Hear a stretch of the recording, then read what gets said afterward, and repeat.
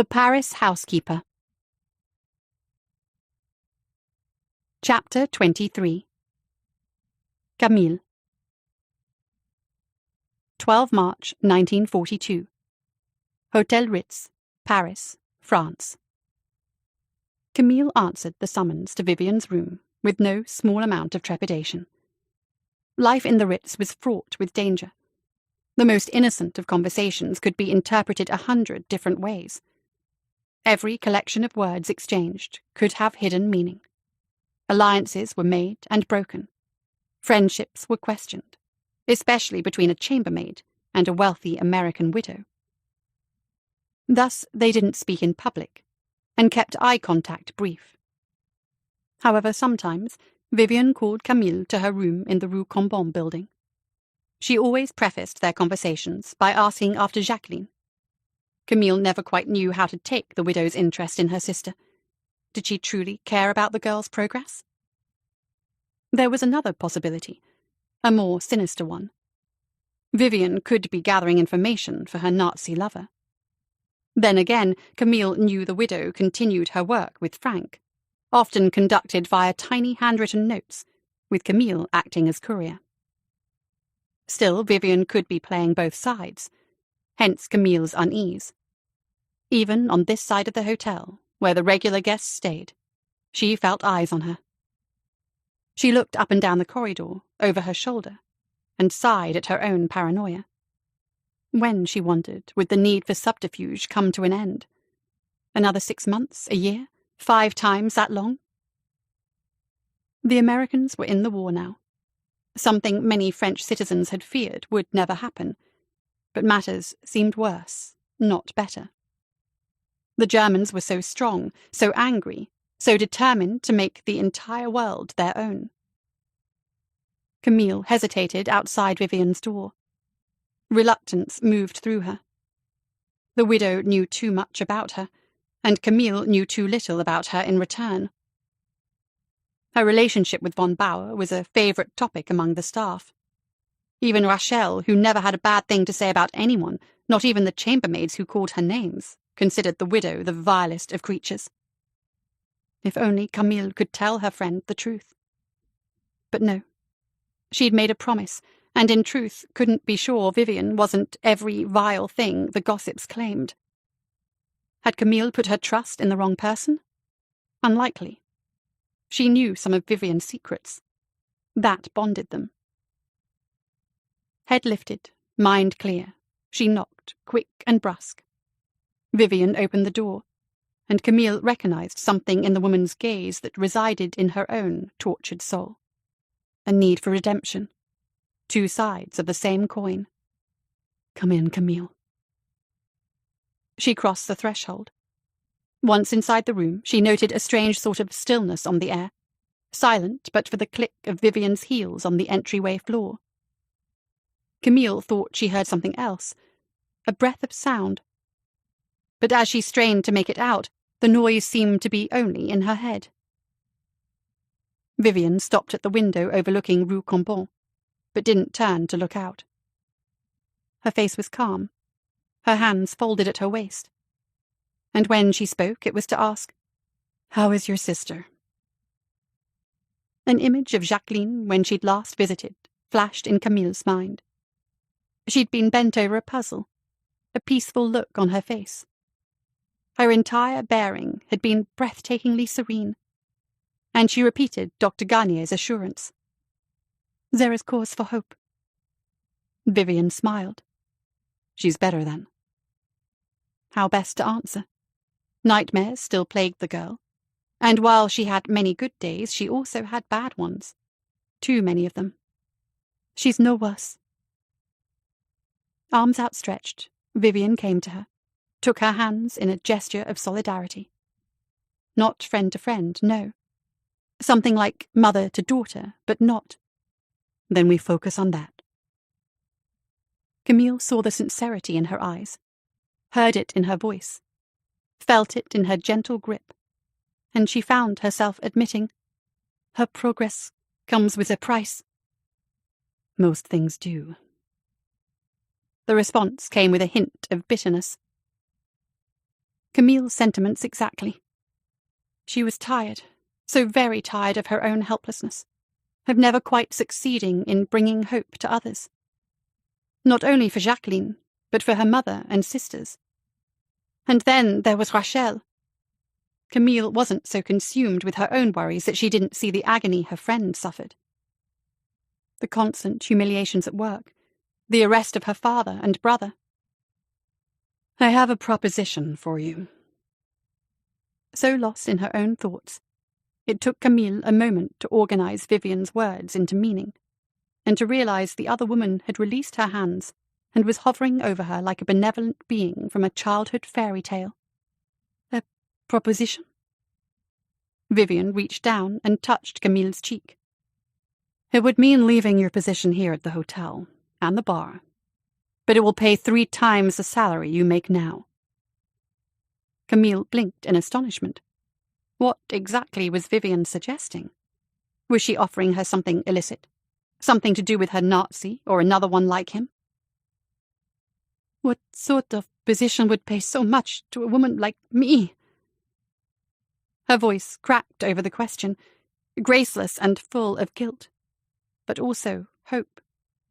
That horrible, awful, tempting emotion slithered through her, tempting her, colouring her perspective. In that moment, in every moment before, Camille knew. She knew whatever opportunity Vivian was offering she would consider seriously.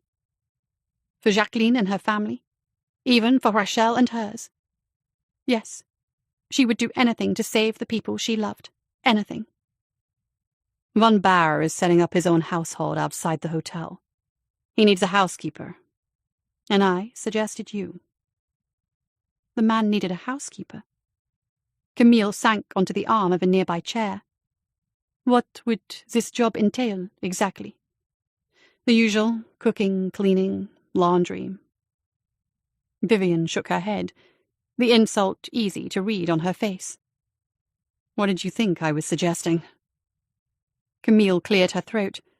"I thought—" "I know what you thought." Sighing, she went to an end table and picked up a silver cigarette case, rolled it around in her palm. She looked thoughtful and maybe a little tortured. "I suppose I should have expected this, even from you. I have played my role well, have I not? We have all made hard choices in this war." "True enough." She laughed, a hard, bitter sound as she lit a cigarette and took a long, audible puff. Then several more. "Tell me, Camille, how far would you have gone, had I asked it of you?" "For my sisters, my mother, there are no limits to what I would do." They locked eyes, and Vivian's sharp gaze softened. "Even if that means living and working in the home of a Nazi? Can you do this, Camille? Can you cross this line?" "For her family?" "Yes." "I would, of course, be there as well. I would never allow you to do this alone. You know this, right? I will not let him harm you." The promise was unexpected and greatly appreciated. "Thank you." "I must, however, warn you." Vivian ground out her cigarette in a ceramic dish. "Von Baer is a hard, meticulous, demanding man. He will expect perfection." "He is no different from any of the Germans living in the hotel." "Think of them and multiply by 10. He misses nothing. There can be no mistakes, Camille, not even small ones. Von Baer has no forgiveness in him. I cannot stress this enough." And Vivian had brought such a man into her life. Camille thought of him, and what she knew. Like the other Nazis in the hotel, he treated the staff with little respect. No smiles, no kind words. Only commands snarled out in his thick German accent. She found his behaviour reprehensible, to be sure, but she only had to tolerate the callousness. For Rachel, it was a more complicated matter. Even squirreled away in the laundry, she wasn't fully safe. Leaving the hotel would mean abandoning her friend. Camille nearly said no, but her family, Jacqueline, they were her priority. But perhaps there was a way to guarantee Rachel's security in her absence. "If I agree to this," she began, choosing her words carefully, "I will require something from you in return." "Ah, you wish to bargain? I didn't expect that." Vivian straightened, and her entire demeanor took on a cool air. "All right then, Camille. Make your request, and we will see what comes next." "Keep it vague," she told herself. "Provide no names." "I would ask that you keep watch over my friend, as you've done for me." A long moment passed, without a single change in Vivian's expression. "You ask much." She asked not enough, had done not enough. Small, insignificant things, a few kind words, standing up to the bullies. So very little when held up against the persecution Rachel suffered daily. The slurs were only the start. There was the banishment to the laundry, the heavy workload that seemed to grow heavier. Then there was the arrest of her father and brother. No, Camille had not done enough for her friend. "Please, Vivian. If I take this job, she will have no one to protect her." Vivian's gaze flicked away. "I have explained why I cannot show the girl favor." Because Rachel was Jewish. And Vivian openly cavorted with a Nazi. She had her reasons, yes. But now she was asking Camille to be a party to her schemes. A bold move that called for an equally daring response. "I ask only that you check on her occasionally, and see she isn't harmed or put in unnecessary danger." Another long pause, and then, as if knowing she was in the wrong, a slow, reluctant nod. "I will do this for you, but only if you secure the position with von Bauer." "I thought the job was mine." "Not yet. My word is not enough. He requires meeting you himself before making his final decision." "He wishes to interview me."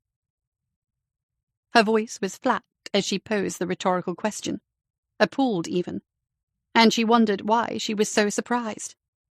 Had she thought she would never have to come face to face with the man?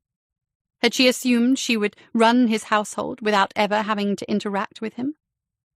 That's exactly what she'd thought, what she'd hoped. "When is the interview?" "This afternoon at 5, in his suite. Do not be late." His suite. Camille would be alone with an exacting Nazi. Her horror must have shown because Vivian rushed on to say, "I will be in the room."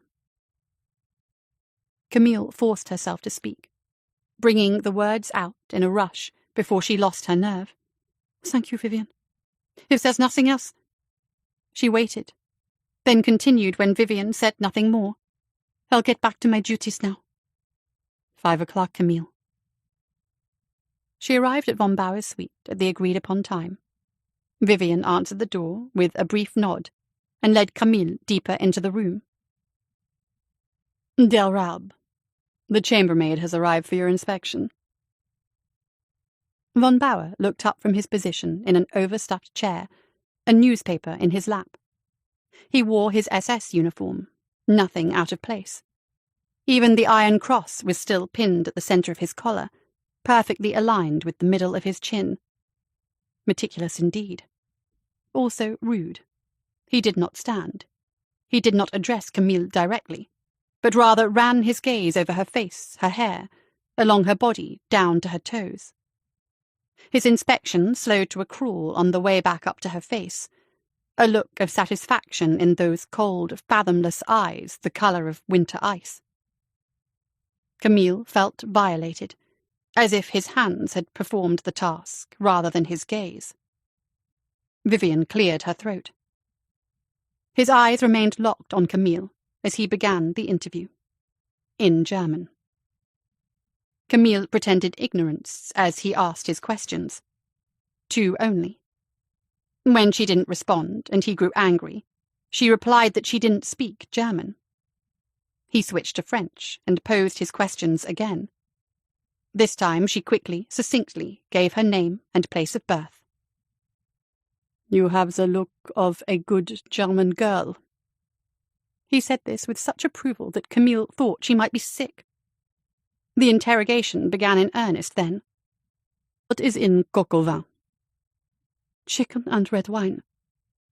"How many Cornish hens would you need to cook for a table of 20? A trick question. The man was testing her. "One per guest, so 20. Some 15 minutes later, he gave a single nod. "You have the job. I wish for you to begin 2 weeks from tomorrow." 15 days. She had 15 days to upend her life. "Thank you." He flicked his hand in the air and, ignoring her now, said to Vivian, almost as an afterthought, "I trust you to make the arrangements for her relocation to my home." Without waiting for a response, he went back to his newspaper. Vivian slipped her arm through Camille's and led her back to the foyer. At the door, she whispered, "You did well." Later that night, alone at her kitchen table, staring at the hands that would clean a Nazi's house, Camille suffered more than a few doubts. She would be working directly for a high-ranking SS officer, living under his roof, seeing to his every need. Except, of course, the one Vivian met. It was all so sordid and ugly. But Jacqueline, Camille's mother and sisters, Rachel and her family. When she ran it over in her head, again and again, the choice was not so hard. Not when she considered the people she loved. Chapter 24. Rochelle. March 1942. The Berman apartment, Paris, France. Rochelle pulled herself out of bed, dressed, and looked in the cracked mirror. Her cheeks were raw and red, no doubt from the heat and chemicals she encountered in the hotel laundry. The ravages didn't stop there. Her eyes were sunken in their sockets, and her stomach was so empty she barely had the energy to trudge into the next room, much less face another grueling day of washing bed linens and tablecloths and napkins, all while suffering the slurs and small persecutions that never failed to cut deep. You there, the Jewish girl. The label was more slur than description.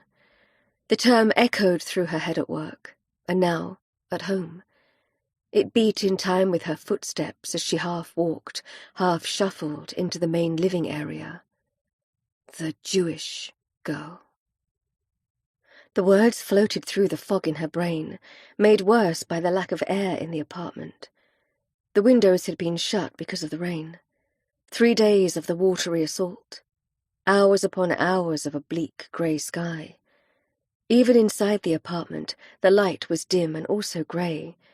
The electricity had been turned off by the French authorities. Another persecution. The Jewish girl. The entire staff called her that now, except Camille, her only friend. The others treated Rochelle with the barest hint of tolerance, sometimes not even that. They would not break her. Every day she had a job was a victory over their bigotry and racism. A glance outside told Rochelle that dawn had surrendered fully to the morning, but the rain continued falling. She longed to be free of the soggy weather and her own dark mood. She wanted relief from the sorrow that grew each day. There was no news from her father or brother. There'd been letters at first, filled with the assurances that they would be home soon. Her mother had clung to those promises and found solace in her knitting. She made scarves for her husband and son at a frantic pace. And when the letters stopped, she simply made more, often unravelling previous creations or dipping into the skeins of yarn she'd collected before the Germans arrived. Whenever Rochelle asked her why she kept at the task, the older woman would get a distant look in her eyes and say, "What else am I to do?" What, indeed? Rochelle wanted to believe her father and brother were alive. She wanted never to hear the clacking of knitting needles in place of their laughter. She wanted desperately to eat something other than rotten cabbage. Hurried footsteps sounded in the hallway. A dog barked. The door swung open, and Barsha appeared on the threshold, looking pale, her eyes wide. The air seemed to shift under the force of her dismay. Something had rattled her, and Rochelle ran to her, prepared for more bad news. Always, she thought, sorrow and grief showed up on their doorstep. "Barsha!" Rochelle tugged her sister into the sitting area, shutting the door behind them. "What's wrong? Why are you not at work?" "It's happened." Tears wiggled to the edges of her lashes. "I have been dismissed." Rochelle wanted to comfort her sister, but Barsha was shaking so hard, and now so was Rochelle, and then the outrage came. "But you're the best seamstress in the fashion house. Mademoiselle Ballard has said so again and again." "A girl arrived from Reims. Paulette." Barsha's voice was drenched with something. Shock, confusion, bitterness. "She was young, your age, Rochelle, and she was dressed quite elegantly." "She was a client, then?" Barsha shook her head. "She came with a suitcase, and though her clothing was impeccable, it was clear something terrible had happened to her. I could see that right away, and all I thought to do was feel sorry for the girl." Naturally, that would be Barsha's first instinct. Good, kind, beautiful Barsha. Rochelle felt it again, that painful lurch of concern. Her sister was older, but in many ways more innocent than Rochelle, with a heart that could not see evil in others, because there was none in her.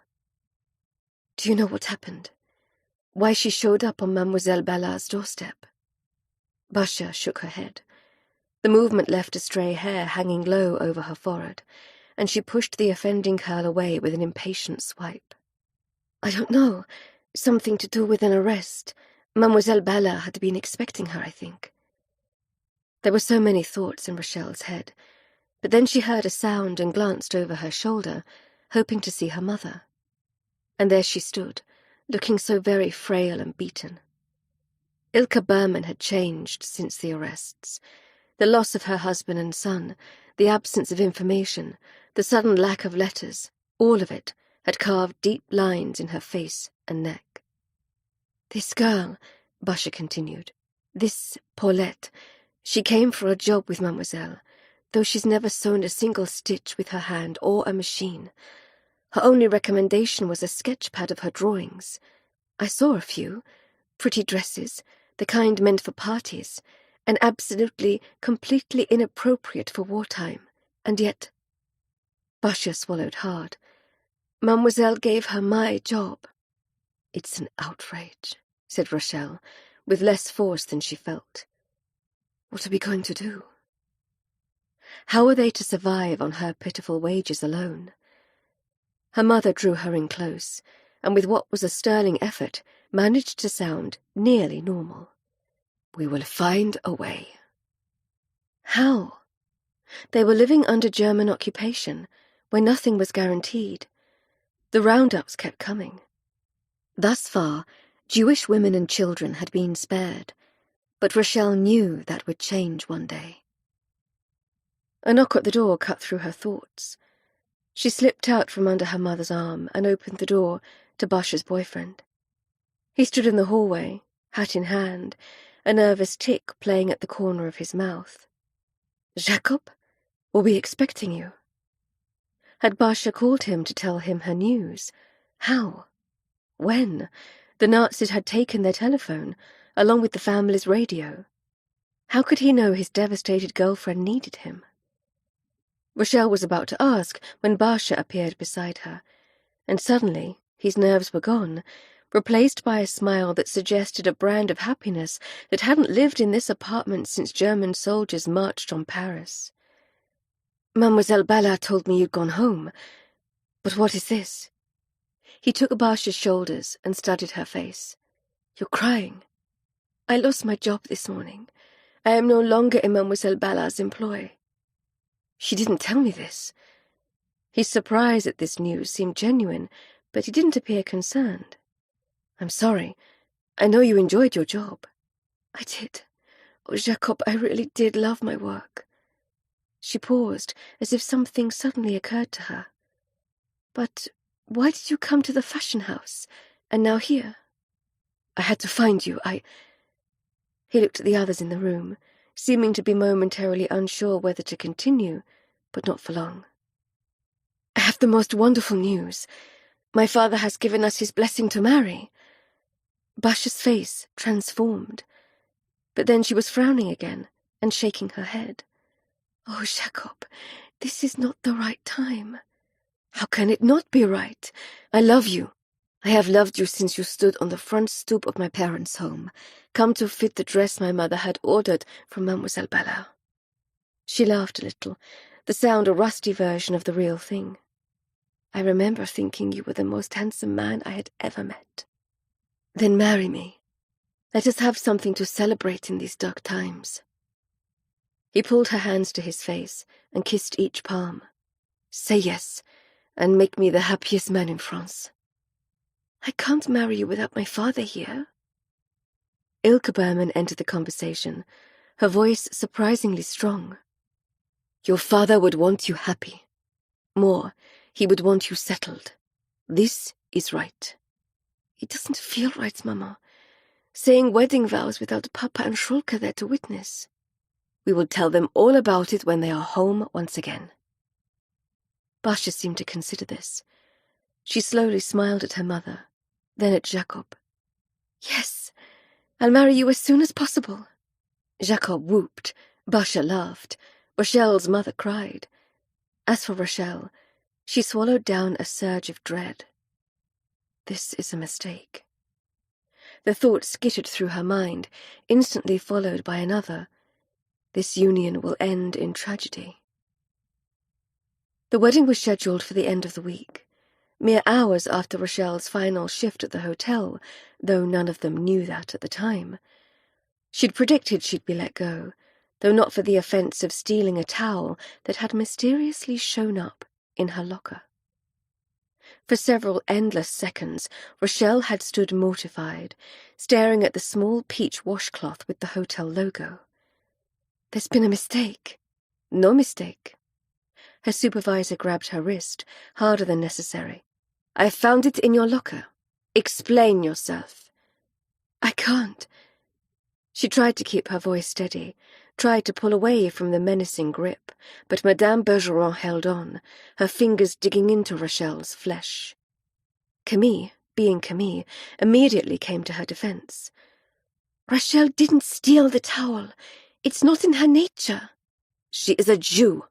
All Jews lie and steal. That is their nature." Madame Bergeron spat the last like a swear word, her vehemence sending little flecks of spittle into the air. Then, suddenly, she released Rochelle. "Clean out your locker." The words hit like a slap in the face, and the humiliation rose up inside her, churning too quickly to be set aside, only endured.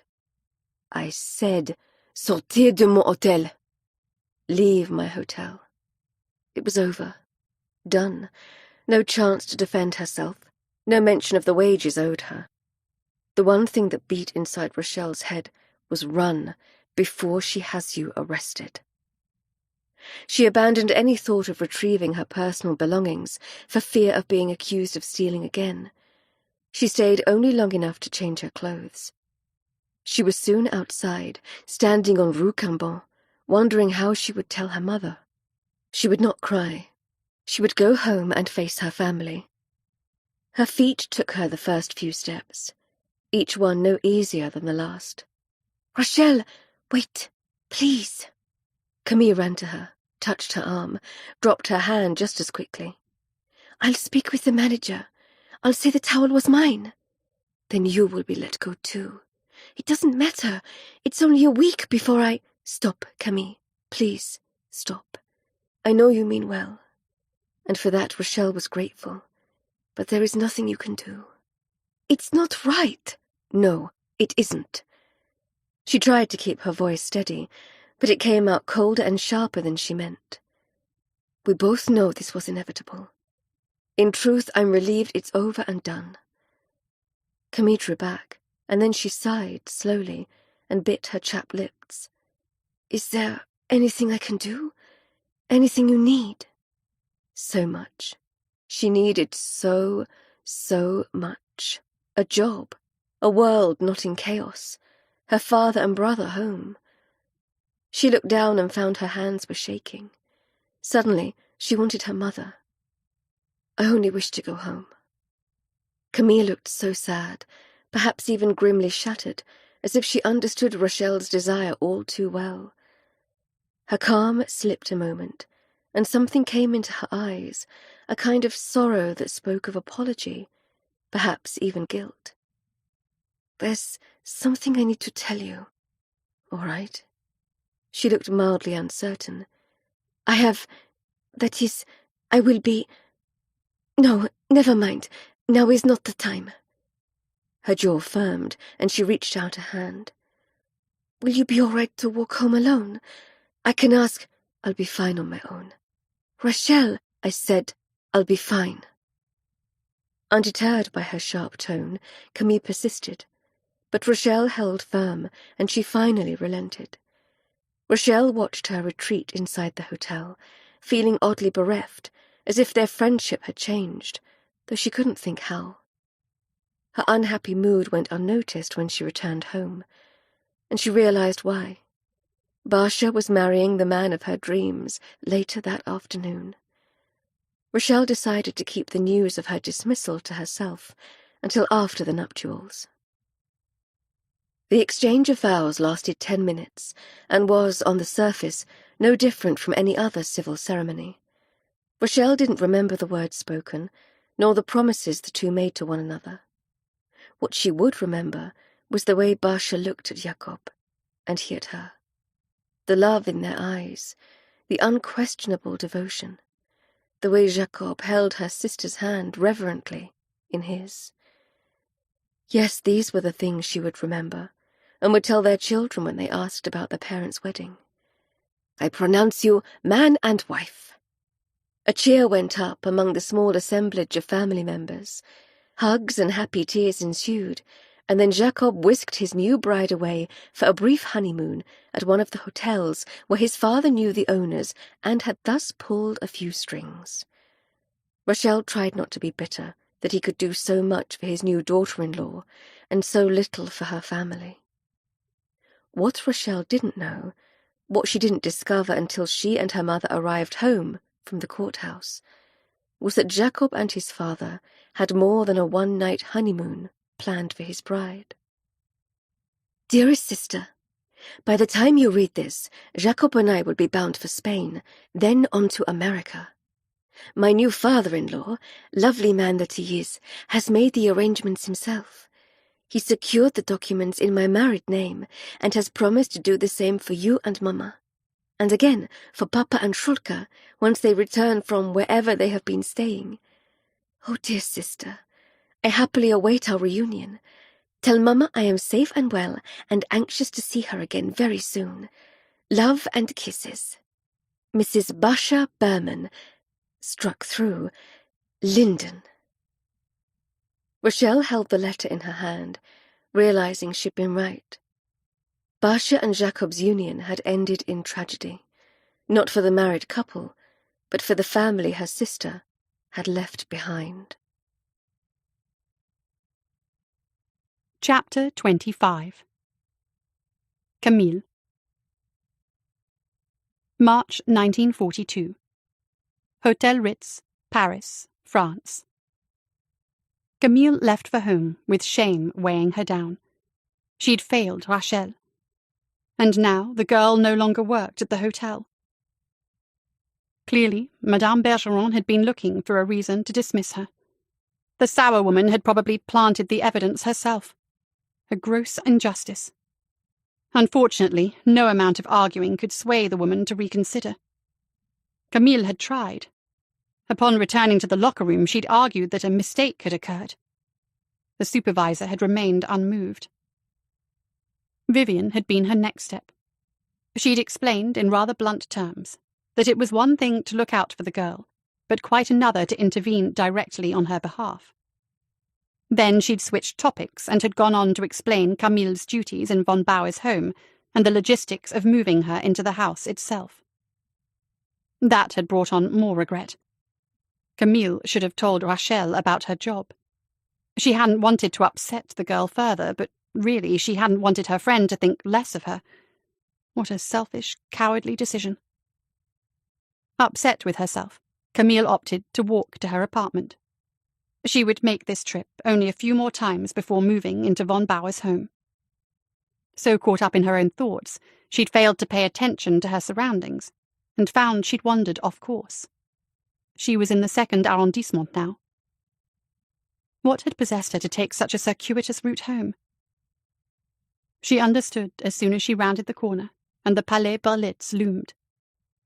Back in September of last year, the theatre had shown Le Juif et la France, a film to educate Parisians on how to recognize the racial characteristics of Jews living among them. Hoping to uncover the source of so much unreasonable hate, Camille had attended one of the showings. It had been a mistake. She'd sat through 5 minutes, perhaps less, wide-eyed and stunned at the irrationality of the Nazis' supposed science. So impossible, so senseless. Surely, she'd thought, she wasn't alone in her shock. She'd taken a quick glance to her right, back to her left, over the audience in general, and received a bigger shock. Her fellow moviegoers, most of them French, were nodding and laughing at the ridiculous images. And then they were agreeing with the premise that Jews were substandard humans. Some were even taking notes, as if cataloguing the physical traits that supposedly set a Jewish man or woman apart from the rest of them. Such bigotry. Camille had been appalled and rushed out of the building, trembling with revulsion and shame. What had she done to stop the madness from spreading through Paris? Pass a few notes in the little bar? Even Vivian Miller, a woman sleeping with the enemy, accomplished much with her forgery network, while Camille thought only of her family, of Jacqueline, and little else. She'd befriended Rachel, but very few others. Now, as she gazed up to where the giant movie poster had once hung with that hideous caricature of a male Jew, she was disgusted and sickened all over again, with her fellow Parisians, and herself. She plunged her hands deep in her pockets, down to their seams, aware suddenly of a draught, crisp against her damp cheeks. She turned her head and caught sight of her reflection in a store window. Staring back was the truth Rachel must see as well. Camille was one of them. No. She was not an Aryan. She only looked like one. It was the reason von Bauer had hired her to work in his home. He saw what was on the outside and decided she must surely be like him on the inside. And therein, possibly, maybe, lay Camille's means of redemption. As von Bauer's housekeeper, she would have access to his private life, his personal papers, perhaps even his work papers. Was this her way to fight the enemy? It would be dangerous, but she wouldn't be alone. Vivian would be there. Vivian with her own secrets and clandestine work. Like the American, Camille would find a way to help more than just her family. She would help people unfairly persecuted, mostly Jewish men and women. If not all of them, then some, a few. Rachel and her family at least. Her mind full of possibilities, and only a little of the danger. She entered her building and made the climb to the 3rd floor. The sight of the concierge shutting the door to her apartment sent a jolt of alarm through her. Camille knew the woman collected information about her tenants, who was doing what, where, and with whom. She'd seen the evidence of the woman snooping. A misplaced book, a candle moved, a drawer left open. "Bonjour," she said coolly. "You are looking for me?" The woman spun around, her eyes blinking, clearly surprised to be caught so completely. "Mademoiselle Lacroix, I didn't expect you home so soon." Her response told Camille the concierge did indeed take note of her comings and goings, She was suddenly exhausted with this woman, and so many like her. Neighbours monitoring neighbours, friends ratting out friends.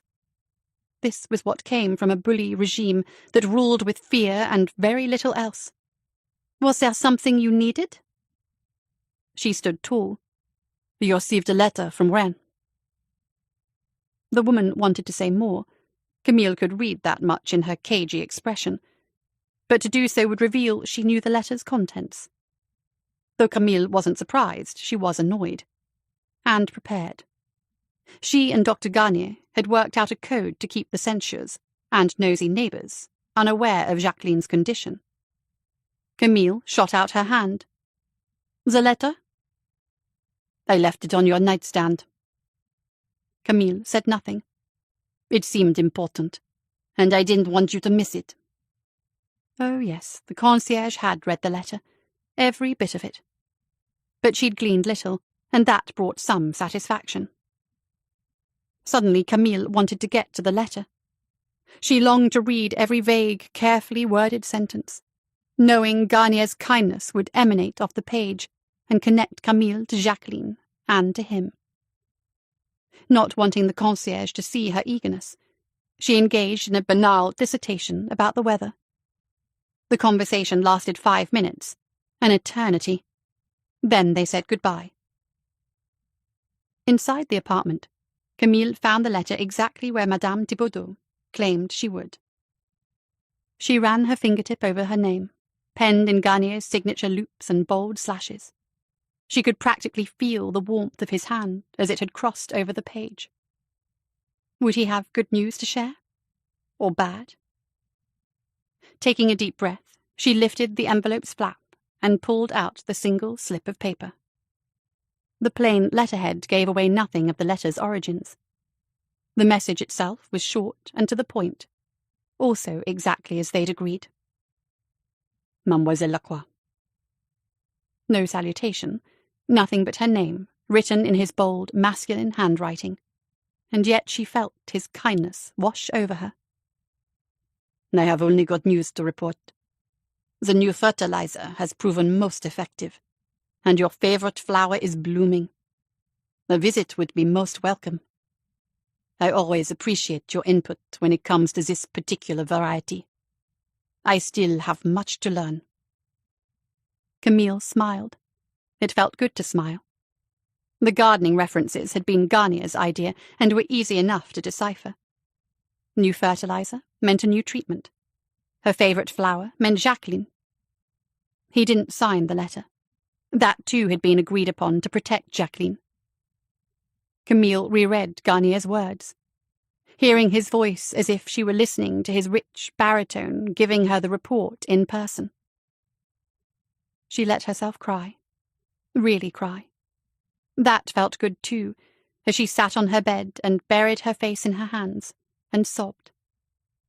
All her worries for Jacqueline and her failure to help Rachel found release in her tears. When the sobs turned to hiccups, she felt drained, but also fully committed to her new position as von Bauer's housekeeper and the possibility of doing more than merely clean his house. What would Garnier think of her decision? He would have to know. She'd grown to trust him. He would keep Jacqueline safe. She still worried about the Nazis turning their attention to mental patients in France. But with the Americans now in the war, and Hitler's obsession to be rid of all Jews in Europe, the threat to Jacqueline didn't seem as large as before. Camille could monitor the Nazis' position more closely while in von Bauer's home. Another reason to take the position. All that was left was telling Garnier. She made the trip to Rennes 2 days later. As with her previous visits, she smiled at the guard and waited to be let in. He knew her by name. The rest of the staff greeted her similarly. After visiting with her sister, Camille found herself in Garnier's office, feeling a bittersweet sensation. It would be a very long time before she saw Jacqueline again, or her dedicated doctor who'd become a friend and confidant. He sat across from her, the giant metal desk between them, his expression soft. Camille, It's good to see you. You as well, Dr. Gagne. Pierre, please. I believe we are past such formalities. Pierre, then. She liked the sound of his name rolling past her lips. She liked his face, too, and his smile, the strength of his character. She liked it all. She liked him. The thought brought something warm spreading through her, something profound and inconvenient. And then she remembered why she'd come to Rennes. She frowned. You have something to tell me, he said. Her frown deepened. How could he know her so well? She'd shared something of herself in their visits. This was true. And he'd done the same. She knew where he came from, Bordeaux, his schooling, and his decision to go into psychiatry after his own father's struggles following the war. That shared experience had brought them closer. But were they so connected that he could read her moods? You may speak freely, Camille. You have nothing to fear from me. His amber eyes met hers then, and she could not for the life of her produce a single syllable. Would he judge her for her decision? Did she care what he thought of her? Yes, she did. She cared very much. She said it quickly. I am leaving the Hotel Ritz, and have taken a new position as a housekeeper in a private home at 3 times my current wages. For a moment he said nothing, merely looked at her, searching her expression, while nothing showed in his. Finally he gave a short nod. This decision was difficult, one you do not regret, but it brings you concern nonetheless. This man was very good at his job. The job is in the home of a Nazi. His countenance paled. For an instant she saw a flash of sorrow in his eyes as he stood and came to sit in the empty chair beside her. He reached for her hand, held it gently. You took this position for your sister, to pay for her care. His understanding, it made her mind go blank. She looked at their joined hands. Why did the contact feel so natural? As if their palms were meant to touch like this. 2 magnets finding home. Yes, I do this for Jacqueline. She is always my first concern. But also my mother and other sisters. The bakery is struggling. They are struggling. I can't let them down. There is no other way. His scent wafted over her. He smelled of soap and new beginnings, of promises not yet made. At the fanciful thought she shook her head, very slowly. Lifting her chin, she said, I have little education. Few skills. No. She shook her head again. There is no other way. The grip on her hand grew tighter. Don't return to Paris, Camille. Stay here, with me. You can be my housekeeper, you have too many people relying on me. She pulled her hand free. Don't try to change my mind. We both know you can't pay me what Von Bar will. No, I don't have that kind of money. But there are ways I can protect you and your family. The temptation was strong. Why? Why are you offering this to me, a total stranger? We aren't strangers. No, they weren't. And she very much wanted what he offered. Perhaps he could keep her safe. And Jacqueline, too. But her mother and sisters? And what of Rachel? What right did Camille have to hide away in this man's promise of safety, when her friend faced a far graver future? Since the day she'd left Jacqueline alone with their father, Camille had failed the people who relied on her most. She would not run from her duty now. I should go. She stood. Pierre scrambled to his feet a moment too late. She was halfway to the door, her hand reaching for the handle. Camille, wait. He strode around her in 3 long strides, his stance none threatening, but barring her exit all the same. Don't do this. Don't take this terrible job. It's too dangerous. Please, Pierre. You're standing too close. I can't sink with you so near. He moved not an inch. People rely on me. You must let me fulfill my duty, or I won't be able to live with myself. I can't run from this. Not this time. I wish I could, but no. This is my destiny. He took a breath. She could feel the shudder pass through him, the one that matched her own. You ask too much, Camille. It isn't in me to let someone I care about walk into danger. As long as the Nazis occupy France and spread their hate, we are all in danger. To his credit, he didn't argue. If he hurts you, I'll be smart. Please. Don't make this any harder than it already is. All right. But before you go, I want you to remember this address. Finally, he stepped back, then rattled off a number and the name of a street. She nodded. He said the address again, then insisted she repeat it. Why? What is the significance? It's where I live. My private residence. If anything changes, if you sense you're in danger, come to me. Promise me, Camille.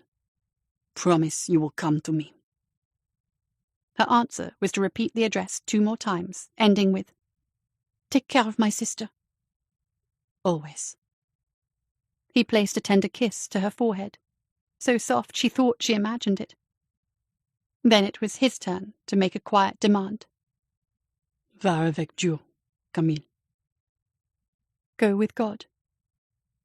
She tucked the words in her heart, and, with one final glance over her shoulder, left Rouen, praying that when next she returned to him, the war would be over, and France had been swept clean of every German snake from her soil. Chapter 26.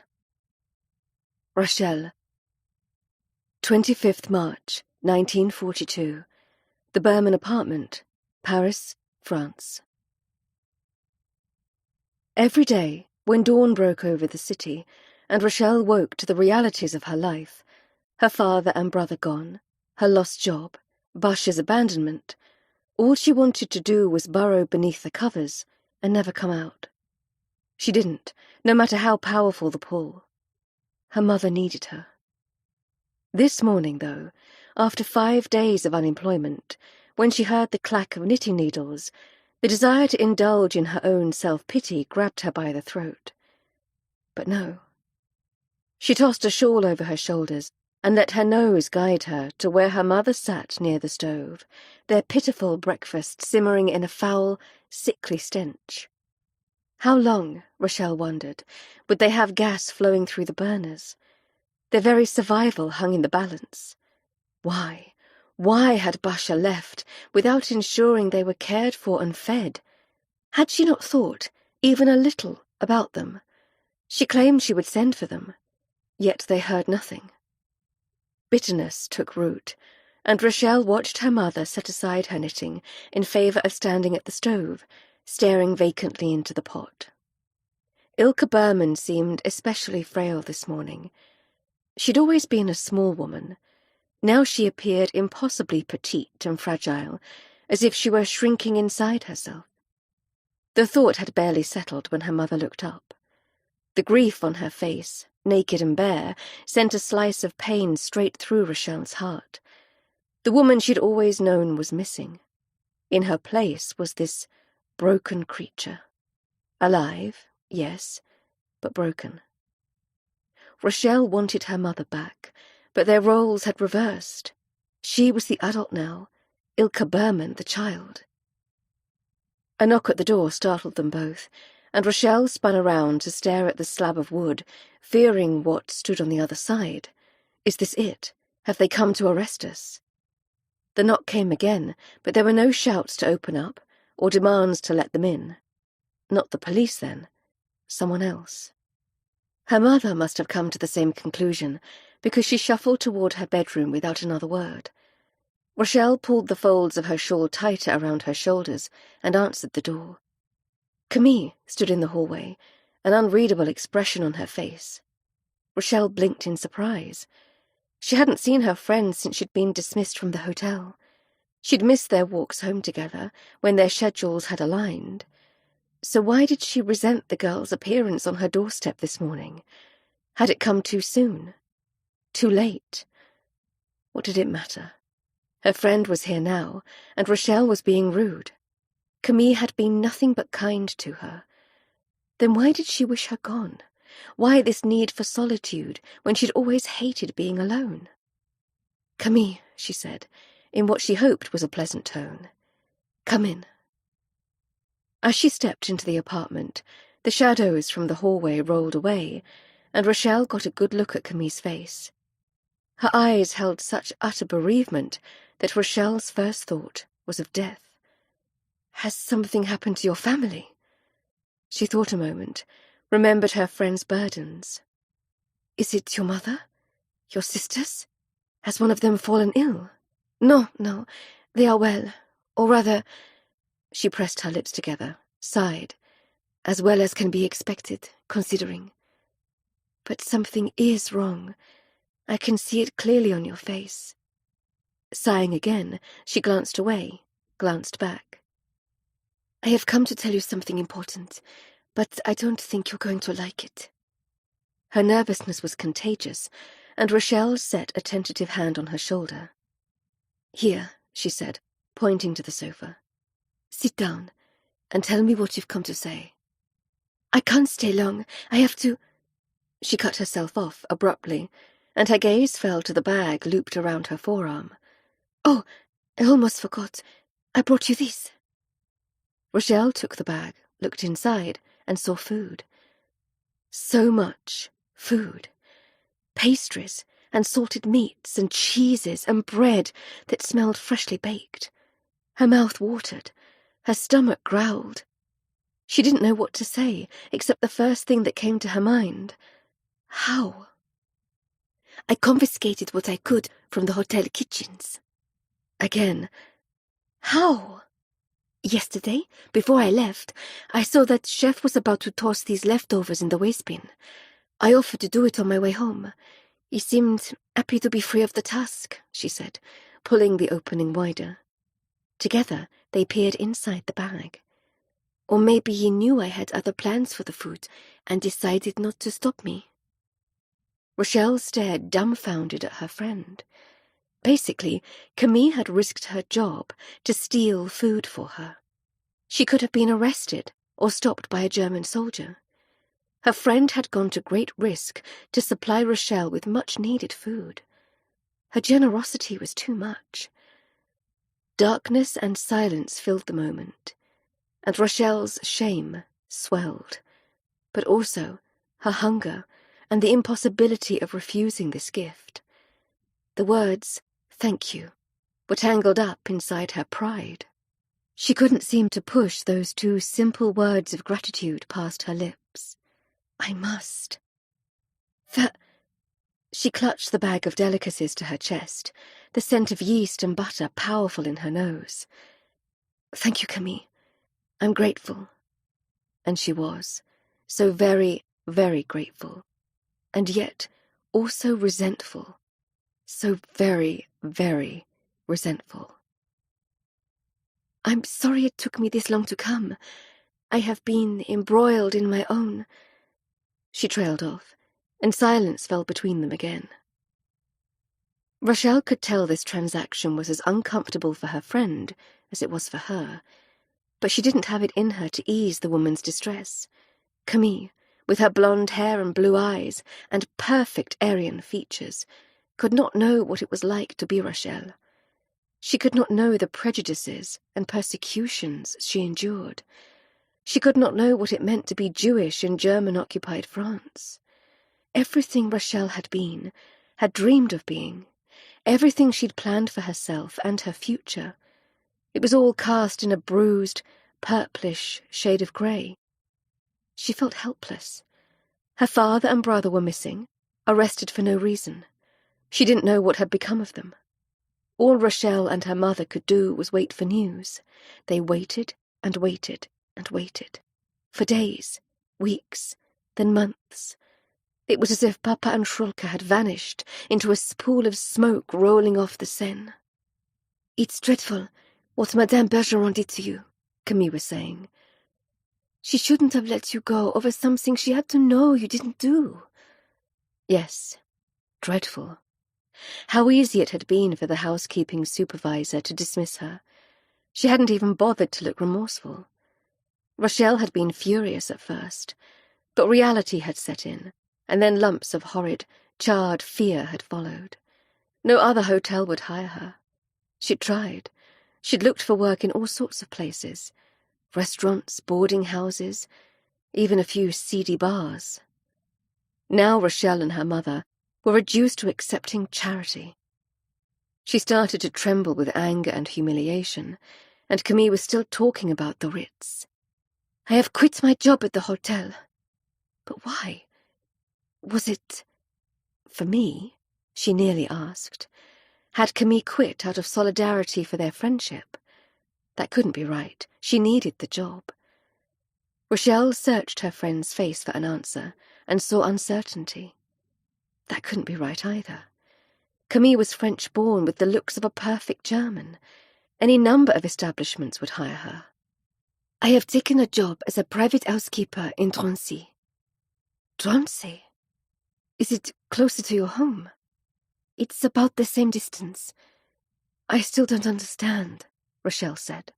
"I know, I'm not making myself clear. This is hard to say. I have taken the position of housekeeper with Herr Stammbannführer von Bauer." Rochelle's shock came out in a low, horrified growl. Camille was going to work for a Nazi. What? Why? "It's complicated. Then explain it to me. Explain, Camille, why you choose to work in the home of a Nazi when you claim to be my friend. I am your friend, and yet you align yourself with the enemy. It's not like that." Camille hopped to her feet and went to stand by the window. She made a show of scrutinizing its wooden frame, scratching at a mark on the glass, turning back around. "He's paying me 3 times what I make at the Ritz. My family needs the money, Rochelle. And really, when you consider the actual work I'll be doing, it's no different than working as a chambermaid at the hotel." Rochelle recognized the shame in her friend's eyes, but it wasn't enough to erase her actions. "It's one thing, Camille, to clean the rooms occupied by Germans staying at the Ritz, but to move into the home of a Nazi, live under the same roof, this is a foul choice. He could do anything he pleases with you. To you. He won't. Vivian is moving into the house as well. As his mistress." Camille frowned. "Don't judge her so harshly. She is an ally, not the enemy. You're telling me that Vivian Miller, that horizontal collaborator, has orchestrated this new position for you in her lover's house." The taste of betrayal was back in Rochelle's throat, right there, then on the edge of her tongue. Oh, how she wanted to lash out. Why did Camille trust the American widow so completely? "I will find a way to continue bringing you food." Rochelle nearly slapped her friend's face, so offended was she by her words. It took every ounce of self-control to keep her hand from moving. "You should leave now." The seconds that followed were among the longest Rochelle had ever endured. Nothing but sound filled the moment, noises from the outside world, where people were living and surviving by any means possible. No different than the two of them. The thought should have softened Rochelle toward her friend. It did not. She stood frozen in a tableau of pain and rage. Whatever trust and affection had been between her and Camille was gone. They were both in this war, just as before, but now each was in her own private battle for her family. It was another terrible loss, another abandonment. Rochelle felt her temples pulse, her vision blur. Eventually, as the sound of a motor car passed on the street below, she gave up her stillness, as did Camille.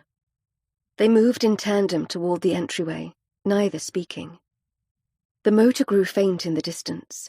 An apartment door from somewhere down the hallway creaked open. A baby's distressing wail came thin and reedy from the floor below. "Rochelle, please, I don't want to leave with you angry at me. I want you to know this wasn't an easy decision. I have to think about my family. I know you understand that. Go." She yanked open the door. "Go now. If that's what you want, it is." Camille stepped into the hallway, gave her a sad smile, and was gone a second later. Only once her footsteps faded completely did Rochelle let out a slow, quiet cry of regret. What had she done?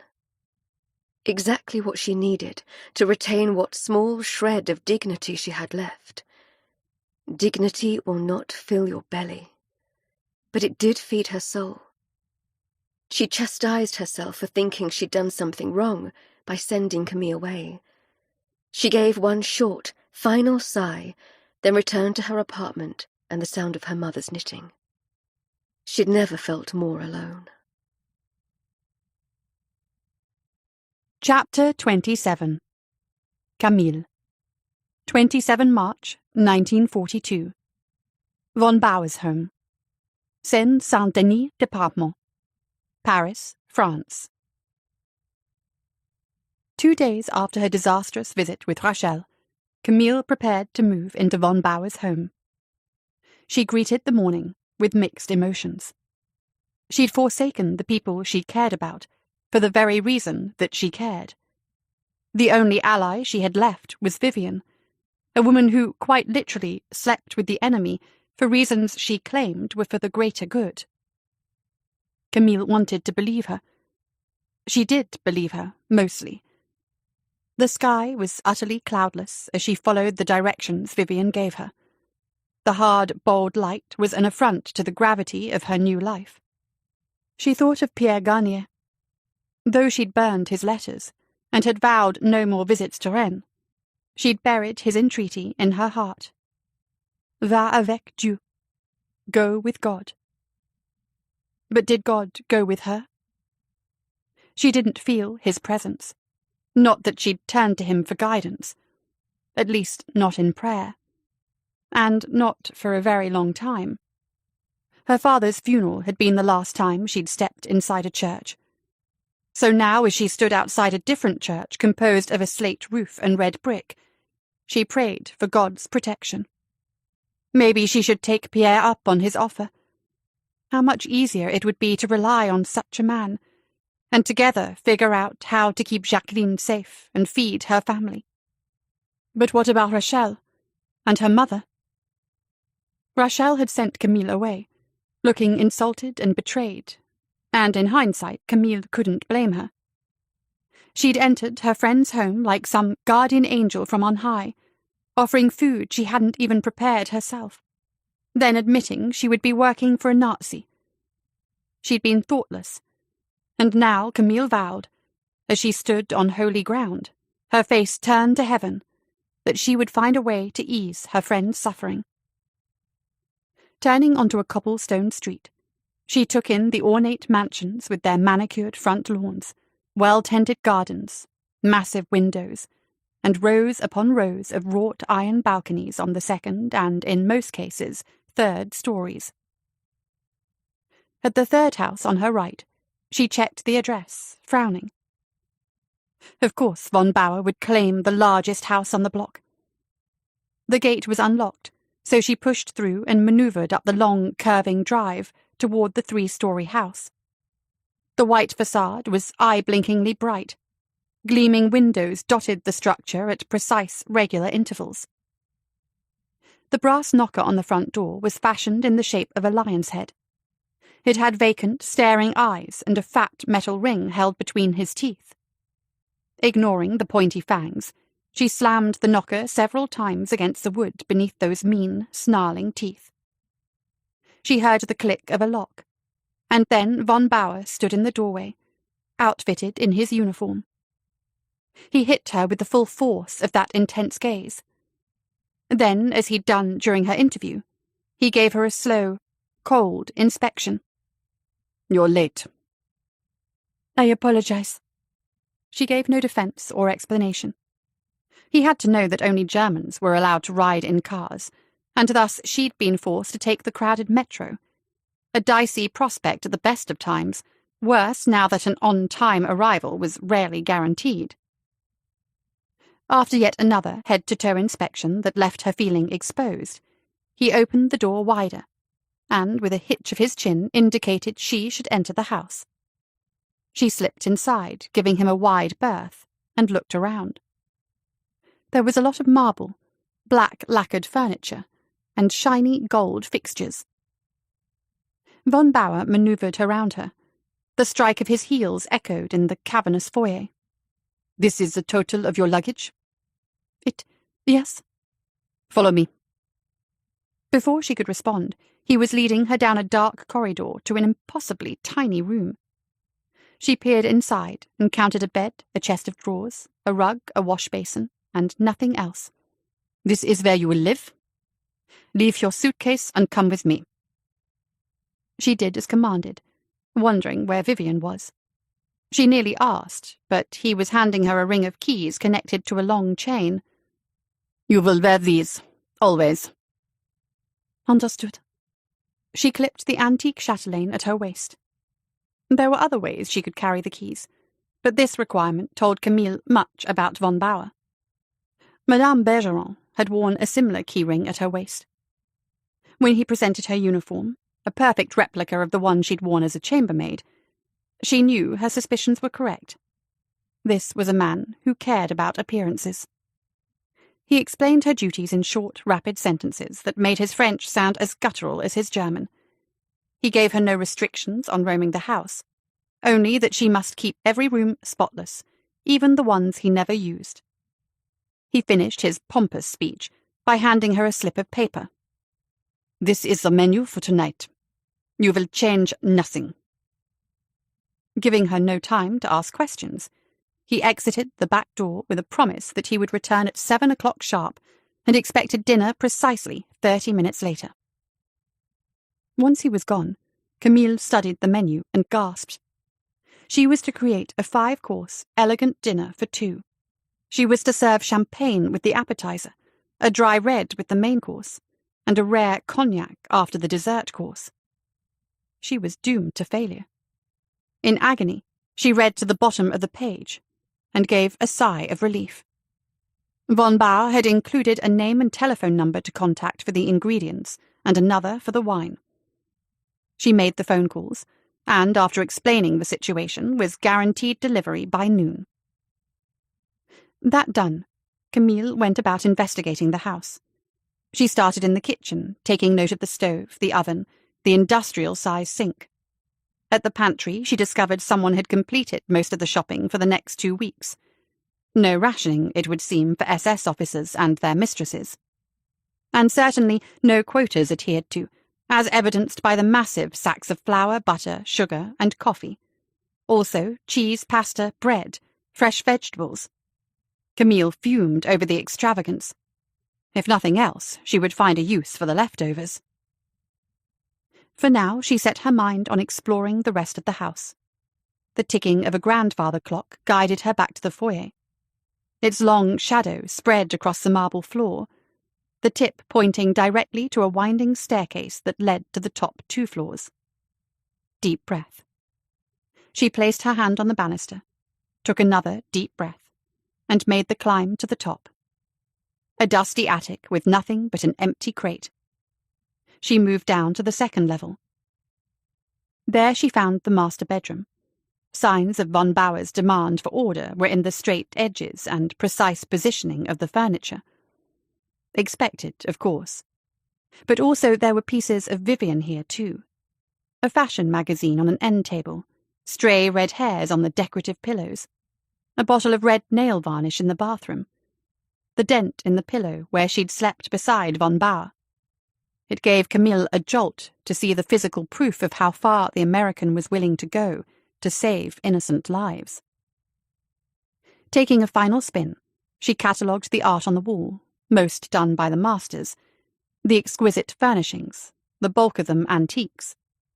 In the closet, she found von Bauer's clothes arranged by colour, mostly uniforms and several tailored suits. Vivian's dresses hung in another closet, along with her smart skirts and matching jackets. Her jewellery and furs, the ones Camille had once helped her hide, were back in her possession, resting in their cases. Surely von Bauer would have had questions when she'd retrieved the items from their hiding places. Or had he been the one to discover them? Had he returned them to Vivian only after he'd taken her as his mistress? Either scenario was possible. The result ultimately the same. Both of them getting what they wanted. Oh, Vivian, how real is this charade of yours? Camille was shaking by the time she walked out of the closet, both worried for her friend and suspicious of her loyalties. Her skin felt too tight on her face, and she wondered what else she would find if she dared look deep enough. She dared. A more thorough search revealed signs of the previous owners. A monogrammed handkerchief at the back of a drawer, a child's paper doll crushed under the sofa's cushions. Something shiny from beneath the armoire had her crouching down and pulling free a small book of some kind. With it caught between her splayed fingers, the heaviness indicated a precious metal had been forged for the cover, silver perhaps. She flipped open the lid and, after a bit of spinning and turning, realized she'd originally had the book upside down. Or was it backward? Flipping from left to right, no, right to left, she studied the foreign script, mostly letters and slashes in a language she didn't know. Except that she did know, or suspected. She was holding a small, decorative Hebrew Bible. She washed out her lungs with long, deep breaths of air, but nothing could erase her outrage or her personal guilt. She was to live and work in this house, and be well paid for her efforts, while others suffered. Clutching the book to her heart, Camille bit down on her bottom lip and prayed for the family who'd toiled to make this beautiful house their home. Please, Lord, keep them safe. Her next prayer was more personal. Forgive me. She'd allowed herself to believe her reasons for taking this job were morally right. So long as her loved ones were safe, she would be absolved. But in this room, with this beautiful, embellished book resting against her beating heart, the truth could not be ignored. Von Bauer had confiscated this home from a Jewish family, and Camille was complicit. Forgive me, Lord. Did Vivian know? Had she even tried to steer von Bauer to another house? Camille looked for answers in the rest of the rooms upstairs. She found little to explain this travesty, and nearly gave up hope, until she entered von Bauer's private study on the first floor. Here, she prayed, would be the answers she sought. Shelves filled with books wrapped around 3 of the 4 walls. A row of windows covered the remaining one. Camille walked over to take in the view, and there was her outrage again, clogging in her throat. A gazebo built in an octagonal shape sat at the very edge of the lawn. The ivy had been left to grow wild, winding up each of the 8 columns. A short path threaded between flower beds.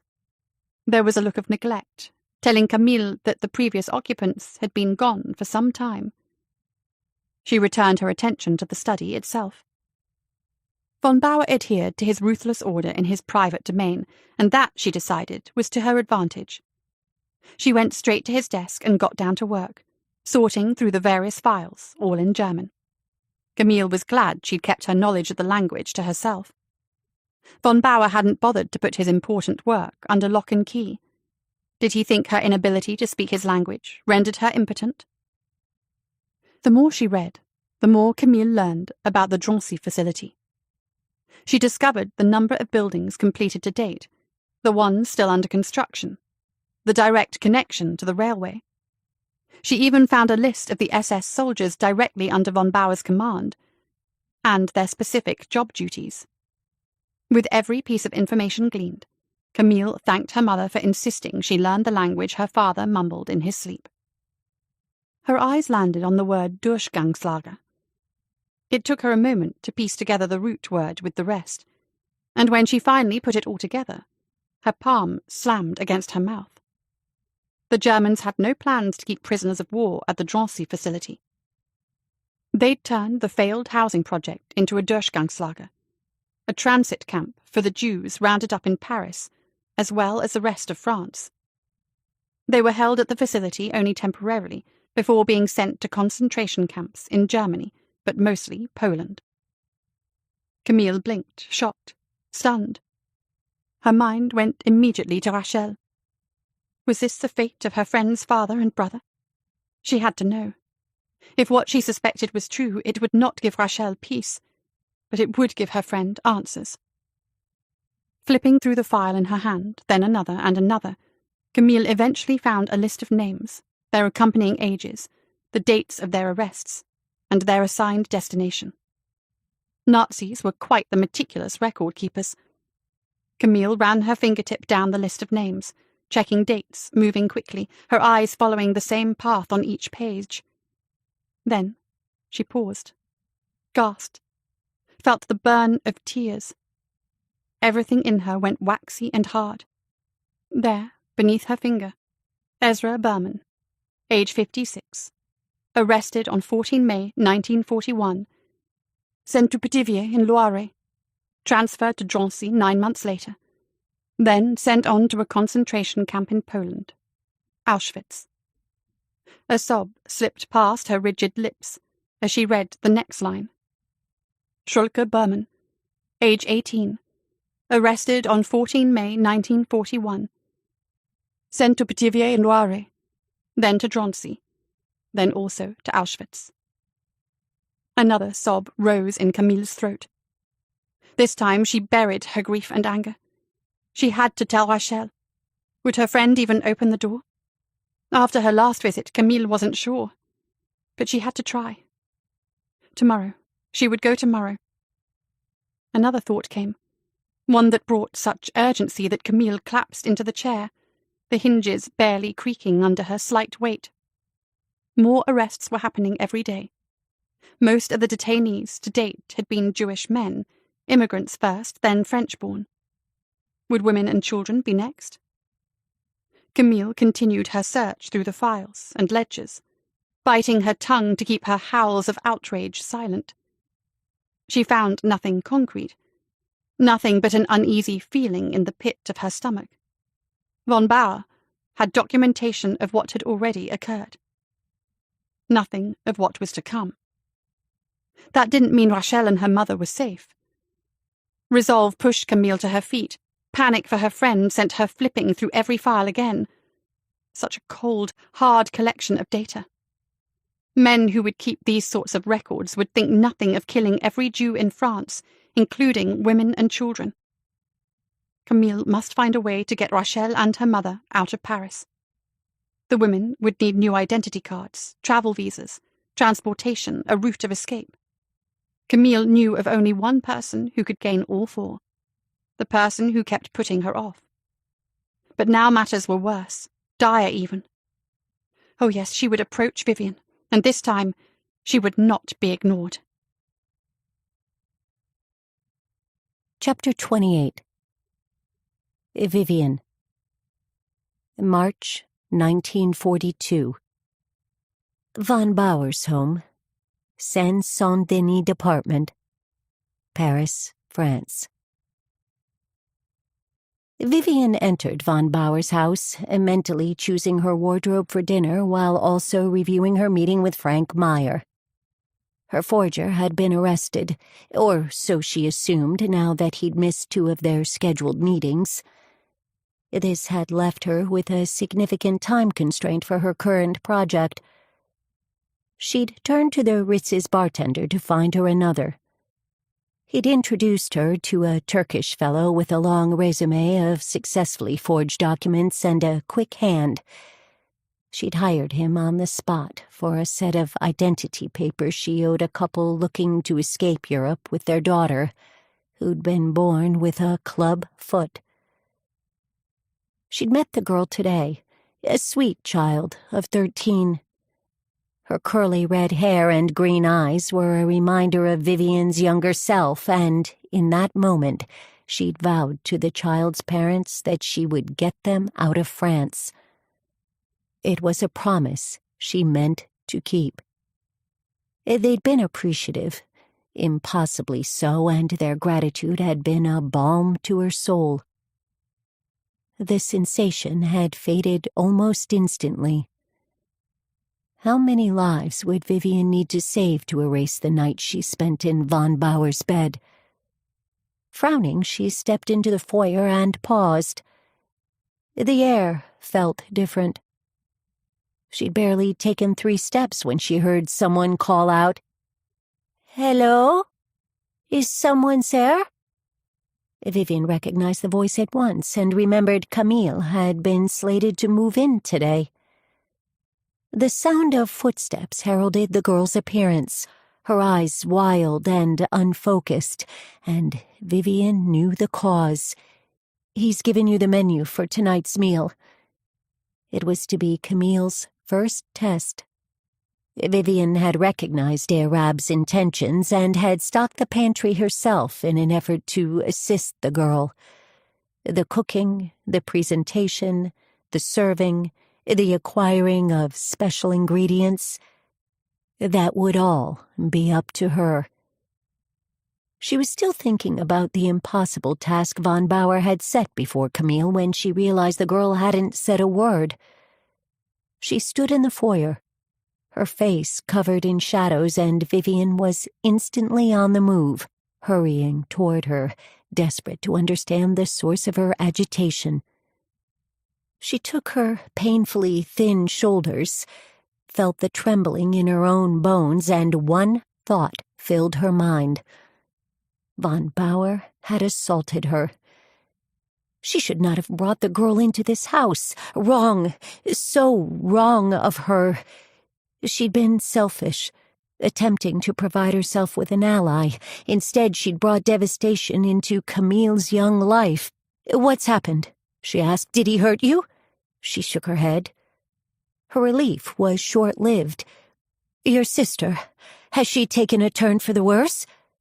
Camille whimpered softly, as if she couldn't hold back her emotions, and Vivian knew that whatever had occurred, it was bad. Very bad. "Tell me, Camille. Tell me what's happened." Finally, the girl seemed to get a hold of herself and produced some semblance of control, at least in the way she held her body, her spine now straight as an iron rod. "It's the roundups," she began. Then came the soft whimper again. "Say, eat, but, Vivian, it's ghastly, just awful. I need to do something, but what?" Vivian's legs were suddenly weak, and she wanted to sit, but she didn't give in to the sensation. "Your sister." She swallowed back the bile rising from her stomach. "They took her." "No, praise God, Jacqueline is safe in the care of her doctor." For a brief second, something sweet and lovely passed in the girl's eyes, then instantly vanished. "It's Rachel's father, her brother, and others like them." Her eyes filled with a fevered expression, something between terror and panic, but also fury. "They have been sent to a camp in Poland, to a death camp." "You are sure of this? They were sent to a death camp, not an internment camp?" "The numbers don't add up." She put her head in her hands and spoke through her splayed fingers. "Too many are being sent to the same facility. No one camp could house so many." Such specific information did not come from innocent sources. "You know this, how?"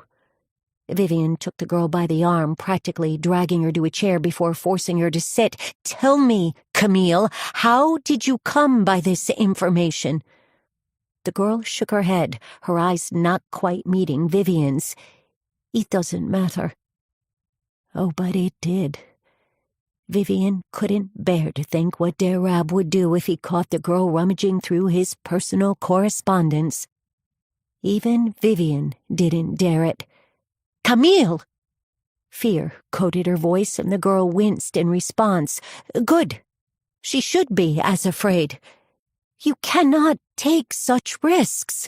Mon Dieu, you cannot search his private office." Vivian thought at first that maybe the girl understood the danger she'd put herself in. She nodded, after all, but she did so absently. And then words were rolling out of her mouth in a rush. "I fear the arrests will include women and children next. But you said your sister was safe?" "The Nazis don't seem concerned with the mentally ill in France. It is the Jews they target here." Camille stared at the floor. When she looked up, her face appeared gaunt and shadowed, as if resistant to light. "What of Rachel and her mother? We must help them." At last, the source of the girl's anxiety became clear. "You're worried about your Jewish friend, the chambermaid from the Ritz you asked me to watch over." It was the wrong thing to say. The floodgates opened, and Camille's concern for her friend drenched the room. "A single decision. A sweep of a pen, that's all it would take, and the next round of arrests would include all Jews, not just male immigrants." Vivian's gut told her Camille had cause to worry. Only yesterday, she'd witnessed the arrest of a wealthy French Jew who thought himself safe because of his money and connections in the Foreign Office. The Gestapo and the French police came in the afternoon, in broad daylight, working in tandem. Vivian had been taking tea with Coco Chanel, doing her best to ferret out the designer's loyalties at Frank Meyer's request. The scene had played out quickly.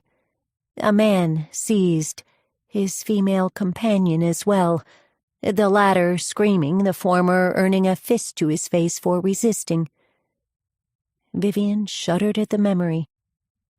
She would not wish such a fate for Camille's friends. She would not wish that for Camille, either. "You must not look through von Bauer's files ever again." The girl made a choking sound in her throat. "Can you help Rachel and her mother? You are the only person I know who can get them out of France." There was such trust in Camille's eyes. Vivian didn't want to be the cause of all that unbridled hope staring back at her. She was not that powerful, or connected, and, more importantly, not at all certain she would be able to acquire the necessary documents, much less the rest. A viable escape route, an escort through the mountains, transportation once they were in Spain. Money. Her network had grown, true, but one false move and the links were broken. "This is not a small thing you ask." Camille's face suddenly went fierce, eyebrows drawn low. "How many more roundups will it take before good people stop looking the other way and start standing against evil? How many fractured families must watch their loved ones stolen from them?" Vivian didn't have answers to the girl's questions. She didn't have solutions. "Please, I beg you, help my friends." She would have to call in favors, the few she had left. But if Vivian refused to help Camille and her friends were arrested, no, it didn't bear thinking. "I will consider this on one condition." "Anything," Camille vowed. "You must never snoop among von Bauer's private papers again. No, don't interrupt me." She lifted a hand when Camille opened her mouth. "This is not negotiable." "If I am to help your friend and her mother," Vivian nodded, "if I am to help these women, You will not put yourself in danger ever again. Say it, Camille. Say you will never snoop among von Bauer's things again. Never again. It will take time. The girl looked into Vivian's eyes, her gaze steady. You'll do it? I'll do it. As if to mark the occasion, the clock struck the hour. 2 chimes, echoing in Vivian's mind over and over, long past the final strike, long past Camille's departure to the kitchen. Alone, she closed her eyes and, still hearing the clock in her head, thought, 2 chimes for 2 lives. As with the Jewish family she'd met this morning, Vivian made a silent vow to Rochelle and her mother. I will not fail you. She would make it her life's mission to help them escape France. She would do it for Camille, for Rupert's legacy, but most of all, for all the people she couldn't save. That was her vow. That was her promise. Chapter 29. Rochelle. 1st April, 1942. The Berman apartment, Paris, France. Rochelle tried not to think about her disastrous visit with Camille, but the words they'd exchanged, and the ones they hadn't spoken, weren't easy to dismiss. A week had come and gone, and with each day that passed, she wondered why she didn't regret her own behaviour more. She'd always been able to see both sides of an argument, but life had turned hard, with the sorrows too great and the joys too few, and somewhere along the way, Rochelle had lost a piece of herself, the part that embraced the notion of fairness. Camille had meant well, she understood that, and the food she'd confiscated from the hotel had restored some of her mother's strength, Rochelle's as well, giving her the energy to stand in long lines for whatever rationed food was available. Which wasn't much. Food was scarce everywhere, but nearly non-existent for Jews, who were forced to stand at the back of every line. She should have shown more gratitude for Camille's gift. Rochelle blamed her rudeness on her constant worry for her father and brother, for her absent sister, who still hadn't contacted them. She wanted to howl in frustration, if only she could find the desire. The emptiness inside, this awful absence of feeling. It was as if the darkness in her life had dug a deep pit in her very core. Every free moment, she poured all her feelings out onto the pages of her journal, but nothing could erase the silence that crept into her soul every night as she laid her head on her lumpy pillow. Despair ate at her. She tried to wait out the sensation, to go blank, or simply disappear into nothingness, but always something pulled her back from the abyss. The sound of the door creaking on its hinges did so now, and then a soft, familiar voice said, "Rochelle? Madame Berman? Are you home?" Rochelle swiveled in her chair, craning her neck to glimpse the friend she'd banished from the apartment. Camille Lacroix was proving to be a stubborn woman. "Hello?"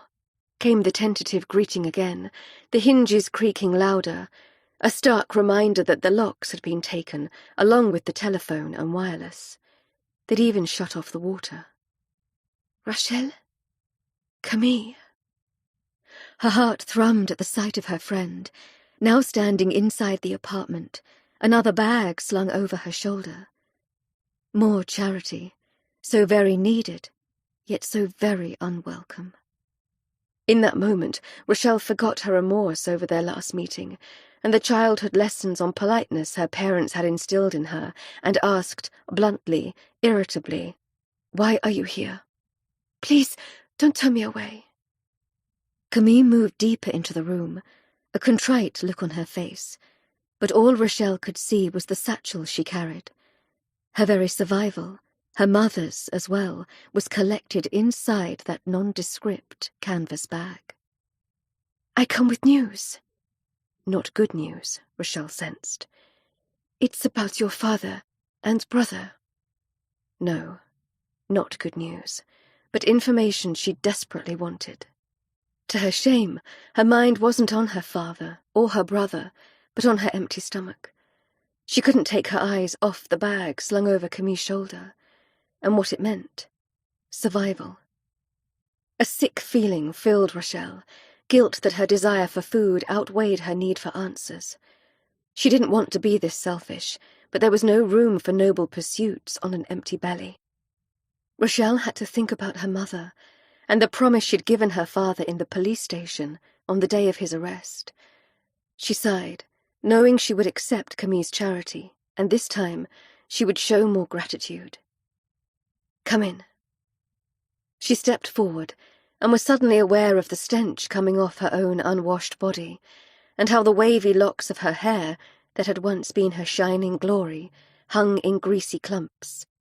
The way her clothes hung on her emaciated frame, and gave her the look of an underfed child. Camille touched her arm as she moved past, the connection brief, and yet that small kindness brought a burning sensation to the back of Rochelle's throat. At least one person in Paris didn't view her as vile. One person who, even in Rochelle's current state, saw her as human. One person. A friend. Again, Rochelle regretted her earlier resentment. Or rather, she wanted to feel regret, but she couldn't seem to swallow it down completely. Camille set the bag on the table, without a single hint of pity in her movements, and for that, at least, Rochelle was grateful. For that, she could muster up the courage to say 2 simple words. Thank you. I wish it was more.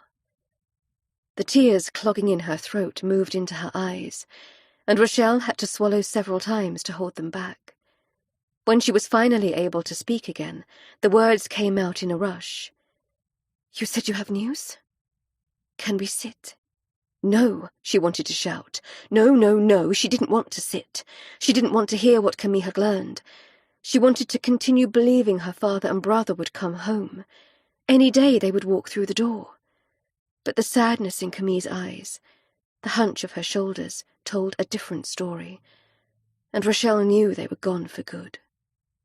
At least her mother was still abed, and wouldn't have to hear the truth from anyone but Rochelle.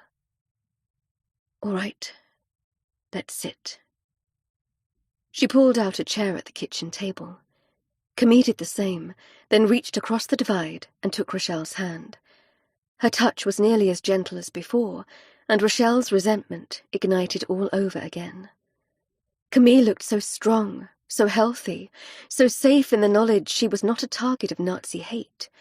She was also loyal, and did not have to come bearing food and important news, and Rochelle wanted this meeting to be easier.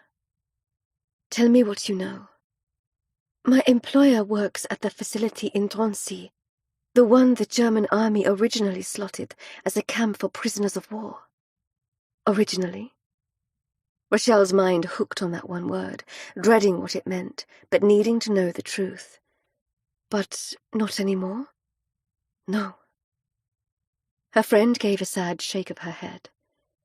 The SS took command and turned the compound into a transit camp.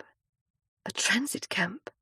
Rochelle asked, unable to comprehend what this information meant for her father and brother, except that maybe, sadly, she did.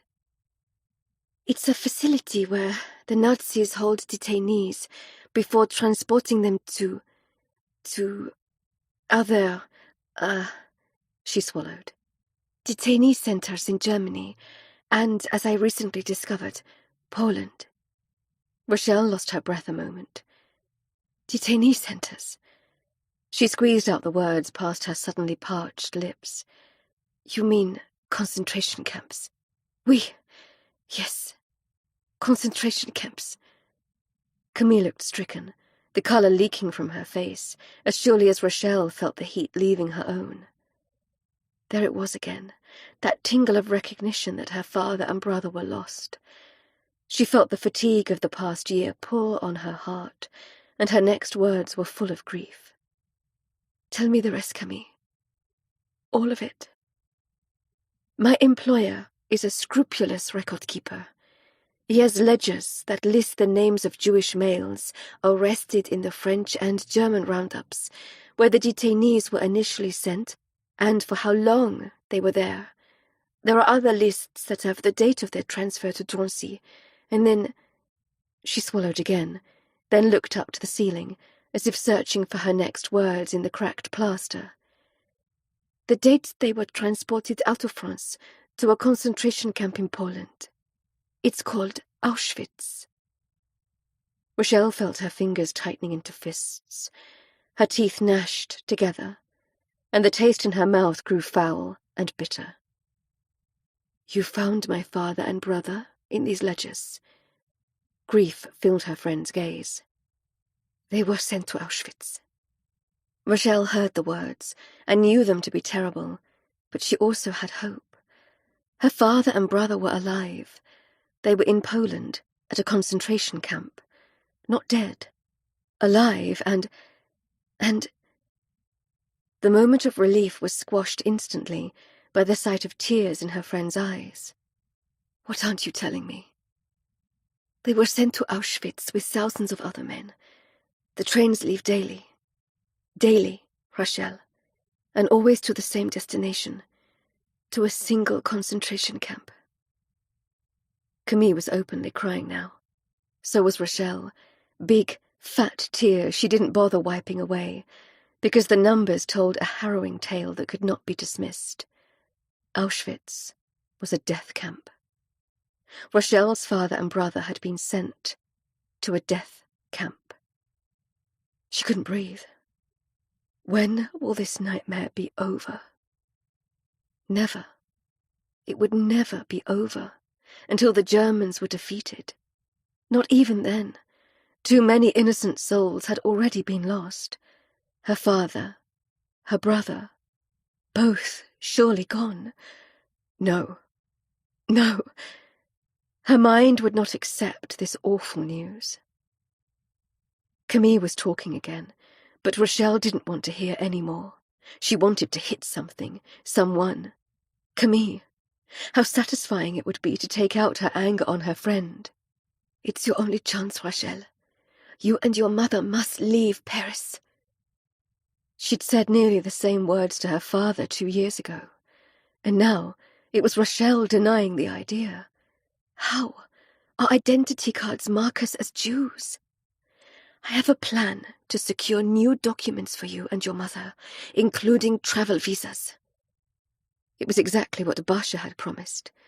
Would Camille have greater success, or would she disappear as her own sister had done? Say you come through with these new documents. Her fears, her hopes and dreams, the instinctual need to survive, all of it was buried in the shaky tenor of her voice. What then? We are working on a plan to get you out of the city, then out of France entirely. Who is we? Camille broke eye contact. It's better you don't know. Rochelle's mind calculated wildly. This chance of escape would mean leaving France and giving up hope her father and brother would somehow return, but it would also mean saving her mother. How long will it take to coordinate our escape? A few weeks? Maybe longer, maybe less. It depends on the forger. Do I have your permission to continue this escape plan? She thought of her mother, which made her decision for her. I'd like to know the details. Barring that, yes. They spoke only a few minutes longer, with Rochelle also agreeing to let her friend continue bringing her food in the interim, and Camille promising not to fail her. When Rochelle closed the door behind her, her mind was reeling from all that she'd learned. Could grief and hope exist at the same time? How did she mourn her father and brother while feeling unconscionable relief that she could possibly save her mother? The older woman emerged from her room, looking frantically around. I heard the door. Are they... It was only my friend Camille. Rochelle picked up the satchel her friend had conspicuously left and set it on the kitchen table. She brought us more food. Oh. Her mother rummaged through the contents of the canvas bag, her movements listless and somewhat indifferent. Rochelle watched her, her love a physical ache in her chest. Ilka Berman was all the family she had left, and she'd promised her father she would keep her safe.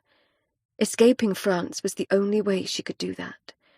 It would not be easy convincing her mother to leave. Did Rochelle tell this fragile shell of a woman that they could escape France, but only if they gave up waiting for the men in their family to return? There were so many unknowns, and too many details that hadn't been put into place. No, Rochelle decided. She would not tell her mother what she'd learned from Camille. For now, she would carry this burden alone. Chapter 30. Camille. June 1942. Von Bauer's home. Seine-Saint-Denis Department. Paris, France. 2 months later, and after several successful deliveries of food to Rachel and her mother, Camille still waited for Vivian to pull together the Berman's escape plan. Each time she visited Rachel, she had few details to share. She saw the grief in her friend, and knew it would be hard to leave Paris. But it was the best way to start a new life, where the Nazis couldn't hurt her. That place would not be in Europe. Wireless broadcasts reported German victories daily. America's entry in the war had not slowed them down. But Hitler was so caught up in winning the war on the continent, while pushing toward Russia, that he had not put troops on American soil. In that, Camille found hope for Rachel and her mother. They would be safe on the other side of the Atlantic. Vivian claimed she was working on the details, but her assertions that these things take time, and many details must fall into place, brought Camille great concern. She entered the kitchen, still pondering the delays that kept cropping up, and set her mind on tonight's task. Von Bauer was hosting an intimate dinner party for 4. Vivian would be the only woman at the table. He'd given Camille precise instructions, as was his habit, before exiting the house this morning. The menu was to include vichyssoise as the first course, a fruit salad with strawberries and bananas, followed by sea bass and asparagus for the main dish. She was to end the night with individual chocolate soufflés that must rival any Michelin 3-star restaurant in Paris. He also expected fine wines and a minimum of 3 centerpieces of fresh cut flowers arranged in crystal vases. Camille had searched the house for the elusive vases. Vivian suggested she try the basement, which brought no small amount of dread. Camille had avoided that area of the house for personal reasons, and it had never been a problem. Until today.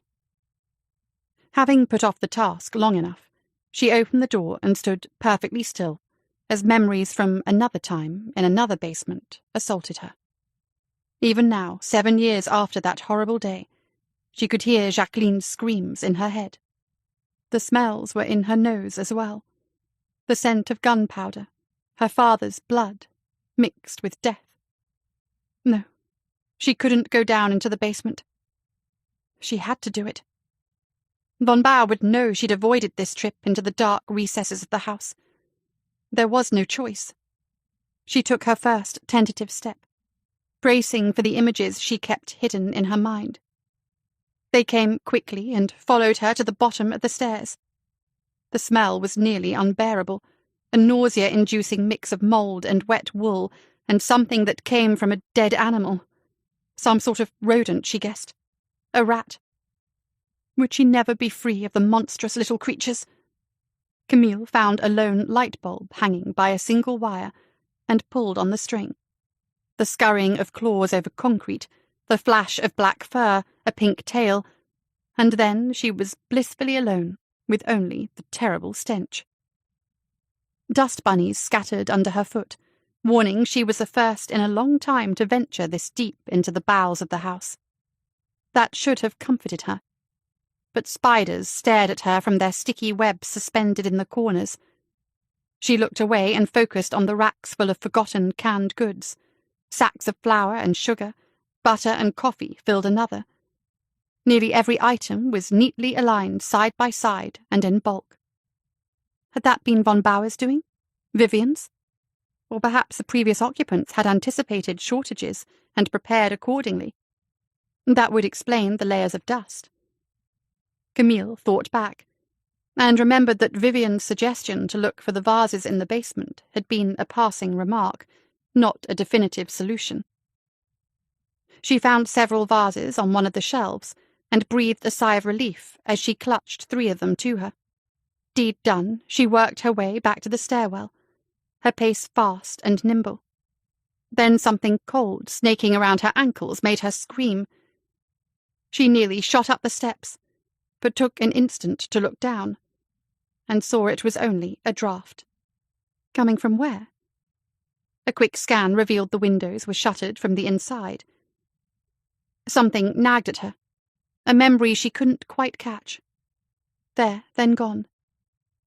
Head cocked, she moved closer to the shelves with the canned fruit and...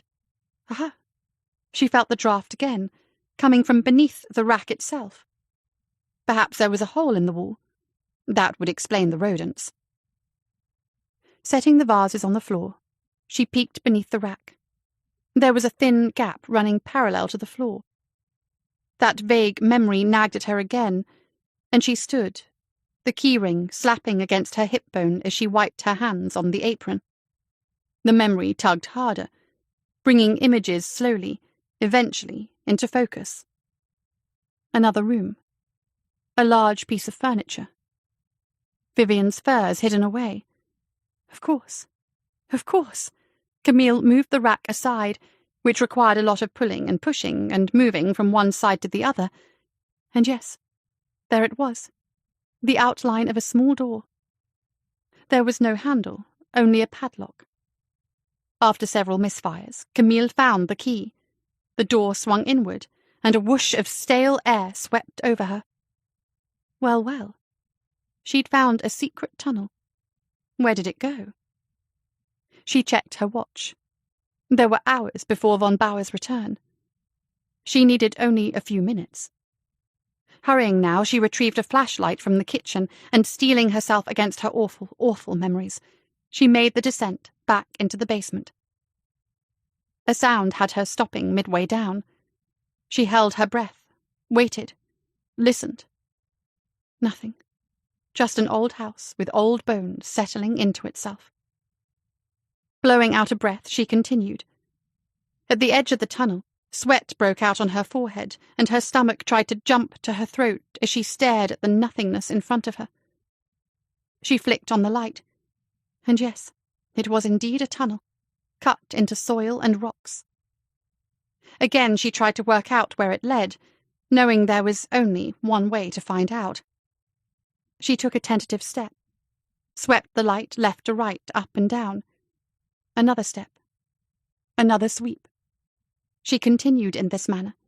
Step, sweep, step, sweep. The narrow passageway was supported by wooden joints and beams that required Camille to bend low or risk hitting her head. An uneasy feeling grabbed her. A sense that this was not a place where happiness had lived. The previous owners of the house came to her. A family of Jews, targeted by Nazis. She did not like the conclusions that filled her mind. She called out, "Hello?" An echo was her only response. Suddenly afraid of what she would find, she thought to turn back, but the smell of death was absent, and some inner need urged her forward, a sense that she must find out what lay at the other end of this tunnel. Each step required courage she hadn't tapped into since coming upon her father in their basement. Time seemed to bend and shift, taking Camille back to that moment of dark discovery. She nearly turned back. But no. You can do this. The tunnel got smaller, and then suddenly opened into a larger space, no longer made from dirt and rocks supported by wooden beams, but a room made of concrete. Not a room, a bunker, sturdy but hastily constructed, as evidenced by the cracks in the floor. Camille passed the light through the space. the beam landed on a small cot with a blanket and pillow. A woman's hairbrush lay discarded on the milk crate beside it, along with a small stockpile of candles, matches. To her right stood another cot, and still another. The third one was half the size as the other two, for a child, no doubt, and that made Camille's heart twist in her chest. She found a tattered stuffed bear and a picture book for toddlers, the pages worn from constant use. Something thin and shiny caught her eye from one of the cracks. Camille wiggled it free, and a long gilt chain unspooled in her hand. At the end hung a 6-point star, the Star of David. A Jewish family had lived here, probably the owners of the house. They were gone now, and by all accounts had left in a hurry. Or had they been dragged out? No, Camille would have seen evidence of a struggle. She would have also seen signs that von Bauer knew about this bunker. This bunker had kept the family hidden and alive. The thought brought Camille a level of peace, and she immediately thought of Rachel. If Vivian failed to come through with an escape plan, Rachel and her mother could hide in here, at least temporarily, right under von Bauer's nose. A desperate last resort, but it was a better plan than none at all. Chapter 31. Rachel. June 1942. The Berman apartment, Paris, France. The Vichy government passed another ordinance on the 7th day of June. Every Jew in Paris was required to wear a yellow star sewn on the outside of their clothing. The punishment for not doing so was arrest. It was bad enough that they'd shown a film last year detailing the physical traits of a Jew so that Parisians could identify them properly. Now they were to mark themselves with this star, sufficiently setting them apart from other French citizens, labelling them as something to be avoided, ignored, or in some cases, mistreated in public. Humiliation to go with her empty stomach. Rachel's salvation was her journal. She filled page after page with thoughts too intense to share with her mother. The book had become a chronicle of her lost hope and growing resentment. She held nothing back in her writings. She ranted. She railed. If only her father had trusted their neighbours less. If only they'd left Paris in the mass exodus. If only. Rachel flung her pencil across the room. It hit the floor, slid across the room, and landed with a thud against the baseboard. Her stomach twisted and growled. Food. She and her mother needed food. It would mean standing at the back of more lines, wearing the hideous yellow star. She thought of Camille then, both wishing her friend would come bearing another satchel of food, and dreading the moment she would be forced to take the charity so faithfully offered. Or maybe Camille would come with the promised escape plan, and Rachel could flee Paris with her mother. Would Ilka Berman leave the city, the country itself? Not if she believed her husband and son would one day return. Rachel had yet to find the words to tell her mother what she knew of their fate. She tried on several occasions, but something always held her back. Right now, finding food was her priority. It would be good to get out of the apartment. The silence, the lack of male voices, was all too much. Swallowing her pride, Rachel put on the dress with the yellow star. She would walk the streets today, bearing the mark of a Jew, but she would do it with her head high, her gaze steady. She would not show shame, as the Nazis and Vichy government wanted of her. The more restrictions they put on her, the more men they rounded up and sent away, the more pride Rachel found in who she was, a Jew. Rachel, her mother called from the kitchen. Are you going somewhere? Oui, to stand in line for bread. It's not safe to go out alone. It was no more dangerous than staying at home. The French police and their German counterparts in the Gestapo knew where they lived. Any day, a member of either police force could show up at their door again, this time to arrest the Berman women left behind. Rachel's stomach rolled in on itself, reminding her of the empty hole that required filling. "I don't know how long I'll be." It could take hours, half the day, perhaps right up until curfew.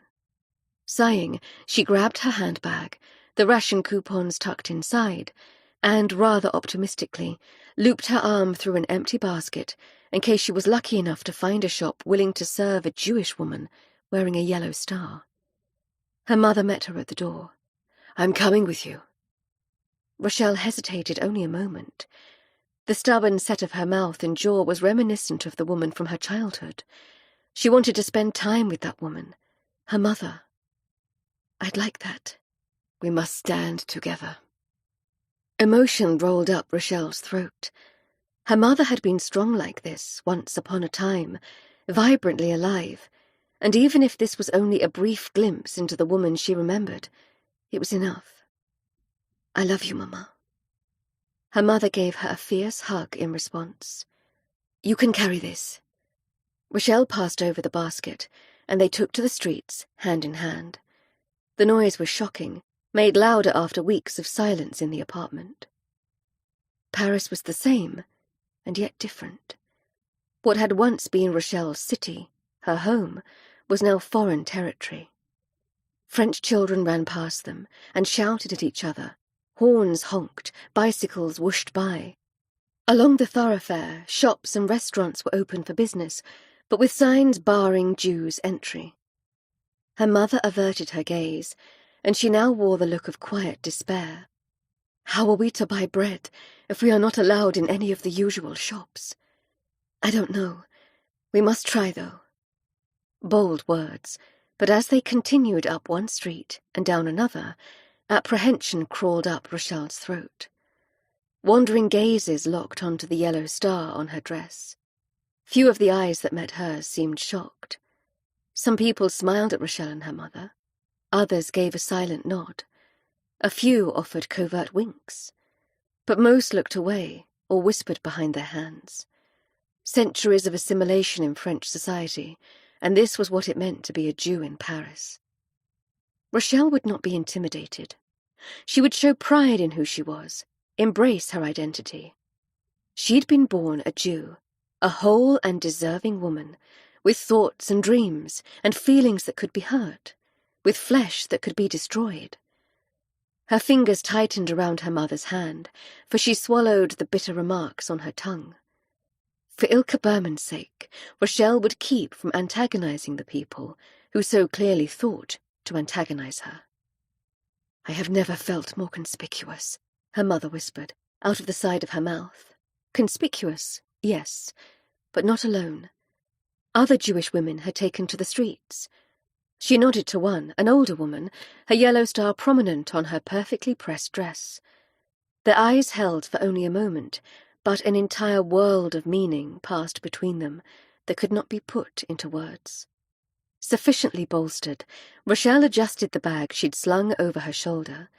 It was heavier than it looked, due to the books and journals she stuffed inside, along with some of her mother's yarn. No locks meant anyone could walk into the apartment and take what they pleased. They attempted a line at a bakery and were immediately shooed away. They tried another and another, always with the same response. Finally, they found one that allowed them to join the back of the queue. They waited, arms linked, and quietly, boldly endured the stares, the whispers, the slurs. Rochelle had thought herself desensitized, but her time at the Ritz had not prepared her for the German soldier standing guard at the bakery's entrance. "Jews are not allowed in this shop." All that time, wasted. There was no other place to go but home. They arrived at the apartment defeated, empty-handed, bellies still so very empty. Another day without food. They could not last much longer. Escape was their only chance for survival. Rochelle slumped on the sofa and thought, "Please, Camille, come through for us." Chapter 32. Camille. 14 July 1942. Von Bauer's home. Seine-Saint-Denis Department, Paris, France. Camille's patience had all but vanished. Just this morning she'd pressed Vivian again for news of Rachel and her mother's escape. The American had given her the same vague answer as always. These things take time. Time, Camille feared, was the one commodity the Burmans didn't have, and so she'd pressed harder. Vivian had admitted she was having trouble securing the identity cards, but assured Camille it was nothing we can overcome. She had then gone on to say that she'd met with the young woman who would escort Rachel and her mother out of Paris. The route would take them into the Free Zone, then over the Pyrenees Mountains, and eventually into Spain. Once there, they would be free. The explanation had eased Camille's mind somewhat, but now, as she served the main course of sea bass and asparagus to von Bauer and his guests, she shook with frustration. A sense of foreboding ate at her. Get a hold of yourself. Von Bauer would notice if her hand shook. He made impossible demands, often expecting Camille to be two people. Cook the meal, serve the meal. She placed the first plate in front of von Bauer as instructed, and moved counterclockwise around the table, finishing with Vivian. He watched her with those spooky, pale eyes, making her feel uncomfortable and somehow dirty. There were only 4 people at the table tonight: Vivian, von Bauer, the commandant of the Drancy camp, and one other man who wore the blue tunic of the French police. His face had a lot of nose and very little chin, plus shockingly small black eyes set deep in hollow sockets. The German was not so completely unappealing as his French companion, but not as attractive as von Bauer either. All but attempting to melt into the woodwork, Camille stared at Vivian, and realized she was on edge too, even though she looked quite at home among all these terrible men. Her eyes flicked to von Bauer just once. Whatever she saw in his face made her flinch. Camille wanted to sympathize with the American, but there she was, dripping in colourful jewels and dressed in a fashionable gown. She was the picture of a queen happily holding court, laughing, smiling, drinking expensive champagne. Camille had a sudden, almost violent urge to grab her friend and shake some sense into her. What was Vivian thinking? Enjoying the masculine attention instead of securing the necessary documents for the Burman's escape. She promised to come through for them, at great risk to herself. It was the simple, complicated truth, and so Camille swallowed her irritation and removed the empty plates before serving the next course. She made her sweep around the table once again, placing the final dish in front of Vivian. She turned to go. Von Bauer stopped her retreat. "We will take our coffee in the blue parlour." "I'll help with the tray," Vivian suggested, waiting until they were alone to explain, "I wanted to speak with you while he's occupied with his friends." Not sure what she heard in the other woman's voice, Camille set down the dirty dishes and began preparing a tray with coffee she'd brewed earlier, sugar, cream, and plated the individual soufflés. "I have unfortunate news." Looking over her shoulder, Vivian leaned in close and said, "There's been an unexpected development in our little project." Camille stiffened. "What kind of development?" "My forger was arrested," she said, her voice barely audible. Camille tried to speak, to no avail. The devastation she felt for Rachel, but also her concern for the forger, left her unable to think clearly. Have they hurt him, killed him, sent him to a concentration camp? How did she ask such questions? Is he... I don't know his fate. I'm sorry. The words beat in her ears, heartfelt, yet also unhelpful. Vivian looked at Camille in that way she sometimes had, as if she knew what she was thinking. There is another who will supply the papers. She touched her arm. I will succeed in our quest, Camille. Your friends will soon be free of this nightmare country. Another promise made, in a time when there were no guarantees. Camille thought of her sister then, and Pierre Garnier's promise, spoken with the same ferocity, and she felt a little less anxious, but also overwhelmed. The utter uselessness of so few brave souls up against men like the one sitting in the parlour, drinking coffee with real sugar and cream, while making their sinister plans to rid the world of good, innocent people. Frustration lodged lump-like in her throat. "You will tell me when the plans are complete?" "You will be the first to know." Mind working through other alternatives if Vivian failed, Camille picked up the tray and left the kitchen ahead of her friend. The light was brighter in the sitting room, alarmingly so. She squinted. The Frenchman was talking in German, as if that alone would prevent her from eavesdropping, which, as far as he knew, it did. His hands moved rapidly, a sense of glee apparent in every rotation of those bony wrists. "Once we have the bulk of them in the Valdiv, we will begin busing them to your facility for immediate departure to—" He lifted a brow. "We'll decide that on our end." This from von Bauer, his voice filled with finality. "Sehr gut." The Frenchman spoke in the tone of a seasoned businessman discussing a shipment of goods rather than people. Needing details, wanting them for Rachel's sake, Camille moved closer. Only at the last minute did she remember to force a vacant look in her eyes as she served the coffee. Behind that expression, her mind worked quickly, straining to catch every word. As the conversation continued, she realized Drancy was officially under the control of the French police. That made sense. They orchestrated most of the roundups. The SS oversaw the housing of the detainees and their eventual transportation to German-run concentration camps.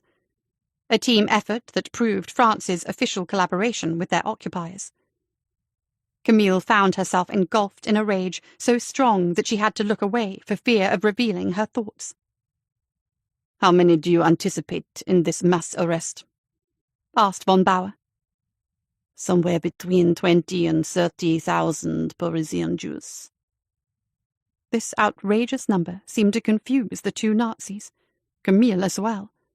Von Bauer spoke the question they were all thinking. "There can't be that many Jewish males left in Paris."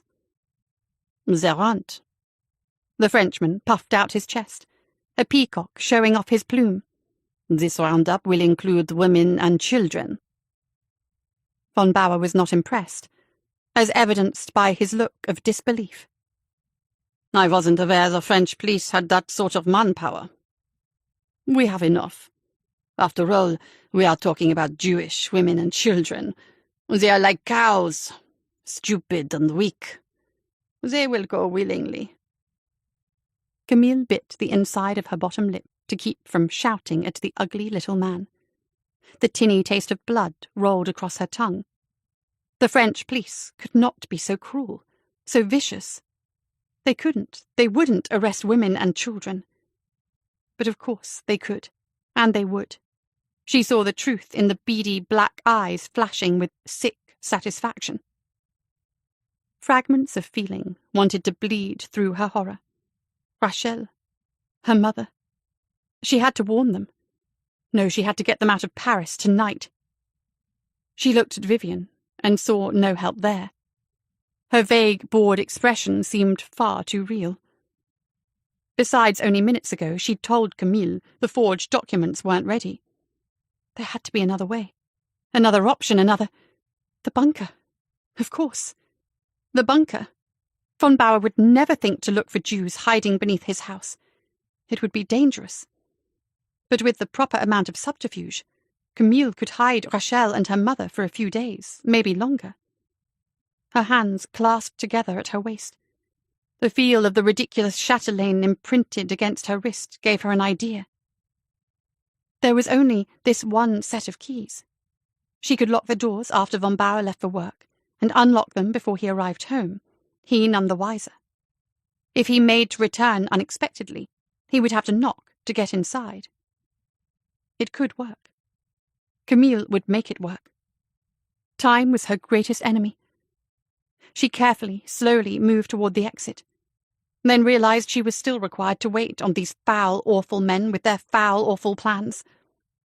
She forced herself to remain calm and show nothing of her knowledge on her face.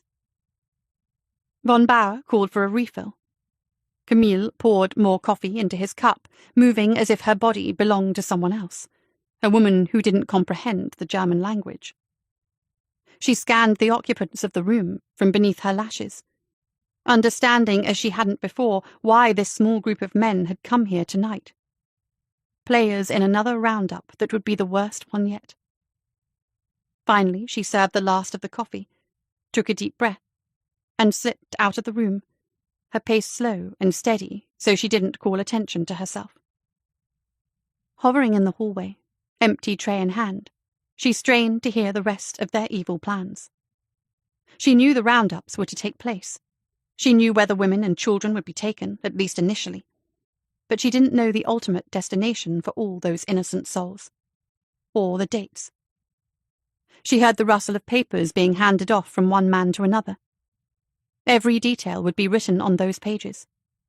She would have to wait until the household was asleep and, slim though the possibility was, pray the documents didn't walk out the door with von Bauer's superior officer. Stitching her lips tightly together, Camille returned to the kitchen and made herself clean the remains of the dinner party as quickly as possible. Her eyes lit on the half-eaten food on 3 of the 4 plates. Such waste. A noise sounded behind her, and she froze, hands submerged in soapy water. Vivian came to stand beside her. Her face was pale, and her green eyes swam with unspoken grief. "I didn't know you spoke German." Vivian sighed. "Until I saw your face just now, I didn't know you did either." She shook her head in defeat. "I'll do my best to expedite the process we've already put into motion. I don't know how long we have before the roundup. That horrid little Frenchman didn't reveal the date aloud. He merely handed von Bauer the paperwork. So the information was in writing. Camille simply needed to get a look at the documents to know how to proceed. This was her opportunity to tell Vivian about the bunker. Something held her back. She trusted the American only to a point. And so instead of confessing her plan for the Burmans, she said simply, "I pray there's enough time before the arrests begin." "As do I." Vivian turned to go, then paused at the door. "This world we live in, it is very," she sighed, "ugly. It is." Camille waited until the house went dark and the sounds from von Bauer's room had gone quiet to make her inquiry. There was still a chance she'd misunderstood about the roundup, but that would mean Vivian had misunderstood as well. That seemed highly unlikely, and so she entered von Bauer's study, careful not to make a sound.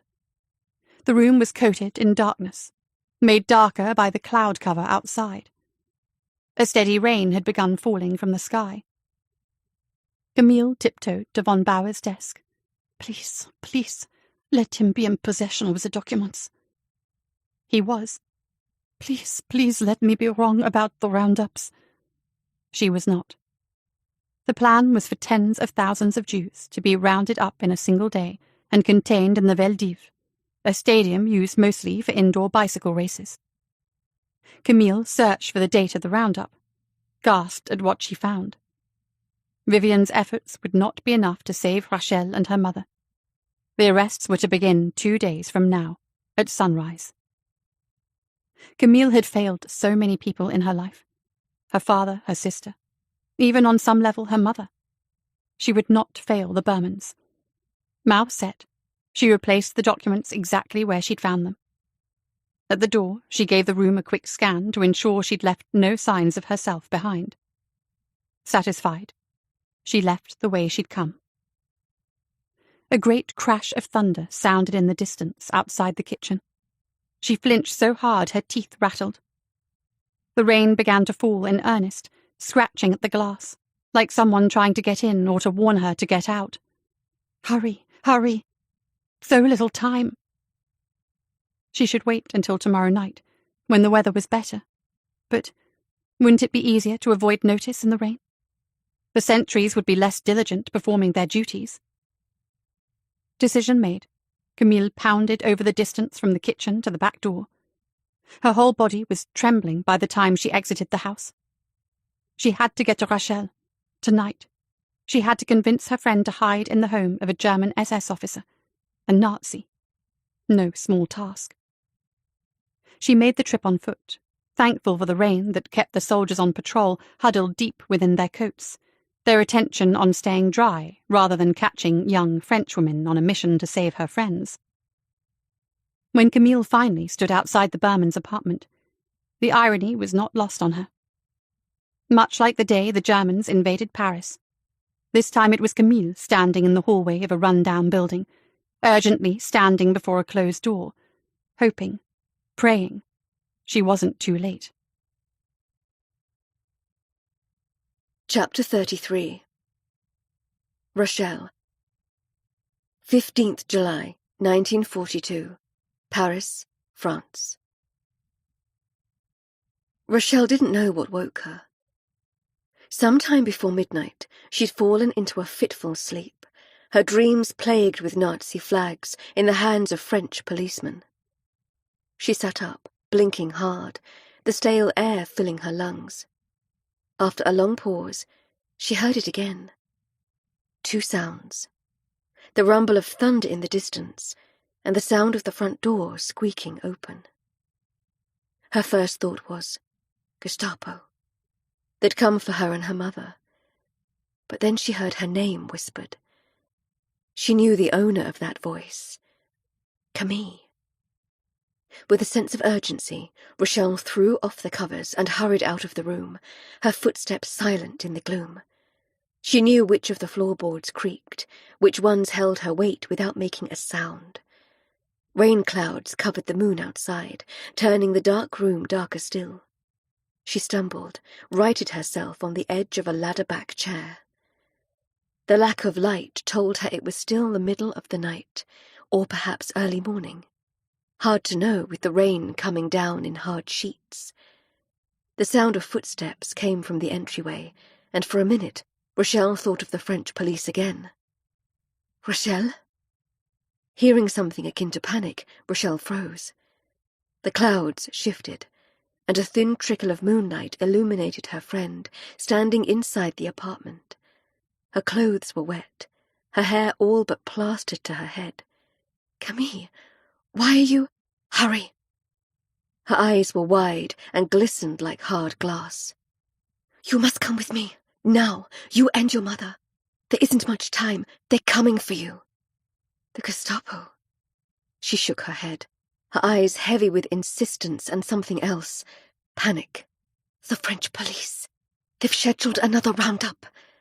Her earlier confusion slid into bone-chilling fear. When? Soon. And this time— Camille's voice hitched. They will arrest women and children. Rachel felt her cheeks go hot. How do you know this? It doesn't matter. Wake your mother. We must go. Go? Where? Where could a Jewish woman and her mother hide in a city swarming with enemies?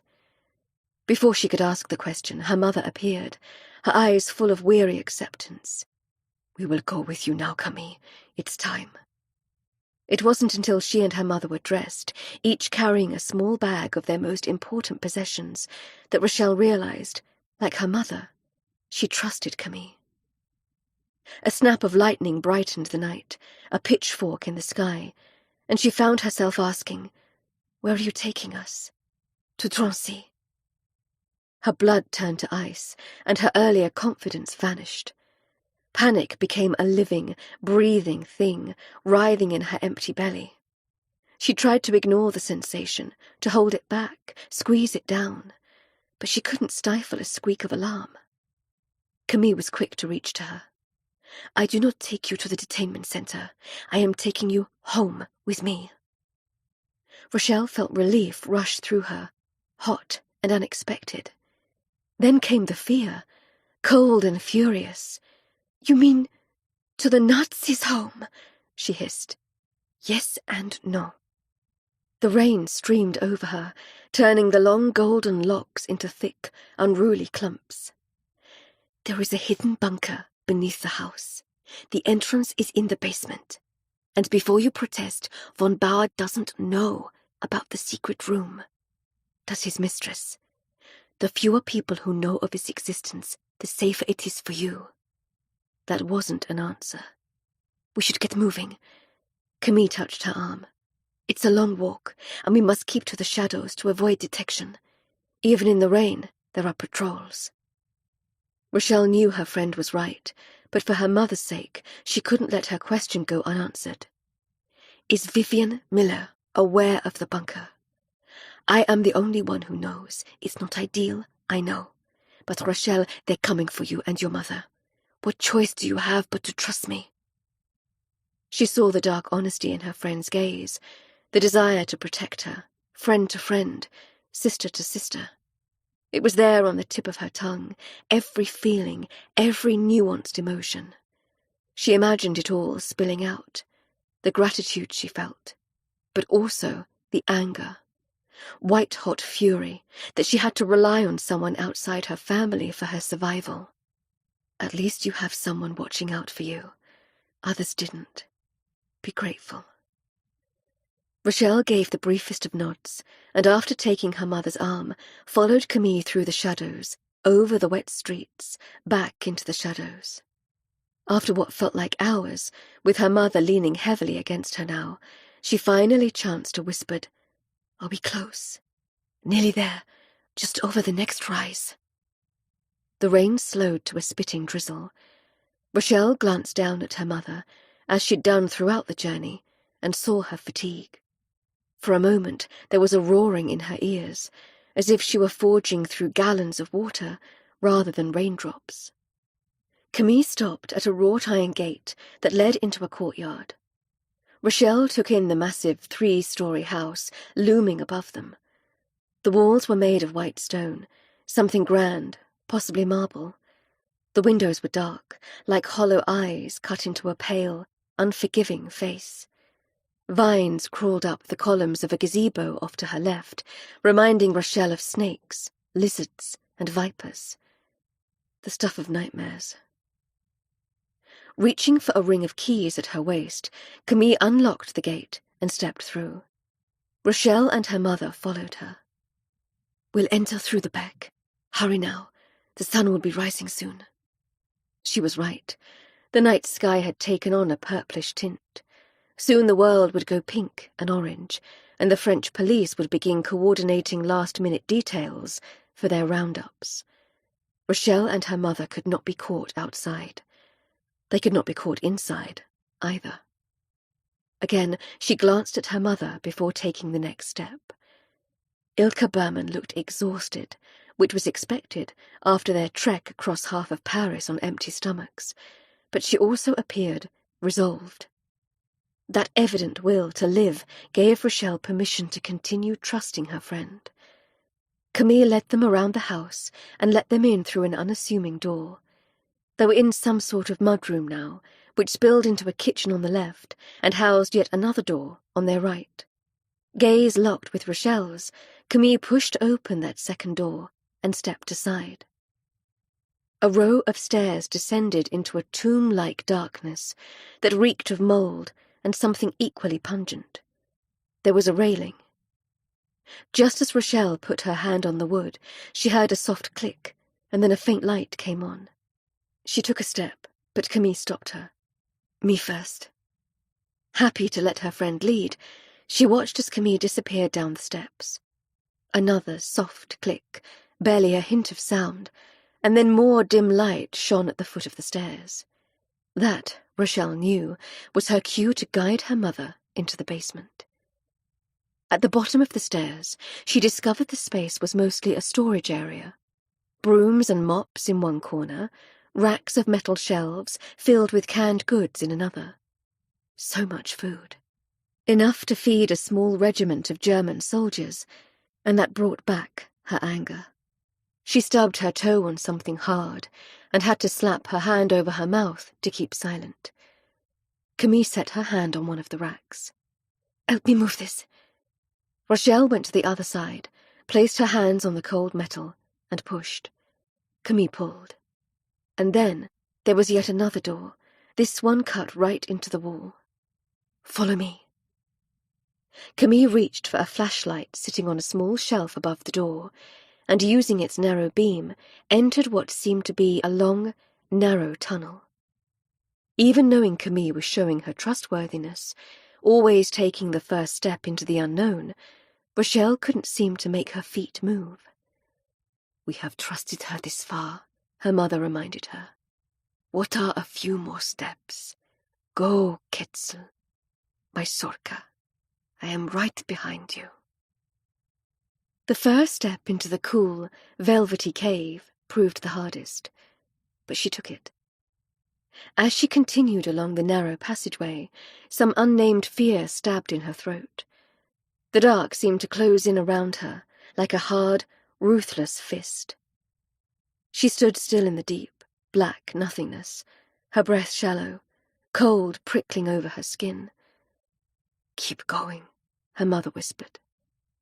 Rochelle took another step, and again froze. She could feel the dark earth swallowing her whole. Then suddenly she was done being scared and was moving faster. The tunnel eventually emptied into a rather large room, a sprawling concrete monster, no windows, no ventilation, no light beyond the small torch in Camille's hand. The space was more like a prison cell than a bunker, and Rochelle realized someone else had lived here once, at least temporarily. Where were they now? She would probably never know. "I need to go. The rest of the household will want their breakfast soon. I'll come back in a few hours, and we'll discuss our next steps." Camille stepped around Rochelle, pausing to say, "In the meantime, I left some bread, cheese, and water on the table between the two largest cots." She disappeared into the tunnel with a final promise to return soon. The door shut next. The heavy scrape of metal followed. Then Camille was gone, and Rochelle and her mother were alone in a concrete bunker beneath the Nazis' home. She felt a sudden twist of fury and a lot of fear. How had her life come to this? How could so many presumably good people look the other way? It was all too much to bear, and Rochelle wanted to cry. So she cried. Her mother came to her with a piece of torn cloth in her hand. Without saying a word, she reached up and wiped away Rochelle's tears. "We will get through this, Schatzella. For the memory of your father and brother. Yes, we will survive for them. You know what happened to Papa and Shulka?" She had to say their names, had to honor them in that small way. "I overheard your conversation with your friend." "Oh, Mama, I'm so sorry." "As am I. Now, chin up. For our mishpocha, we will be strong. We will live for those who have died." Rochelle hadn't known her mother could summon such inner strength when her body was so fragile, and she promised herself she would find the same fortitude inside herself. She would do it for her mother, and, as Ilka Berman said, for the ones they'd lost. Chapter 34. Camille. 15 July 1942. Von Bauer's home. Seine-Saint-Denis Department. Paris, France. Camille couldn't make the journey down into the basement in the few hours she'd promised. Vivian, usually quick to leave the house, often at the same time as von Bauer, lingered over her coffee. Camille wanted to yell at her to go away, but there she sat, at the little round table by the window, her legs crossed. She took unhurried, dainty sips from her cup, while Camille cleaned the breakfast dishes. She said nothing, simply drank and watched and drank, until Camille was sick with frustration and worry for the women she'd left in the bunker. It was possible, even probable, that Rochelle and her mother thought she'd abandoned them. Camille set aside the plate she'd been drying, turned, and held Vivian's stare. Some sixth sense made her pulse ripple beneath her skin. She went hot all over, and she knew, just knew, that Vivian was aware of their uninvited guests. Slowly, Vivian placed her cup on the saucer. "We need to discuss what happened last night." Camille's mind went instantly blank. She could not have responded had Vivian put a gun to her head. "I'm afraid the news is not good." She knows. To come so close, only to fail Rachel and her mother. Always the same. Her efforts never enough. She felt a few self-pitying drops trail down her cheeks. But then she took a deep breath and scrubbed them away. Crying would gain nothing. "What do you know?"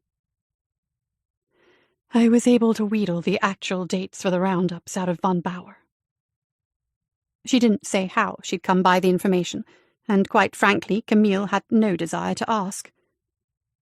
"The arrests will begin early tomorrow morning, and continue into the next day, however long it takes the French police to gather up the remaining Jews living in Paris." Camille tried not to show her surprise or relief. Vivian didn't know about Rachel and her mother. She thought she was supplying Camille with new information. "Tomorrow," she croaked, reminded anew of the terrible crime the French police would commit. "So soon." "I'm sorry, Camille. Time has run out for your friends. I wish I had been quicker finding a proper forger. I wish I could have coordinated their escape sooner.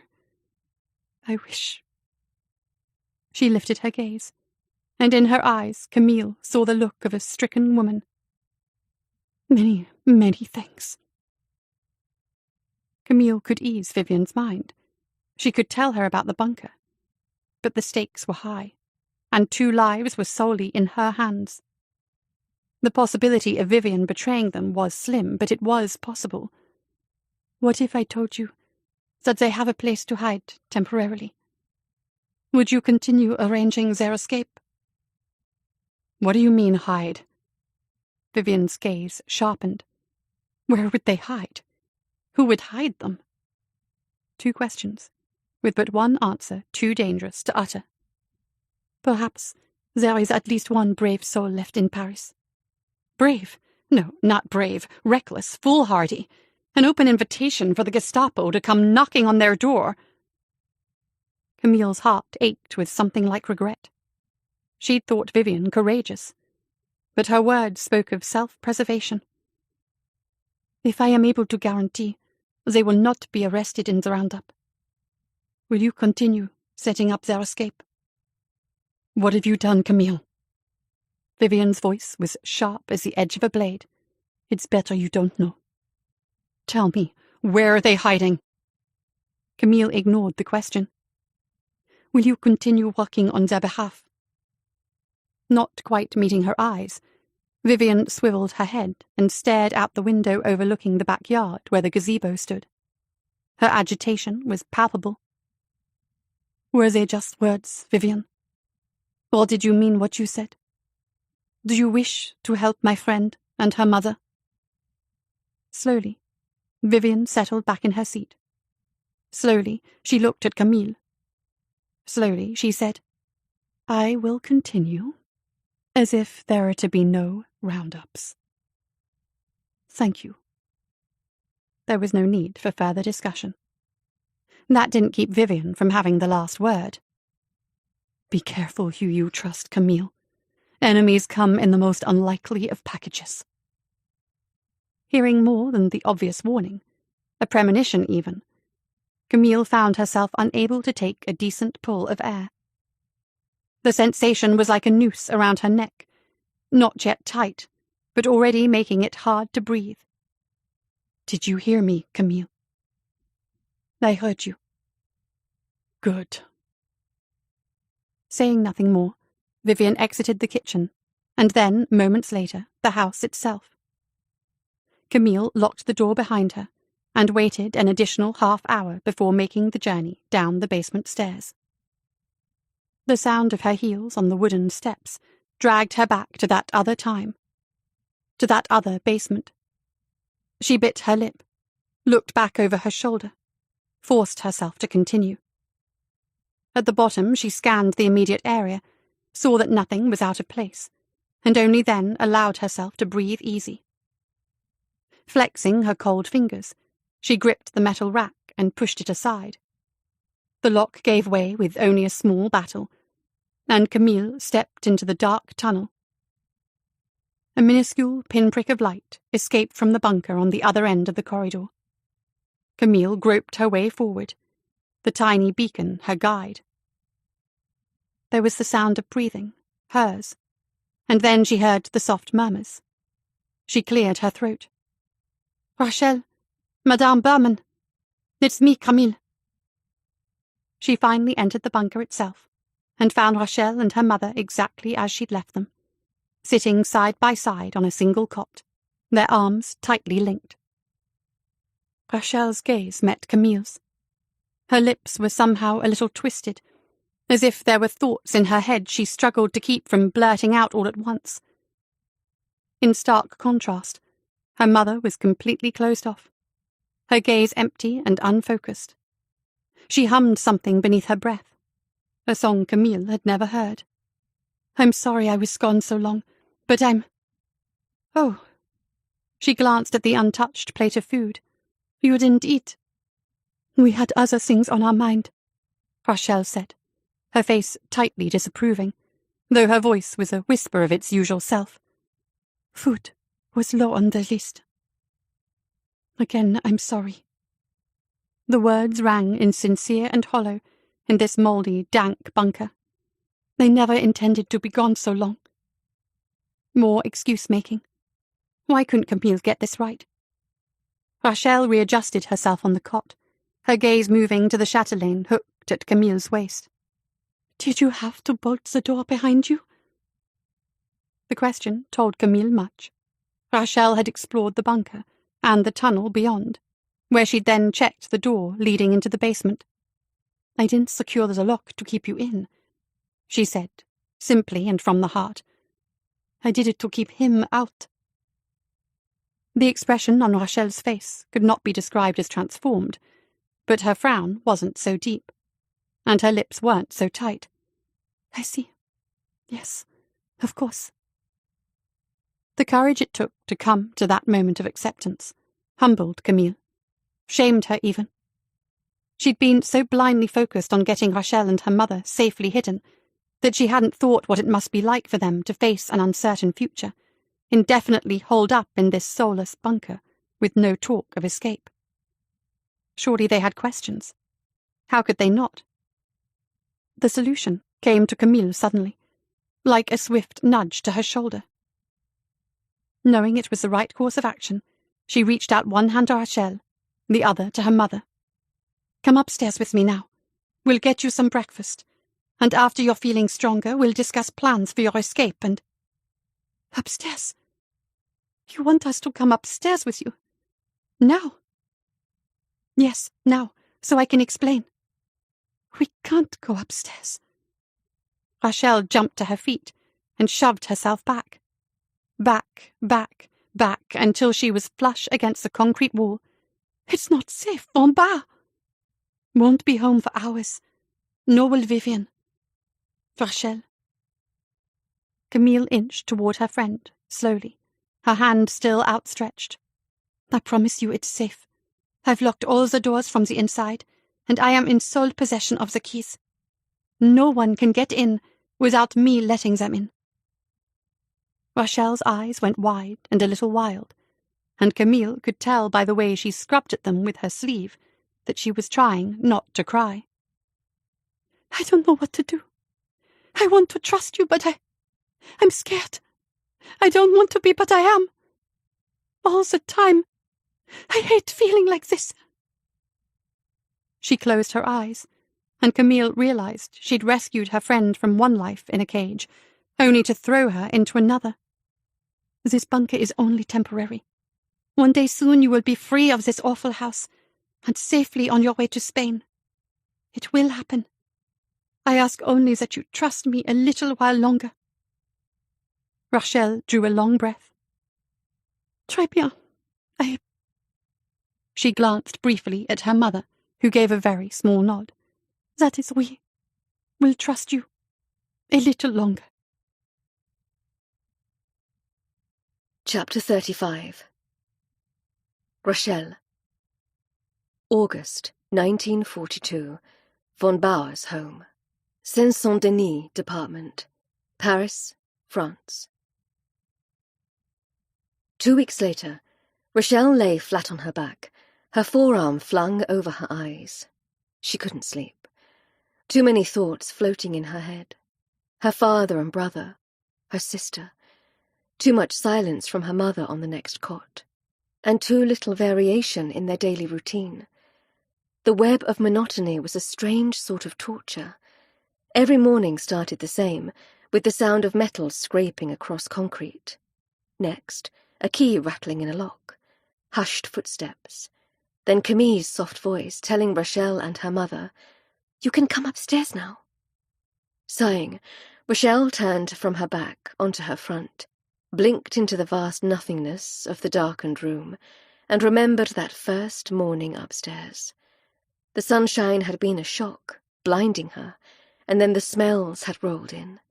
Sweet, creamy scents, mixed with another equally pleasant, almost forgotten aroma.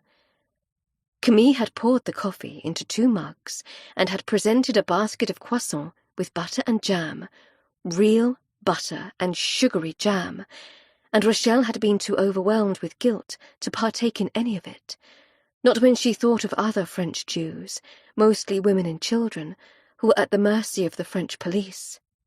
Camille had insisted she eat. Rochelle had resisted. Even when her friend had gently reminded her that she would need her strength for the journey across France, Rochelle had not been able to indulge. Only when she realized her mother was taking her lead and refusing to eat as well, did she pick up one of the pastries. Halfway through her second croissant, Rochelle had looked around and realized the house must be enormous, with a kitchen so large. "You are tasked with cleaning this entire house on your own, or are there others who come to assist during the day?" "No others, only me. I also cook and see to the laundry." Rochelle had blinked in astonishment. "But that's impossible." Camille shrugged. "I am paid well, and when exhaustion nearly overtakes me, I think of my family. And now I will also think of you and your mother." There was nothing of the martyr in her voice, only conviction, and Rochelle had felt a lump in her throat. How quick she'd been to judge her friend for taking this job. "Let me help you with some of your household duties." "And I will cook," her mother had added. They were the first words she'd spoken since their arrival in the kitchen, and Rochelle reached out to squeeze the older woman's hand. "Yes, you will cook, and I will clean, and your job, Camille, will not be quite so hard." The protests came at once. "Absolutely not. After last night, rest is what you need. Now, finish up your breakfast, and I will take you back downstairs." Back downstairs. A fluttering panic rose in Rochelle's chest. Back. Downstairs. Into the dark and the mold and the suffocating silence that seemed to come alive once the lock clicked into place.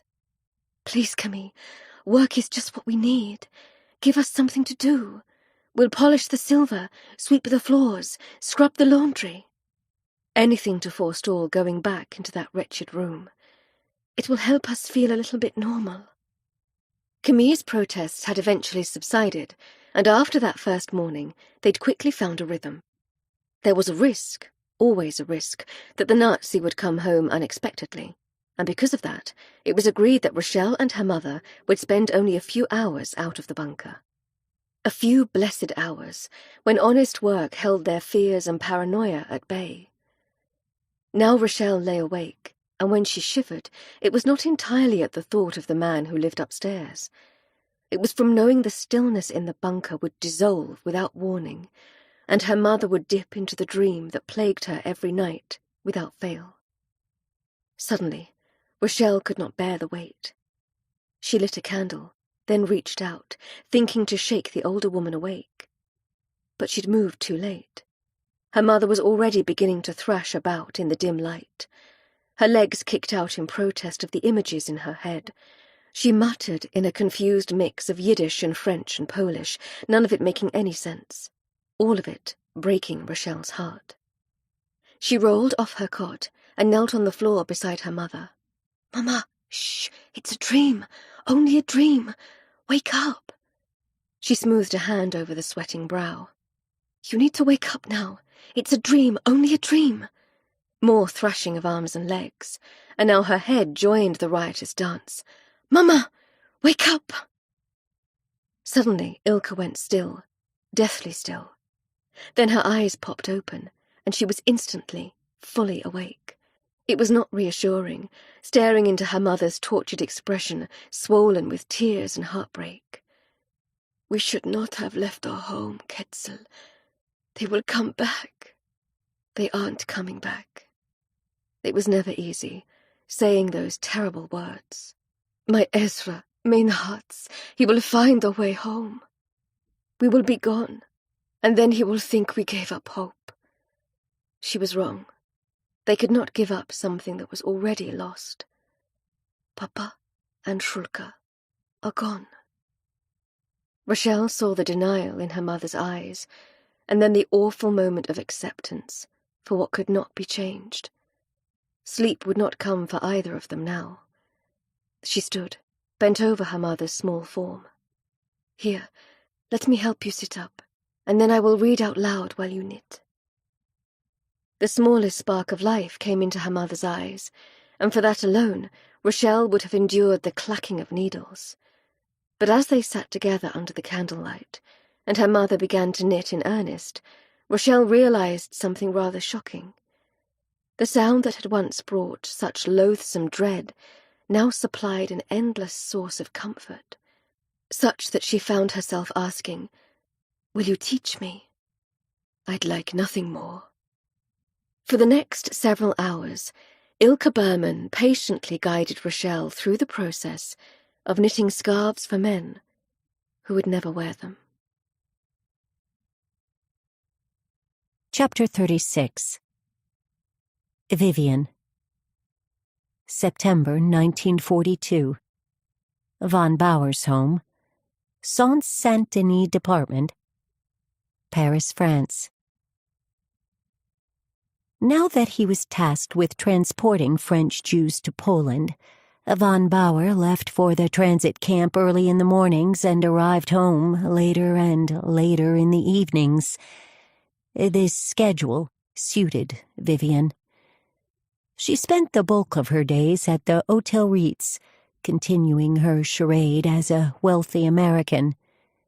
Between luncheons with her so-called friends and, on rare occasions, taking tea with Coco Chanel or other notorious collaborators, she pushed Frank to acquire the forged documents for Camille's friends. There always seemed to be a new delay. What should have taken weeks was taking months. She would push harder this afternoon.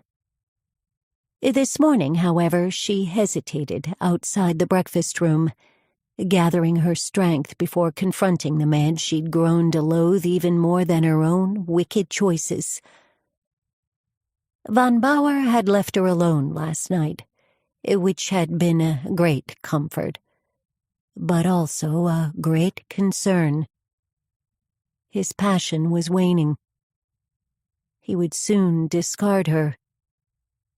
She wasn't concerned who her replacement would be until she took her place at the table and watched the wicked man leer at Camille as she set down a plate of pastries.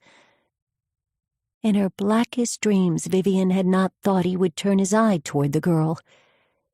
She'd wondered, but he'd been so dismissive of Camille's country manner she'd let the thought go.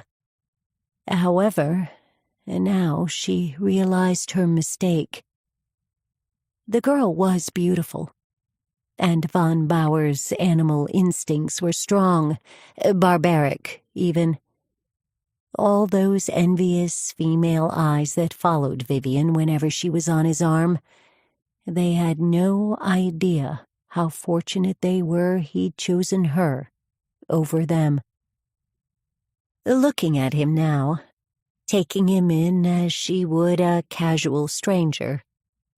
She saw nothing of the monster, only the handsome soldier in the crisp uniform. The iron cross at his neck was perfectly aligned with his Adam's apple, not a centimeter off center. Ah, but when it came to his personal pleasure, he was not a man so concerned with outward control. He was a selfish brute with a preference for causing pain. Vivian approached the table at a steady, sweeping pace. Again, von Bauer's gaze followed Camille out of the room. She knew that look, what it meant, and she would not be a party to the loss of the girl's innocence. No. A sharp, determined sound moved through her throat. At last, von Bauer swung his gaze in her direction. "I told you to sleep in. I have much to do for tonight's party. That's why I hired a housekeeper." Displeasure threaded through his voice. Vivian shrugged. "I prefer to take care of the centerpieces myself. The girl doesn't have an eye for such things.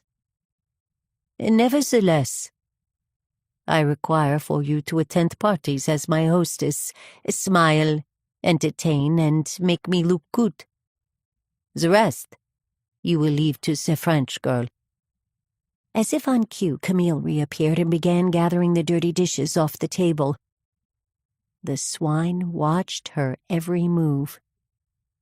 Vivian knew that sly tilt of his head, the touch of awareness in his gaze, the stillness that belonged to a predator poised to strike. She felt an odd sinking in her stomach as her mind flashed on the memory of his initial pursuit of her. She'd known he would get what he wanted. Her only decision had been whether to cooperate or use this situation to her advantage. The outcome would have been the same, but by controlling a portion of the process, she'd kept a small piece of her dignity intact. It would not be the same for Camille. Vivian had made a gross error in judgment. She'd brought the girl into this home, only to become von Bauer's prey. At least he hadn't touched her yet, but he would, if Vivian didn't intervene. Von Bauer rose suddenly, and Vivian did the same. He kissed her on the mouth, a cold, unenthusiastic peck, and she knew, without a doubt, that he was done with her.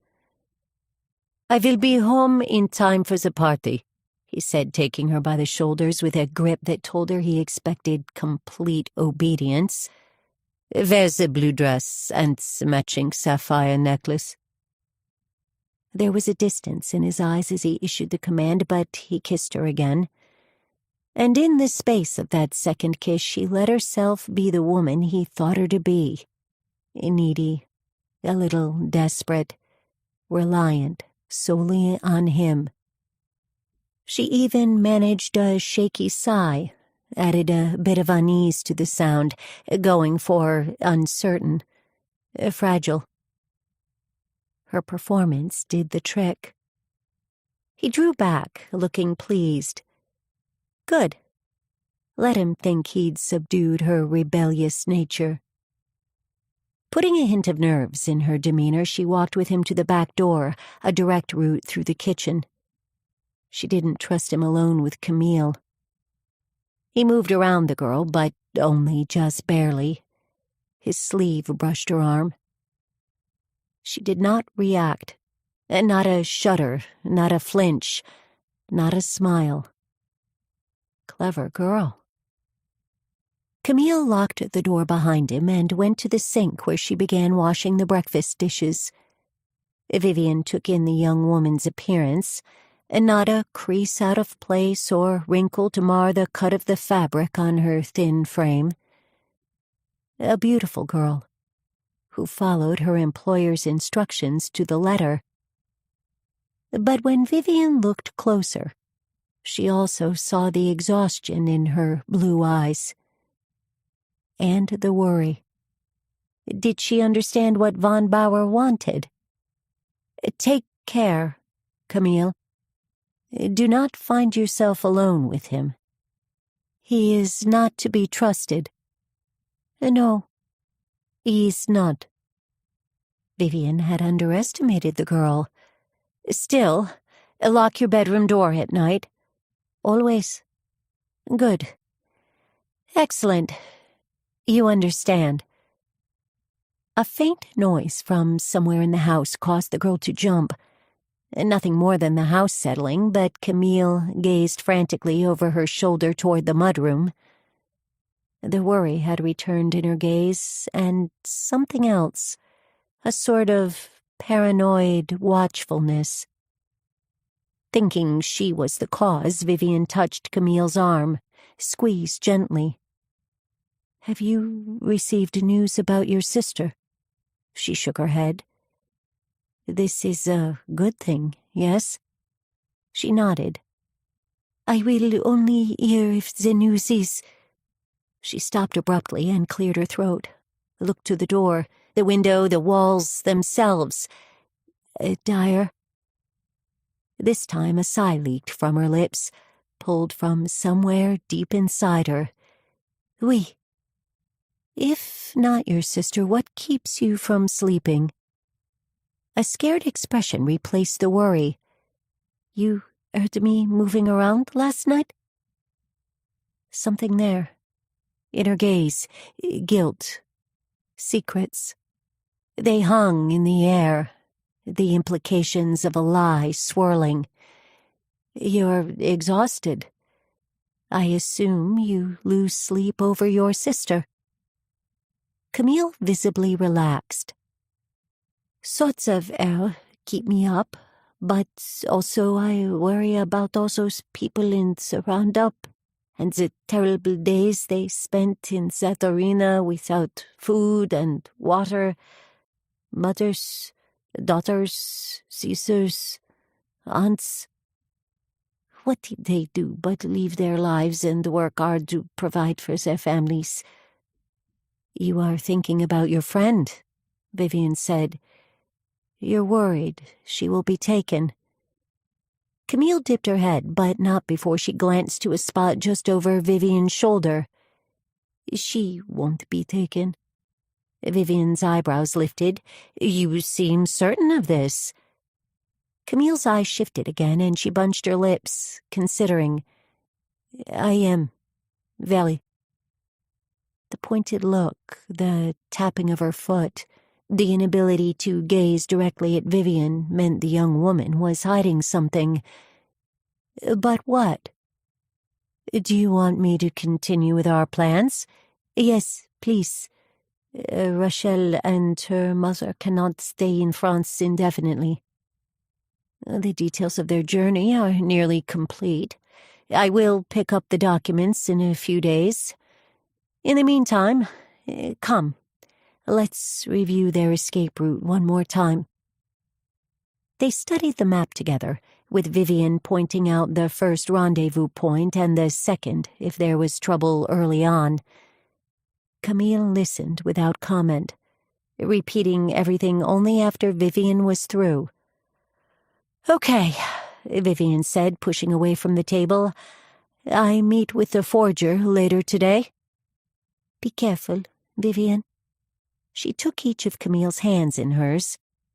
"I won't let you down." "I know it, and I thank you, for myself and for them." There was nothing else to say. Determined to do this one thing for Camille and her Jewish friends, Vivian went to the mirror in the foyer and checked her appearance. Camille stood behind her, sharing her reflection as she pinned her hat at a jaunty angle. "I'll be back shortly, and your friend's terrible nightmare will nearly be over." Vivian would make it be so. Then she would work on setting Camille free from von Bauer. She would sell her jewelry and the tapestries, whatever it took to provide for the young woman's future. As for herself, her fate had been sealed the moment she'd become von Bauer's mistress. The Betrayal. Chapter 37. Rachel. 16th September 1942, von Bauer's home. Seine-Saint-Denis Department, Paris, France. 2 months had passed since Rachel and her mother became willing captives in the concrete bunker beneath a Nazi's home. 2 months since they'd discovered the house had originally belonged to another Jewish family. The blink of an eye in the span of a lifetime. An eternity for 2 women anticipating rescue when all they received were excuses.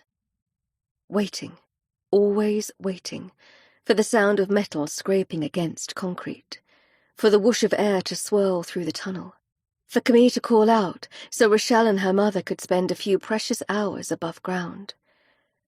This was a mistake, she thought for the 1000th time. A stupid, short-sighted mistake. As if trapped in her mother's nightmares, she wondered how her father and brother would find them, should they survive. Or Basha. How would she know where to look? A sob trailed up her throat. Rachel stifled the sound in her blanket. When she looked up, her mother's eyes were on her, searching her face. "I'm all right," she whispered. The older woman kept her gaze locked on Rachel's face, saying nothing. She'd stopped speaking in full sentences weeks ago, with barely a word uttered in recent days. The silence was another casualty in this room. A concrete cage shared with bugs and rats and the ghosts of a family that had come before them. Rachel reached for the stuffed bear, hugged it close as if she were a child. In many ways, she was a child, but also a very old woman, older even than her mother. Her dreams and desires had drilled down to a single, impossible wish for her family to be restored. She wanted to be the young, hopeful girl before France had declared war on Germany. She wanted to argue with her brother, to share clothes with her sister. Rachel didn't want riches. She didn't want pretty things. Her family together, each of them safe and alive. That's all she craved. Before her mother had gone silent, her last words were, "You're a good girl, strong and courageous like our ancestors." But Rachel didn't feel strong and courageous. She felt the gnawing, unrelenting shame of being reduced to an animal. Her humiliation never relented. Hiding in a tiny concrete room, waiting for Camille to open the door for a small taste of freedom, only to be shut back in before the dreaded Nazi arrived home for his evening meal and parties. You are alive. Your mother is safe. The sound of metal scraping across concrete heralded temporary relief from the bunker. Rachel scrambled to her feet and reached for her mother, who rose significantly slower. "It's good to get out of this room," Rachel said, unsure which of them she was trying to convince. The door swung open, and she caught the tiny glimmer of light on the other side of the tunnel. Everything inside her knotted. For 2 months she'd seen that beacon and taken this route with her mother every morning, their arms linked, their feet shuffling over wood and concrete and then dirt, back to concrete. Each time, the dark frightened her just a little bit more. It seemed to grow more sinister with each trip. Camille stood before them, her smile one of apology.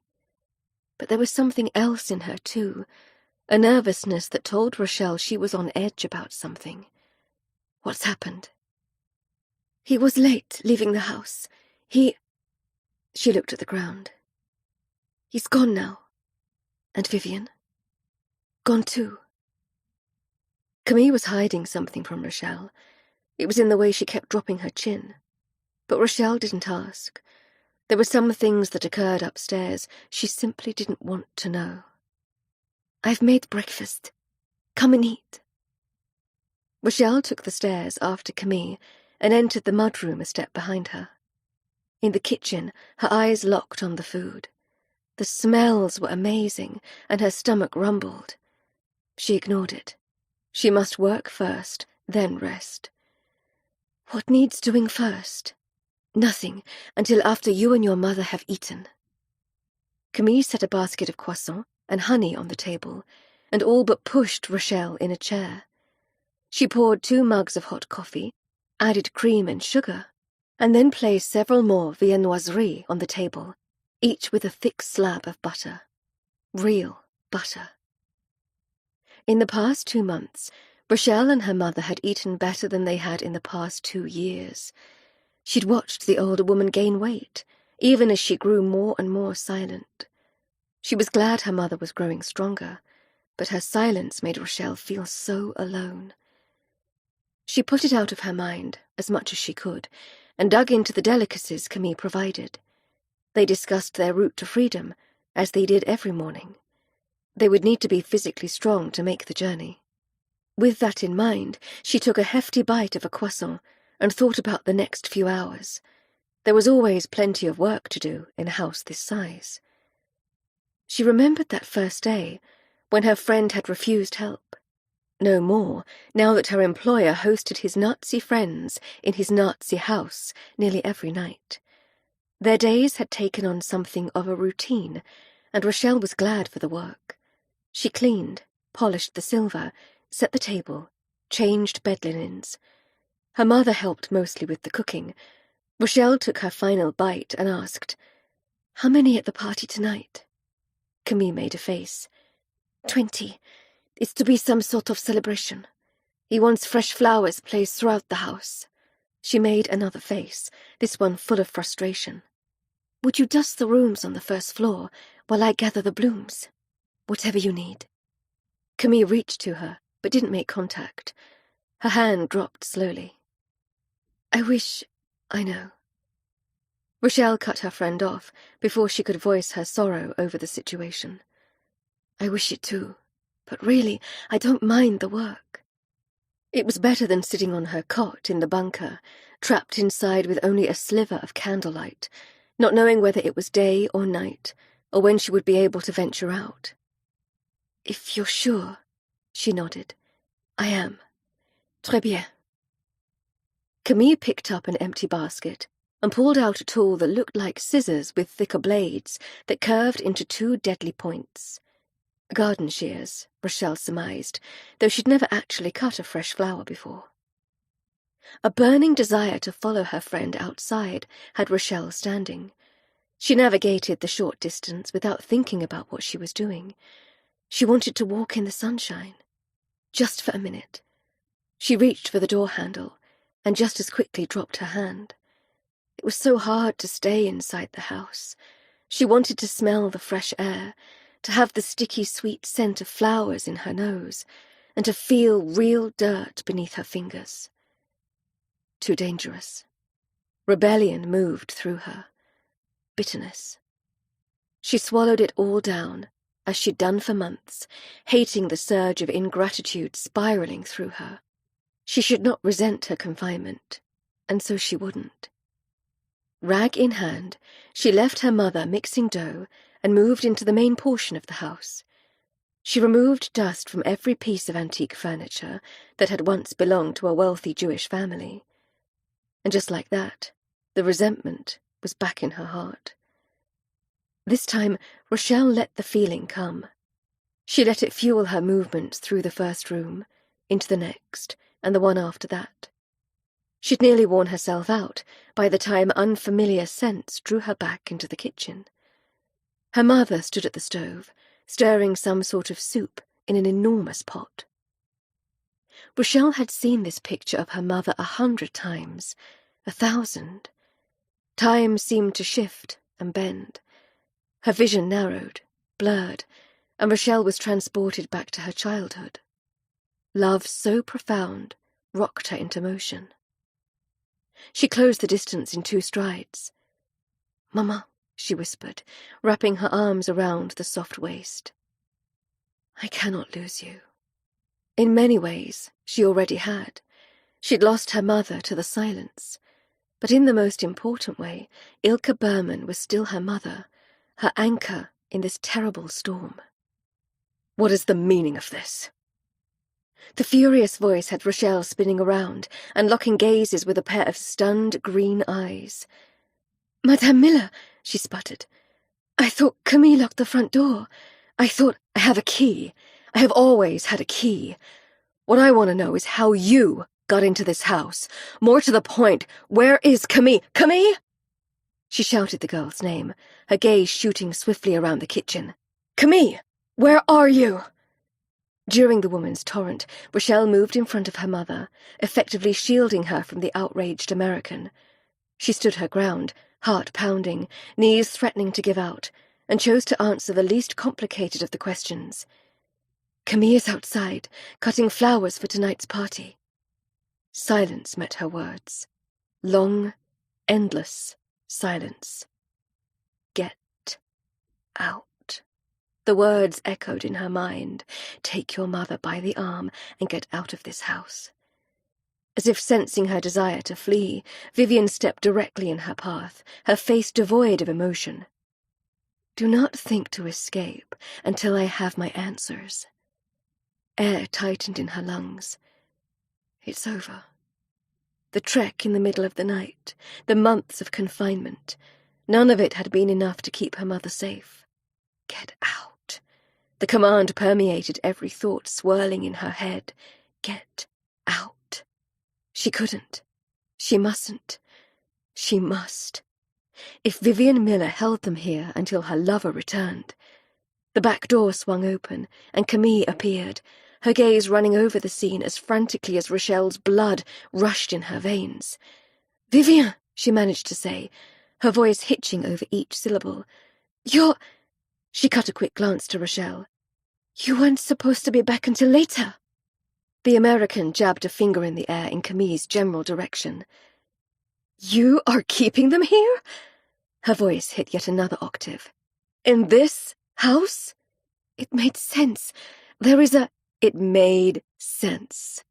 Not even a little does this make sense. You said they were in a safe place. This house is not a safe place. I can only assume you've gone mad. Camille flinched as if the other woman had slapped her, but Vivian continued without seeming to notice. "Do you know what he'll do to you? To all of you?" She swept her hand in a wide arc. "If he finds them in this house." "Technically, they aren't living in the house." "Then where? If I am to keep this secret, I must know the truth." The American's fear was clear. Also clear, Rochelle saw, was her concern. Concern for Camille, and for herself. But what about Rochelle? Her mother? Was she at all worried about them? "There is a bunker beneath the house," Camille was saying, "with only one access point through the basement. I found it by accident. I'm certain he doesn't know it exists." "You're certain, are you?" "Yes." Vivian took a deep breath, but it was clear she was still upset. "Explain this to me, Camille, and start at the beginning. But first, lock the back door, and you stay away from the windows." This last part was for Rochelle. "We know," Rochelle said, with no small amount of resentment. "Good. This is good. Now, while Camille locks the door, introduce me to this woman whom I assume is your mother." Trying not to shake, Rochelle stepped to her mother and pulled her flush against her, so close she could smell the earthy scent of her sweat. "Mama, this is Madame Vivian. My name is Vivian." "Vivian," Rochelle corrected herself, eyeing the American with open suspicion. She wore a dress that looked custom-made to fit her curvy figure, beneath a fur stole thrown around her shoulders. Fur. In September. Such extravagance. It was as if the war hadn't touched her life. Of course it hadn't. She was the mistress to a powerful SS officer, as much an enemy to Rochelle as her Nazi lover, who'd stolen this house from a Jewish family. "This is my mother, Ilka Berman." "Come, Ilka. I can call you Ilka, yes?" Rochelle's mother nodded. "Excellent. All right, Ilka, come and sit here." With a gentleness Rochelle hadn't known the woman capable of, Vivian shut off the stove and guided her mother to a chair at the table, then sat beside her. "You too, Rochelle. Sit. Over here, across from us." Rochelle took the chair Vivian indicated. When Camille returned, Vivian's calm was fully restored. Camille's was not. "Now, enlighten me about this secret hiding place beneath the house that no one seems to know about but the three of you." Camille did as Vivian directed, explaining how she'd found the secret door in the basement while looking for crystal vases. She detailed the first time she'd ventured down the tunnel that led to the bunker, and the subsequent night she'd convinced Rochelle and her mother to hide there. "That was 2 months ago." The widow had questions, most of them for Camille, but there were a few only Rochelle could answer. "Is it only you and your mother?" "Yes, only the two of us." "What do you do for entertainment?" "I read and write in my journal." "Do you have a plan for escape if Von Bauer becomes suspicious?" Rochelle and Camille answered simultaneously, "No." "Then we will make one soon." Vivian returned her attention to Camille and spoke only to her, as if Rochelle and her mother were not in the room. "One thing is certain. You cannot continue hiding them in this house for long. It's too dangerous. We will move up our plan for their escape." Our plan? Just how involved was Vivian? And more to the point, why? Why was she helping Rochelle and her mother? What could she possibly gain? Question after question rolled through her mind, all pertaining to Vivian Miller's motives. Her eyes locked on the American's face, and the other woman seemed to know instantly what was in her thoughts. "Why I have chosen to help you is complicated. Just know that you can trust me, Rochelle. You and your mother." She wanted to believe her. How could she? This woman had shown herself an opportunist in her choice of lovers, the clothes she wore, the comfortable life she led. No, Vivian asked too much of them. "I will have your new identity cards later tonight," she said, gaining her feet. "All that is left is the final preparations for your escape through the south of France, which will require a few tweaks now that we're moving the date up by several weeks. I will meet with the passeur while I'm in town." "Can it be done in time?" Camille asked. "This rearranging of the timeline?" Vivian's response was a slow, cynical shake of her head. "Anything can be done in the occupied zone. For a price." Chapter 38. Vivian. 16 September 1942.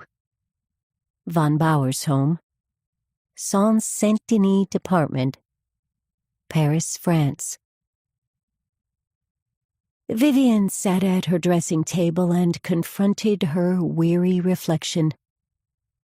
The woman looking back at her was the same as always, but somehow different tonight. A new line showed around her eyes, and the muscles in her lower back were like steel cords, perpetually braced for an attack.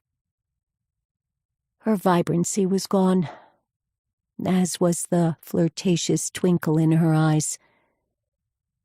No longer her husband's Vivi, but Vivian, a woman who'd made morally questionable choices. The toll of those choices showed in her reflection. The cheekbones were not quite so prominent, the skin around her jawline not quite so firm. She was glad her husband wasn't here to witness what she'd become. "Oh, Rupert, how I miss you. How I miss the woman I was with you." She briefly shut her eyes and with very little effort could see him smiling at her, his hand outstretched, drawing her to him. It would be so easy to answer his call. And not yet. A young woman and her mother were counting on her to do the right thing. There was also Camille, who needed her protection from a black-hearted Nazi bent on stealing her innocence. Sighing, Vivian reached up her hand and dragged her fingertip over the frown line forming across her forehead. She would not survive this war. She felt the truth of it in her bones.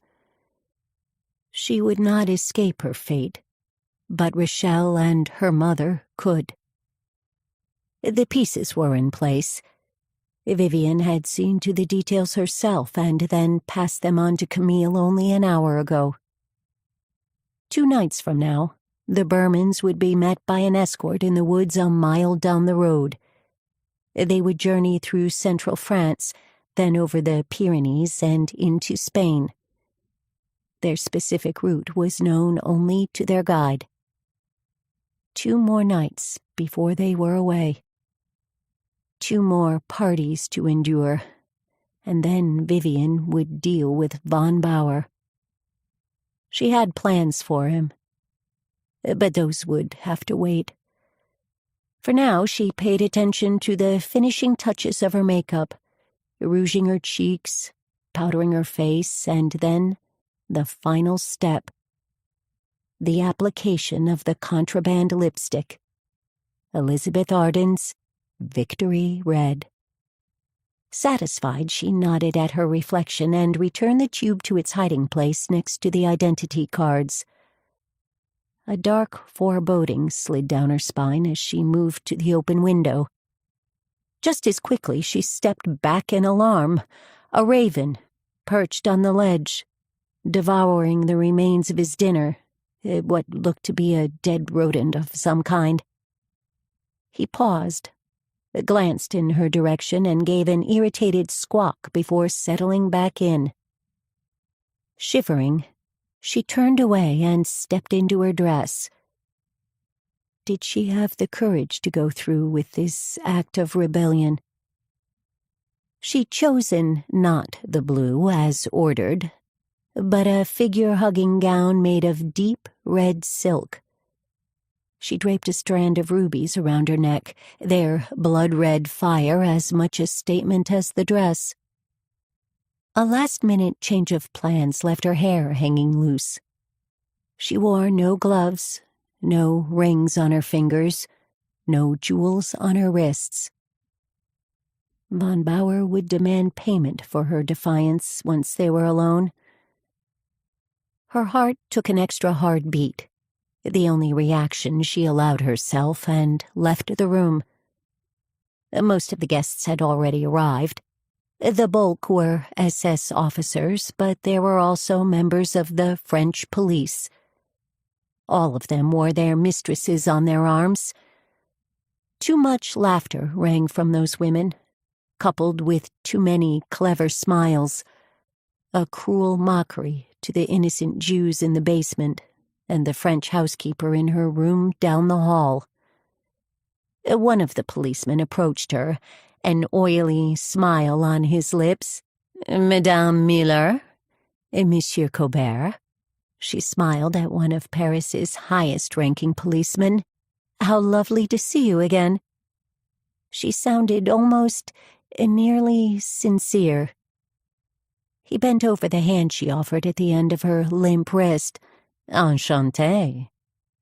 Vivian continued smiling, though it took great effort.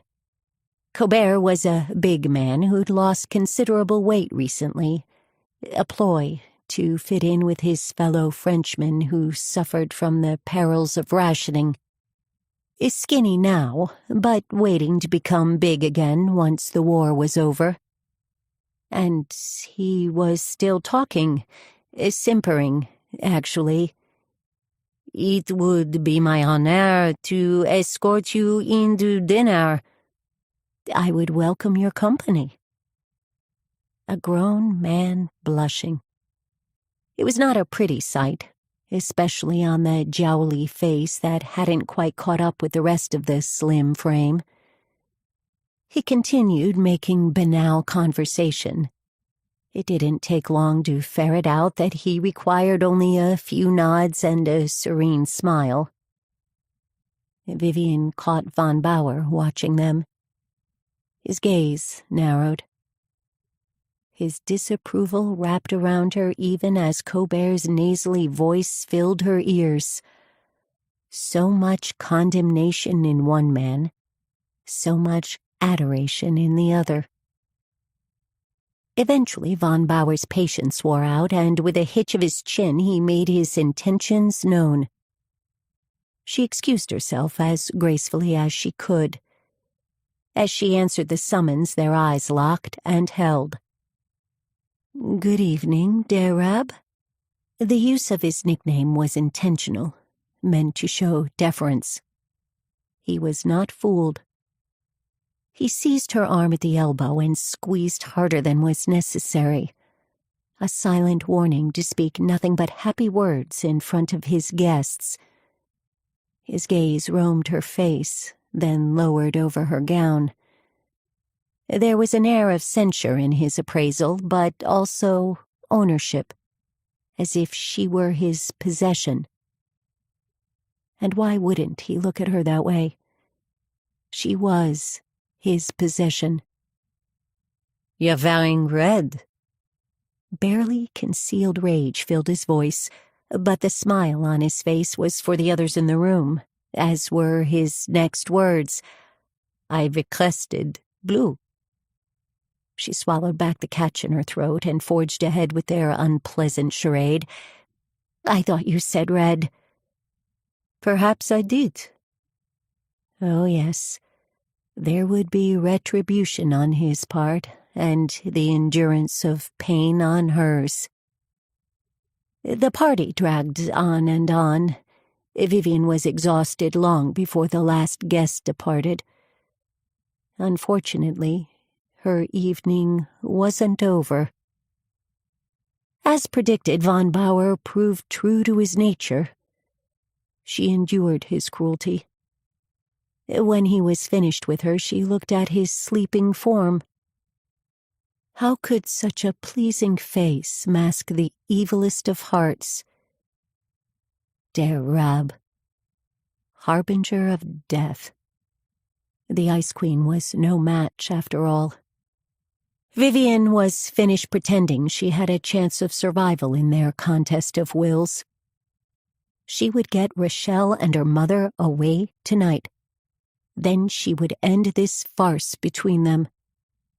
She went to her own room down the hall, her eyes caught on a thin strip of moonlight splashing over the remains the crow had left on the window's ledge. Bile rose in her throat, but she set it aside and went to the telephone. She dialed the number 2 nights earlier than planned and said into the telephone, "We go tonight." There was no conversation, no questions, just 2 words. Très bien. It would take at least an hour for the passeur to arrive at the designated meeting place. Plenty of time to get the Bermans to the rendezvous point. Vivian would take them there herself. When they were safely gone, she would return to the house and deal with von Bauer. One of them would not meet the morning alive, that much she vowed. Der Rab would pay the cost for all the men who'd hurt Vivian. But first, Rochelle and her mother. Vivian grabbed her purse, dug down to the false bottom, reached underneath, and... No! It couldn't be. It wasn't possible. She'd been so careful. Overturning the bag, she dumped out the contents on her bed and, heart stuck in her throat, rummaged through the scattered items. Everything was in order, except... The identity cards were gone, and the tube of red lipstick, that too, was missing. He knows. How? How had he found her out? Or had he known about her clandestine work all along? No, he'd been enamored with her, driven to possess her. Not even Der Rab could fake that level of obsession. So then... how? She searched the purse again. The hidden compartment was still empty. The identity papers were gone. She struggled to breathe through her panic and tried to remember when she'd last checked the hidden compartment. This evening, before the party. He must have slipped away during the after-dinner drinks. At least he didn't know Rochelle and her mother were in the house. They were safe. It was Vivian who was in trouble. There was a sudden explosion of fear inside her, pumping fast and hard through her veins, giving her the strength to dress in the clothing she'd picked out months ago in anticipation of this confrontation. Plain brown slacks, stark white blouse, sensible shoes, face free of makeup. The true Vivian would meet her fate tonight, free of any mask. Bracing herself, she went in search of the predator who'd taken everything from her. She would slap the swine awake. He wasn't in his bed. She checked his study next, and not there either. She moved to the foyer and shut her eyes, thinking, listening. Camille's room? No. She headed for the hallway, her feet at a run, but then she heard a faint sound, ice clinking against crystal. Relief had her stumbling to a halt. She quickly righted herself and, balance restored, pushed through the door leading into the formal dining room. He sat in his usual spot at the head of the table, an open bottle of French cognac beside him, a half-empty glass in his hand. In the dim moonlight, he was more shadow than man. She drew closer and saw the darkness of his gaze, the clothing he wore. Black pants, black shirt, and, she knew without looking down, black jack boots. Everything about him radiated danger. She should put as much distance between them as possible. But no. There was a burning rage inside her now, something volatile and focused on this one man who by default represented all the others in her past, all but Rupert, her father, her first boyfriend, a lecherous doctor in the Italian hospital. All of them had used her, hurt her, beaten her. Von Bauer was their equal in every way. Oh yes, Vivian thought, this noxious, twisted thing between them ended tonight. Darling, she said, placing a soft note in her voice that hinted at seduction. What are you doing up so late? I could ask the same of you. They both sounded so reasonable. The expression that crossed his face, a twist of rage that was not so reasonable. Nor was the pounding of her heart against her ribs. For a moment she thought he would jump to his feet and pounce on her. That was the level of unchecked violence she saw in his eyes. He remained perfectly still, though, his hand perversely steady as he poured more of the amber liquid. He lifted the now full glass and took a deep swallow. You think me a fool? No. I think you're a monster. Something feral came from his mouth, a terrible slur against her womanhood. Then, with a flick of his wrist, the crystal tumbler went flying by her head, missing her ear by inches. The sound of glass shattering against the wall caused her to jump. She tried to remember her husband. Rupert. Sweet, calming, good-hearted Rupert. He'd shown her how to connect to the goodness inside her. This man, sitting before her, he brought out only the dark and ugly in her. A woman capable of hate and worse. He rose, and a hollow of dread opened in her mind. He moved closer, his eyes locked on her face, and she felt the heat of his anger as he raised his hand. And not to hit her, but to show her what he held in his fist. The identity cards. What do you plan to do with these, Vivian? His voice was a challenge, a provocation. The workmanship is quite good. I don't know what you mean. Give me the name of your forger. I know of no such person. A name, Vivian. She backed away, even as he stepped closer until she came up against the door and felt it give under her weight. He's a true master at his craft. He continued advancing on her. His breathing was heavy now, his eyes shining with contempt and too much alcohol in his system. Her whole body shook. But she wouldn't run from this confrontation. She was through tamping down her emotions, swallowing them back. Think, Vivian. Distract him from Rochelle and her mother. I've done nothing wrong. You hid official documents in a secret compartment in your purse. Documents that do not belong to you. This is the action of a woman with much to hide. I can explain. I've been good to you, he growled, and in his eyes she saw something else besides evil, a sort of hurt she hadn't expected, as if she'd wounded him with her duplicity. I made you my mistress. I gave you jewelry. I threw parties in your honor and moved you into my house. She laughed at that. The rage boiling inside her had reached a new level, and this man, like all the others before him, thought he held all the power.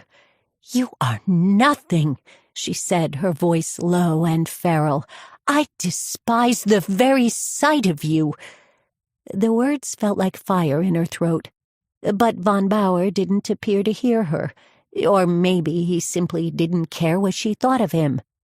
I have given you every luxury a woman could want, and this is how you repay me? He threw the leather booklets at her. This forged documents for foul juice? You are a common liar, a thief, and a leech. His hand went to her throat, the fingers curling ruthlessly into her flesh. What else are you hiding from me? He shifted his weight, and she made her move, wheeling backward through the door. Too fast, too fast. She crashed to the floor, struggled to her feet. A kind of strangled howl followed her, more like a roar, and he was on her, a hand closing over her shoulder, moving down to her biceps, fingers digging hard. She tried to wrench herself free. He was too strong. All she could do was cry out as he pulled her toward the sweeping stairwell, up to the second floor, down the hallway into her bedroom. Still holding her arm, he began tossing the room, upending drawers, throwing open cabinets. You will find nothing here. 10 minutes later, he stopped, pivoted, looked around the room. Then he went to the telephone and picked up the receiver. Who are you calling? The smile he gave her distorted his face into a gruesome mask of contempt. The director of the Gestapo in Drancy. Vivian blanched. She could not let him make that call. She grabbed the cord and yanked, hard. The receiver flew out of his hand and landed on the carpet with a thud. She scrambled to grab it, and, seizing the entire piece of equipment, crawled to the window on her hands and knees, dragging the phone with her. Out it went, breaking into a million pieces on the ground below. He roared his fury. There are other telephones in the house. He dragged her out into the hallway. Think, Vivian, think. She'd made so many terrible choices. Some for the right reasons, but not all. She'd endured humiliation and pain, but she'd never been forced to fight for her life. Not like this. She thought herself good and moral deep down, where it counted.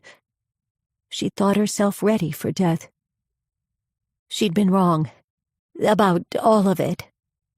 She had one final card to play, presented as a bluff.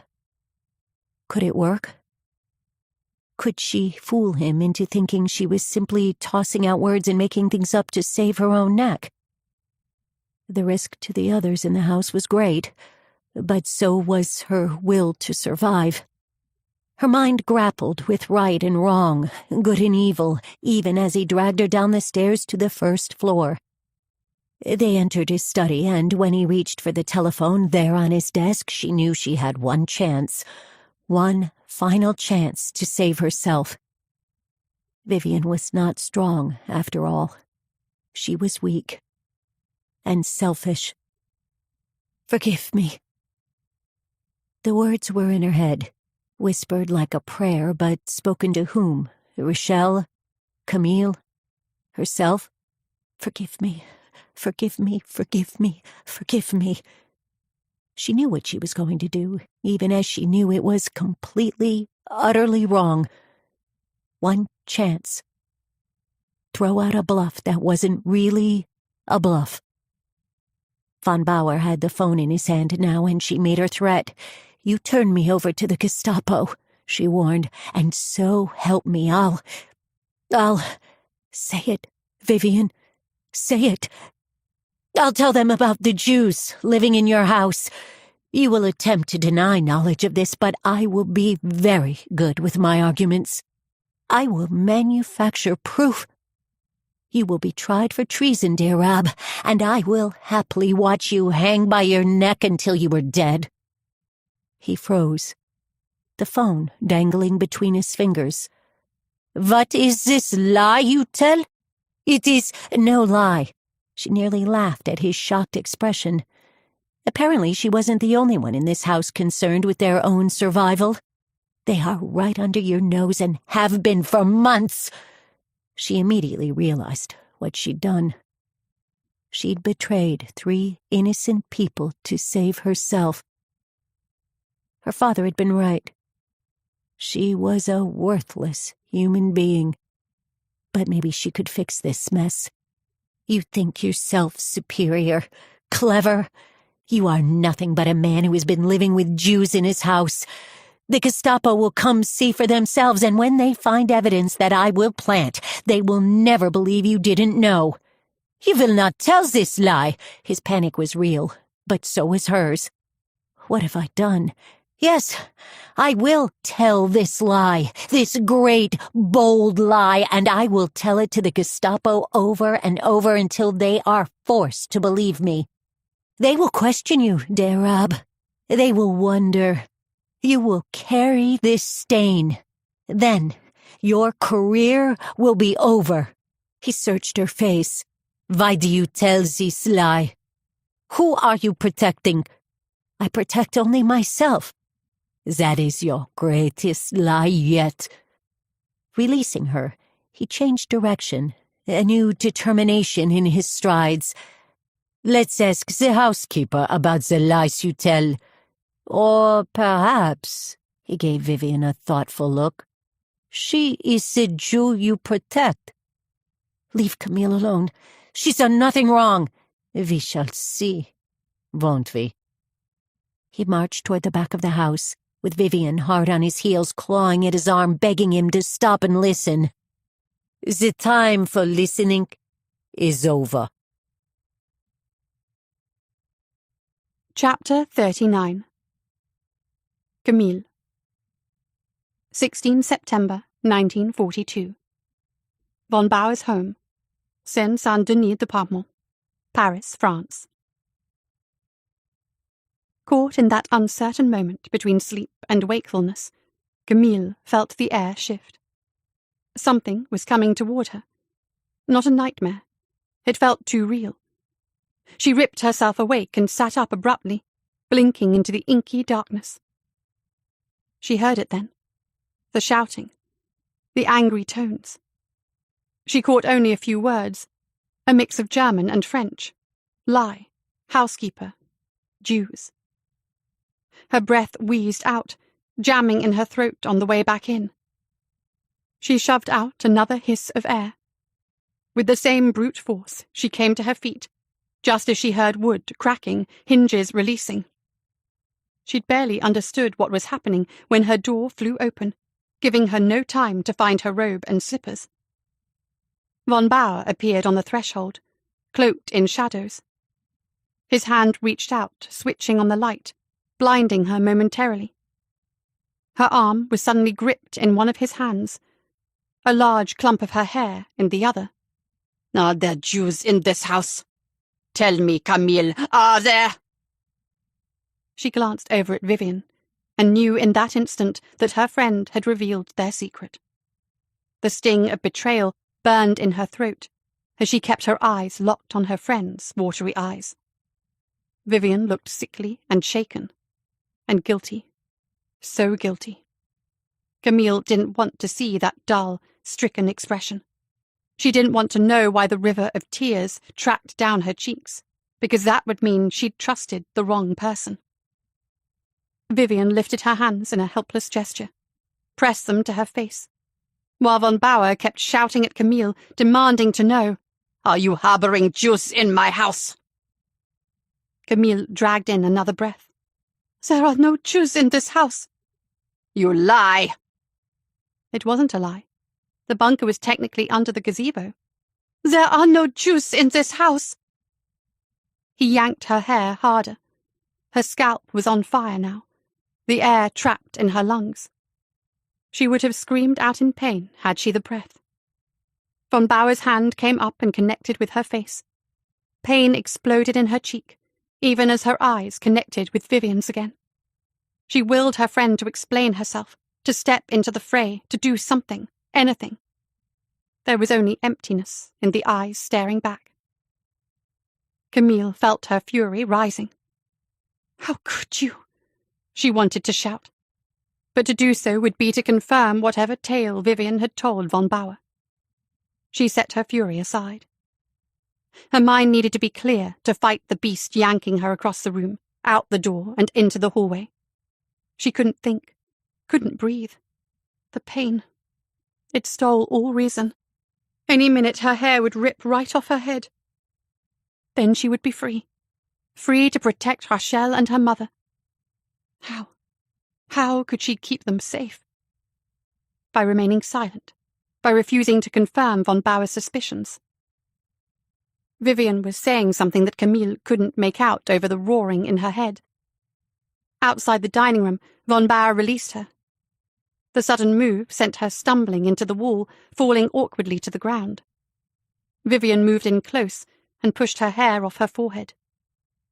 With her expression, that abyss of guilt in her eyes, the unspoken apology, Camille nearly reached to her in return. But then von Bauer was retrieving something on the floor, two somethings, waving them near her face. "What do you know about this?"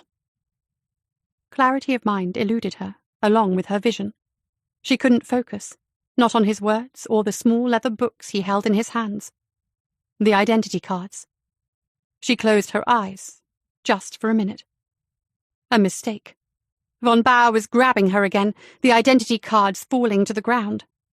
Rachel's and her mother's freedom was right there, at her feet. And Camille couldn't reach for them because he was dragging her out into the hallway, up the stairs to the second floor and its host of shut doors. From room to room he shoved her inside, Vivian following in their wake, saying nothing, yet another betrayal, as he barked the same question over and over. "Is this where you keep the Jews?" Her answer was always the same. "There are no Jews in this house." Camille's head started to clear, the situation coming into focus. Vivian had betrayed Rachel and her mother. But why? To save herself. Nothing else made sense. Except if Vivian wanted to save herself. Why was she still here in this house, clawing at von Bauer's arm and finally using her voice to enter the fray? "Leave the girl alone!" Why wasn't she running to safety, if she truly cared only for herself? Camille wanted to reach to her, to beg her to explain why she'd betrayed them.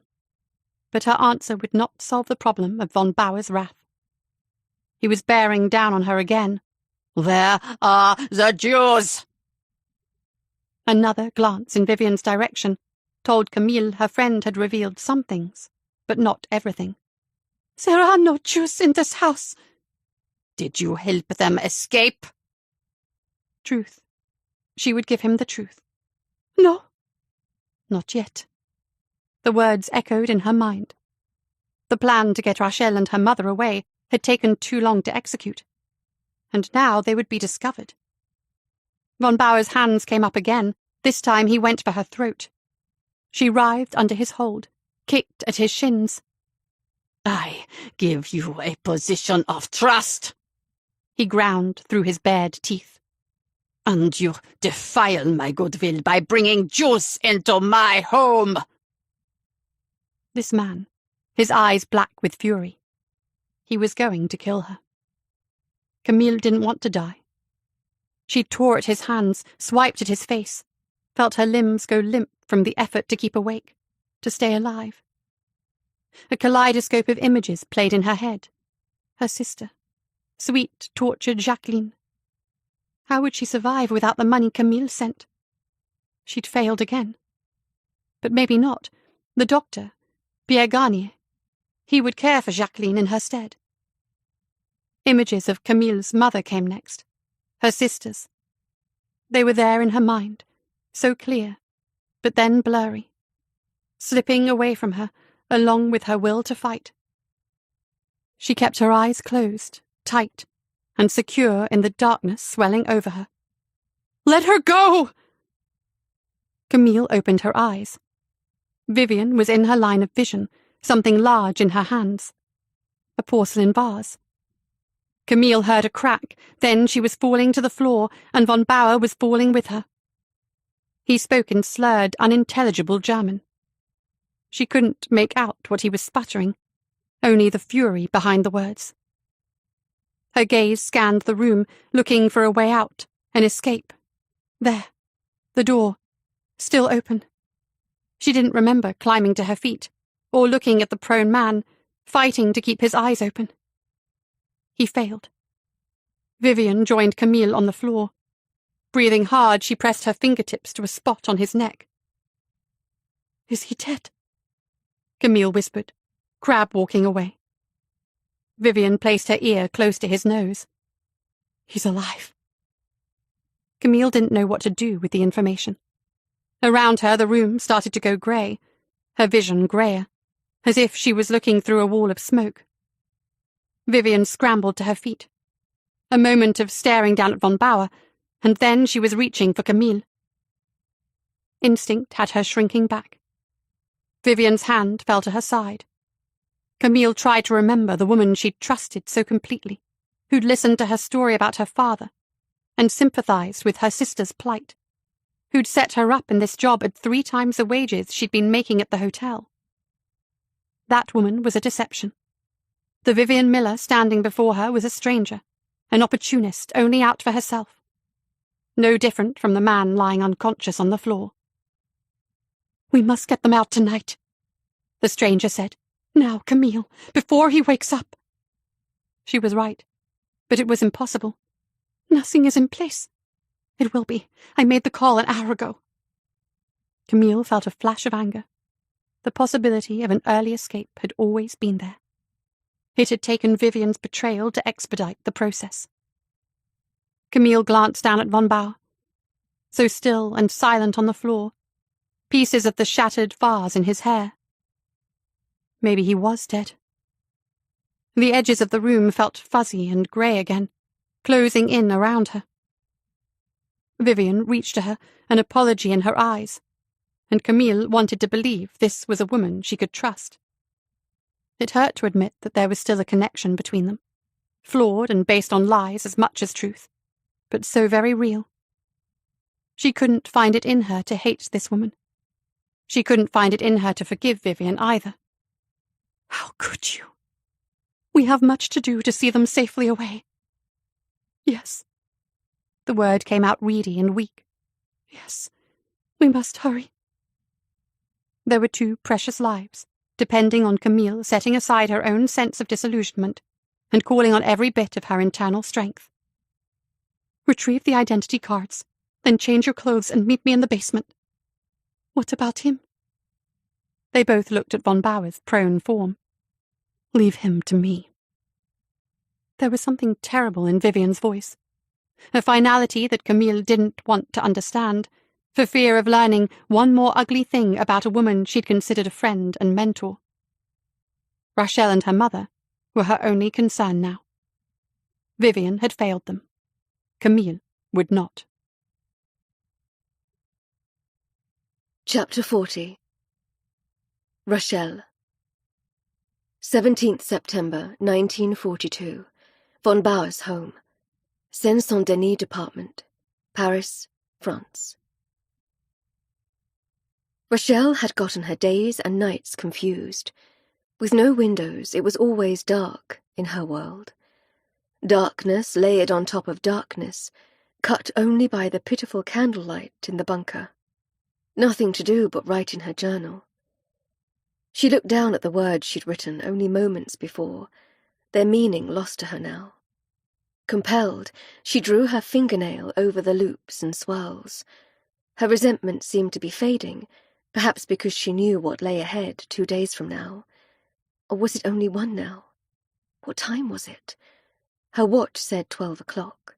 Was that 12 noon or 12 midnight? She couldn't remember, and that just made her more frustrated. With a snap, she shut the journal and stowed it away in her satchel, then checked the contents of the bag she would carry on her journey to freedom. It would be a grueling journey, both physically and mentally. A dangerous one, too, with the threat of capture and betrayal, possibly even an ambush.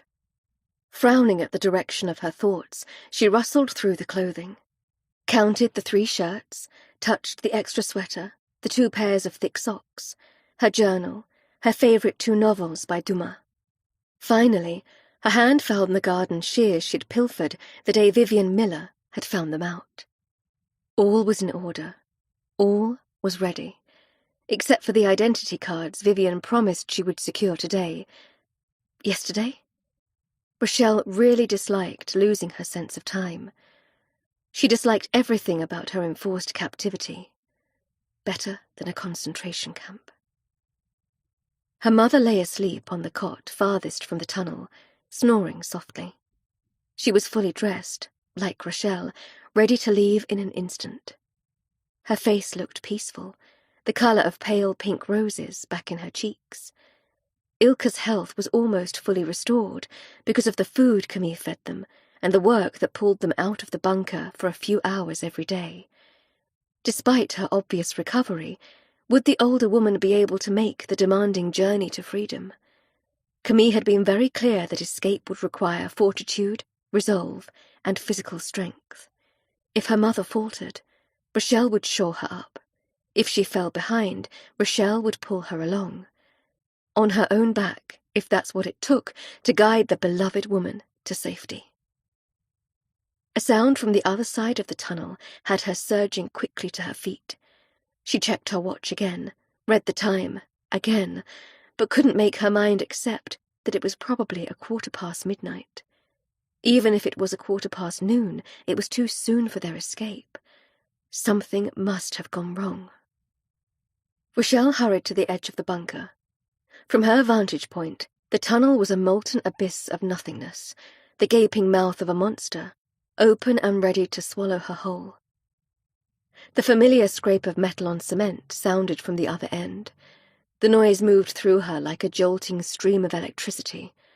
More noise from the basement, footfalls, something dropping, the squeak of female voices. Camille and Vivian. She couldn't make out what they were saying. Slowly, she crept through the tunnel. Camille was there, and, yes, Vivian. But they weren't talking. They were shouting, arguing. Rachel stood in the shadows in a kind of mute, frozen state. Who would greet her from the other side? Camille, always Camille, but also tonight, Vivian. There had never been talk of the American involving herself in the actual escape. The door slid open, letting in a thread of light, enough to reveal her friend standing in the basement, and Vivian behind her. Both looked shattered. Both were trembling. "It's time," Camille said, pressing 2 small leather books into Rachel's hand, while Vivian added, "Go get your mother, Rachel, and be quick about it." Panic iced Rachel's limbs, holding her in a perpetual pause. "Why now?"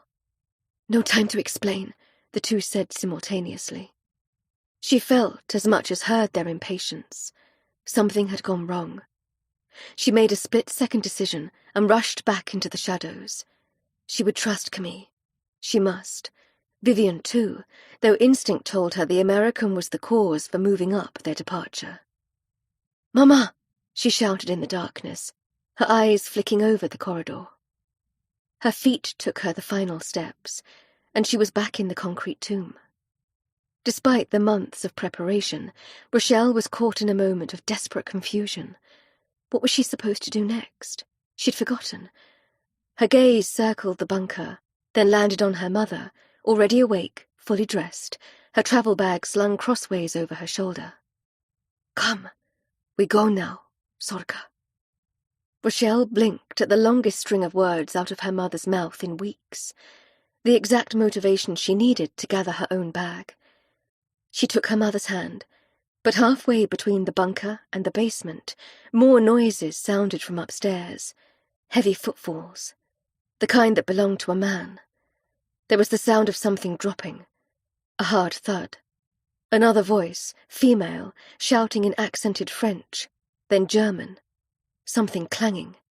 More clanging. Another thud, followed by a brief cry of pain. Footfalls. Shouts.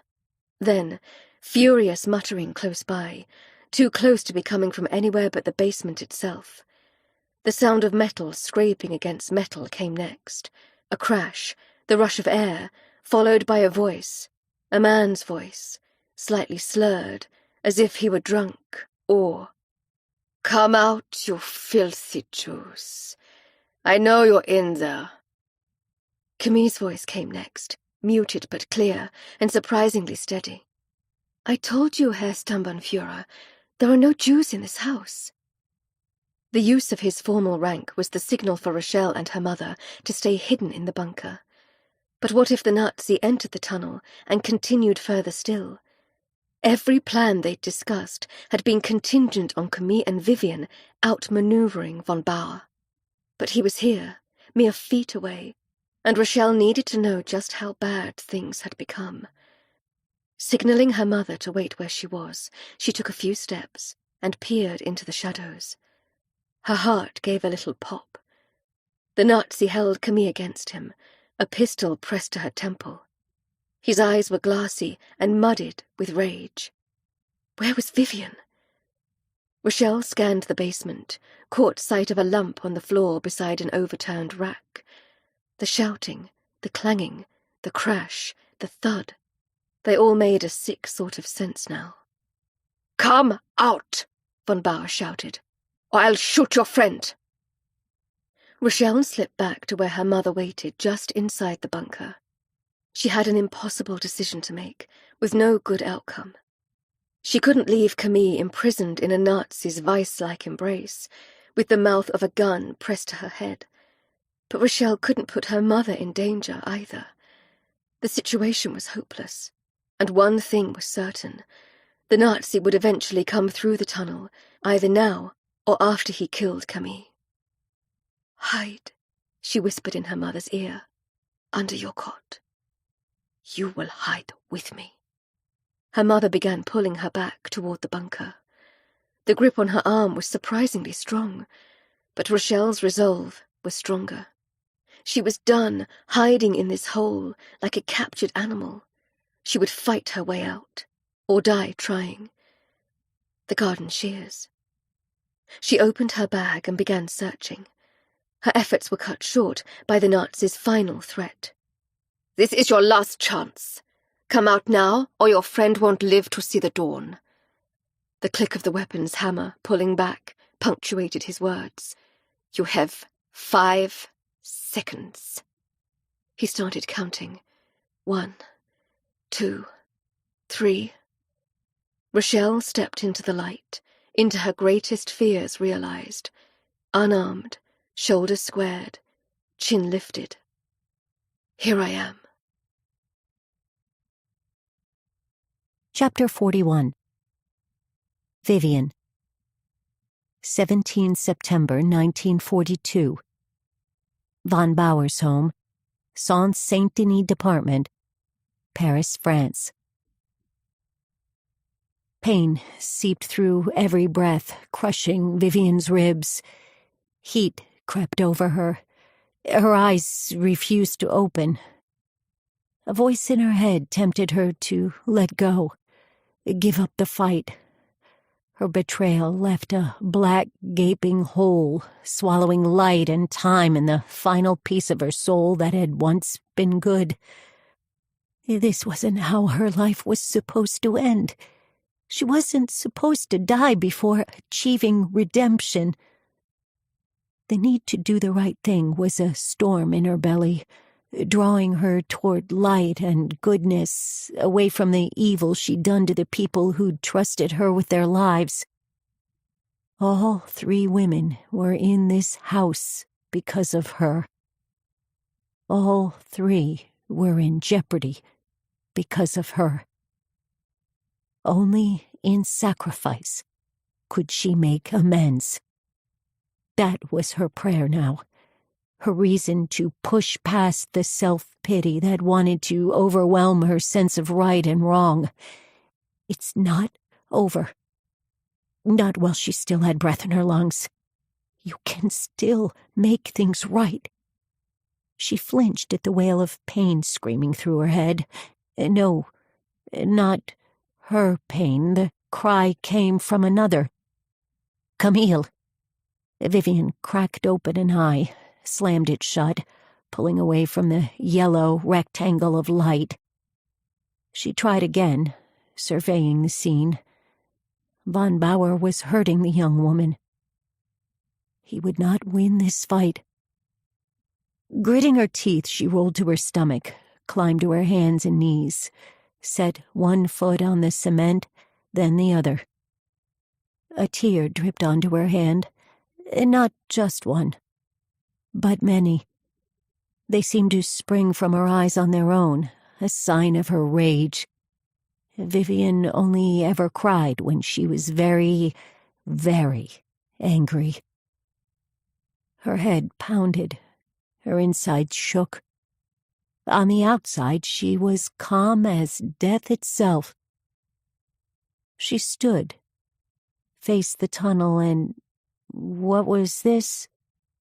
Rochelle was there, looking glorious, an avenging angel ready to face a legion of demons. Von Bauer's lips lifted in an ugly grin. His eyes were as black as a raven's wing as he lowered the gun from Camille's head and pointed the weapon at Rochelle. "No, Derab!" Vivian's voice bounced off the wall, harsh and bitter, and the pistol veered in her direction, the tip angling straight for her heart. "You're a coward," she ground out, "like all bullies." His eyes went wild with indignation, shock. "You're supposed to be dead. I hit you hard enough to kill you. And yet I stand before you now." He pounced. No hesitation, no warning. She was ready. With a hard swipe of her hand, she knocked the pistol to the ground. A bullet discharged on its way down, hitting the cement feet away from Vivian. Muttering curses in German, sprinkled with French, he reached for the weapon. At the same moment, she kicked him in the groin. The blow drove him to his knees. She slid a frantic glance toward Camille. "Go," she shouted in her head. "Now! Run!" Vivian didn't wait to see if the girl obeyed. Her eyes were locked on Von Bauer. His face was twisted in pain. Breathing hard, he scrambled to his feet. She let him. They would finish this eye to eye. "You made a gross error in judgment, Der Rab." Her voice was calm, baiting, the Ice Queen dripping in every syllable. "You threw parties for your Nazi friends and crowed about your work. You told tales about the thousands of Jews you sent to their death, all while you had 2 of them living right under your feet." He grabbed her, yanked her close, so close their noses pressed together. Her stomach churned in disgust, but her fear was gone, vanished with her dignity. She didn't see a man leaning into her. She saw only the hard edges of a face gone mad with rage, his purpose clear. He would kill her. He would use his fists or the pistol at his feet or whatever weapon he could find. He started with his fists. The blows came hard, painful, unrelenting. Vivian fought back, but she was no match for his superior strength. Even in her strange and suspended state, she felt the air leave her lungs, felt the breathy half-sob crawl up her throat. Out of the corner of her eye, she saw Camille and the other two finish their climb up the stairs. Only once they disappeared did Vivian breathe a sigh of relief. Her momentary distraction foiled her. Von Bauer struck a hard blow to her chin. Her eyes rolled back in her head.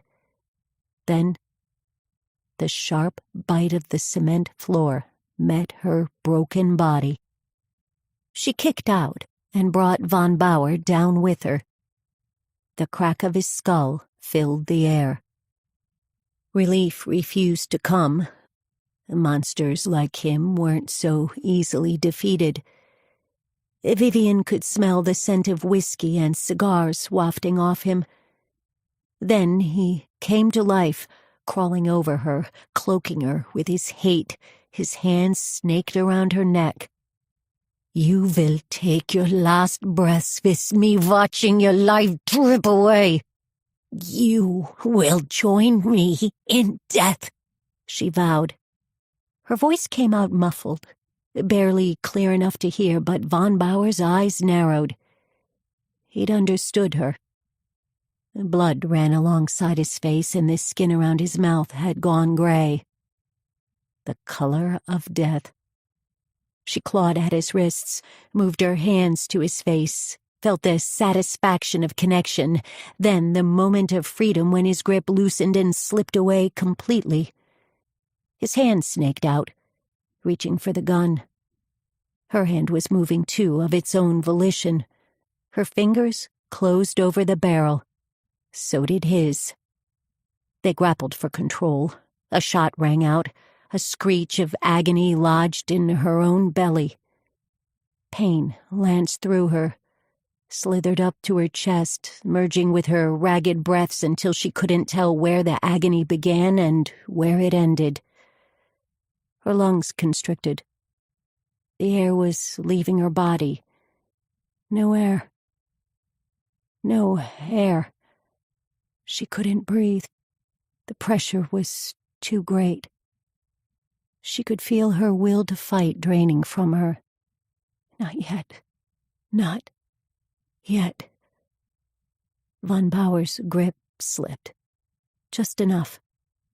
And Vivian had the pistol. She squeezed off another bullet. A third one. He collapsed on top of her. She shoved him hard, and he rolled onto his back, eyes wide and unblinking, face blank. It was done. Blackness edged her vision. She shut her eyes, expecting to find Rupert waiting for her there. She saw nothing but the poisonous condition of her soul. Vivian dissolved to the ground and prayed she'd done enough to gain absolution. Chapter 42. Rochelle. 17th September 1942. Von Bauer's home. Seine-Saint-Denis Department. Paris, France. Rochelle would never know where her mother found the strength to control her fear. 1 minute she was staring, gaping, actually, at the battle between Vivian and the Nazi. The next, her hand was on Rochelle's arm, pulling her in a stumbling run across the basement floor, up the stairs, through the back door, and out into the moonlit night. Camille's footsteps pounded behind them. Her friend's voice was a nonsensical buzz in Rochelle's ears. She heard words, but they were disjointed and tinny. Camille seemed to be giving them instructions, something about the passeur waiting for them a mile down the road, just on the edge of the forest. Rochelle already knew where they were supposed to go. Camille had given her the route in very specific terms. She'd shown Rochelle a map, and had drilled her relentlessly until she could see every twist and turn in her mind. She even knew the street names, though without the benefit of light, that information was useless. Now she recalled every detail.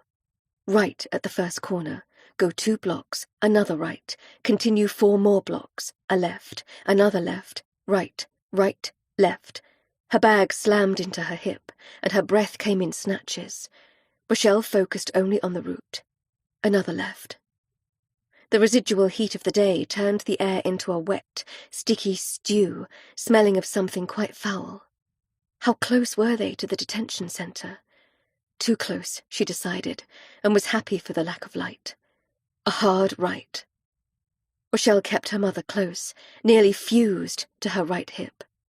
Camille moved in on the other side, sufficiently flanking the older woman. They shared a look over her head, and in Camille's eyes, Rochelle saw the apology Vivian hadn't given. She also recognized a deep sense of kinship. Rochelle would miss this woman, her friend. She would miss her very much. But this wasn't the time for sentiment. She should be thinking only of the next step in the difficult journey ahead. They took the final corner, and Rochelle looked to Camille again. 100 unspoken thoughts passed between them. Rochelle didn't want tears. They came anyway. Now it was her turn to feel sorrow and regret, not only for this friend she would never see again, but also, irrationally, for Vivian Miller. In the final moment, when it mattered most, she'd sacrificed herself. That's what Rochelle would remember. No matter how many times she relived the moment when von Bauer had pointed the gun at her, she would remember the American distracting him before he could shoot her. She's also the reason you're on the run. With identity cards and American passports she'd provided. Betrayal and sacrifice. Opposite sides of a very complicated coin. "We're here," Camille said, her voice barely a whisper on the light breeze. They entered through the dense tree line. The night was thicker in the woods, the air stagnant, as if holding its breath. The unseasonable heat had Rochelle's hair sticking to her forehead. Frustrated, she shoved it aside and sensed her mother watching her. "We will survive this," she said. "For the ones we've lost." Rochelle didn't think twice. She grabbed her mother in a tight, clumsy hug. "Yes, we will survive. For Papa and Shulka." A dull light flashed in the distance, just a shimmer. Then a girl came into view, wearing men's clothing far too big for her small frame, and a floppy hat that covered half her face. She was young, younger even than Rochelle, and agonizingly thin. "I am Paulette." She spoke French with the accent of privilege. "I will be your passeur, your escort." There was something tragic about the girl, something that transcended class and rank, and Rochelle felt an instant connection. Camille shifted into the thin beam of light, drawing Paulette's attention. "This is Rachel and her mother, Ilka." The girl frowned. "I was told to expect only 2, a mother and daughter." "That's right," Camille nodded. "I'm not making the journey." "Why not?" Rochelle reached to her friend, the scene in the basement fresh in her mind. "You can't go back to that house." "I can't leave Vivian." "Yes, you can. She is the woman who betrayed us." Rochelle didn't say the words, but they hung in the air between them. What if she didn't survive? What if he did? "Don't go back, Camille. Please. I won't abandon her. I can't. And there is my family to consider. They need me." She held Rochelle's stare. "No, I can't leave France." In that moment, Rochelle understood Camille in ways she hadn't before. She felt a moment of shame. For all her doubts concerning this woman, a woman who'd offered her charity and a place to hide, and that slippery, elusive gift of all, hope. Thank you, mon ami. I won't forget what you've done for my mother and me. I would do it all again. I know. They reached for each other and held on tight, so tightly that Rochelle could feel the thud of Camille's heartbeat. They said not a word. They made no promises to meet again after the war. This was the end for them. Their friendship would not be rekindled once the weapons were laid down. Merci, she said again. De rien. They pulled apart, and Camille was turning one way, Paulette another. Rochelle realized she had one last gift to give her friend. Camille, wait. She reached inside her bag and pulled out the garden shears. For protection. There was nothing left to say. Rochelle took her mother's hand, and together they followed their escort deeper into the woods. To Spain, or to capture. Around the fire, or through it. Either way, they would soon be free. Chapter 43. Camille. September 1942. Von Bauer's home. Seine-Saint-Denis Department. Paris, France. Camille ran all the way back to the house, keeping away from the streetlights. She moved quickly, ignoring the sting in her lungs. The back door stood ajar, just as she'd left it. Vivian and von Bauer were still inside. Camille feared what she would find in the basement. She knew it would not be pleasant. She lingered a moment, her heart beat heavy in her ears. A surge of dread shook through her. She suddenly felt numb all over. She couldn't feel her fingers or her toes. She searched for some hint of deeper feeling, but nothing came. Maybe a twinge of something, a faint wish for things to have gone differently tonight? That the plan she and Vivian had developed so carefully would have gone off without a hitch. The garden shears weighed heavy in her grip, a deadly weapon if used properly. Camille entered the house. The mudroom was absent of sound. Still, she paused and listened for some sign of what she would find in the basement. The door stood open. There was no use for it. She would have to go down.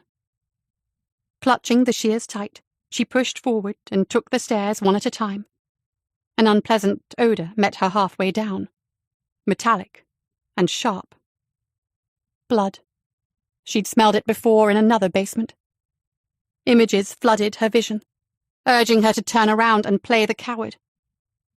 Was this moment real? Or another nightmare? A muffled groan brought the answer, the sound exceptionally female. This was no dream, and Vivian needed Camille's courage, as her sister had once needed it. Down. She went down the steps, into cement and dust and death. Those were the scents she smelled, blood and death. Her grip slipped, and the garden shears clattered to the floor. 2 bodies lay on the basement floor, side by side, blood pooling around them. Everything went dark in Camille's mind. The room took a slow, sickly spin, and what little light was cast from the single bulb faded to grey. She shook her head viciously, forcing her vision to clear. She moved in closer. Von Bauer lay on his back, his eyes blank, a hole in his head, one more in his chest. Camille took a wide circle, stopping next to the other body, careful to avoid the thick red liquid spreading across the cement. A dark stain of blood spooled at Vivian's waist. Don't be dead. Don't be dead. Vivian! Don't be dead. Camille reached down and shook her friend's shoulder. Wake up, please. Please wake up. No response. Nothing. Vivian, she said again, her voice softer, calmer. A small movement, slight and nearly non-existent. Then the lifting of a perfectly manicured hand. The nails lacquered the same colour as the liquid spreading across the cement. Camille. The sound of her name seemed to come from a great distance. Are they safely away? They are safely away. Vivian tried to lift her head. A centimetre, perhaps less. That was all she could manage before collapsing back against the cement with a thud. Von Bauer. Camille didn't need to look twice. Dead. Good, she whispered. Camille knelt beside her friend and took her cold hand. So cold. Too cold. Don't move, she said. I'm going to get you help. But where? Who? Who could she trust? Too late. Vivian wheezed. The need to argue came fast. But Vivian's eyes opened again, and something passed between them. A silent knowledge that her injuries were too great to survive, and even if she overcame the bullet wound in her stomach, she would not defeat a Nazi's inquisition. Vivian would be executed for shooting an SS officer. Run! The word gurgled from Vivian's throat. Run, Camille. I can't leave you. I can't let you die alone. Without thinking about the blood, Camille cradled Vivian's head in her lap. I'll stay with you until... She shut her eyes. The end. Vivian shifted. The movement instigated a coughing fit so hard Camille feared it would bring the end sooner.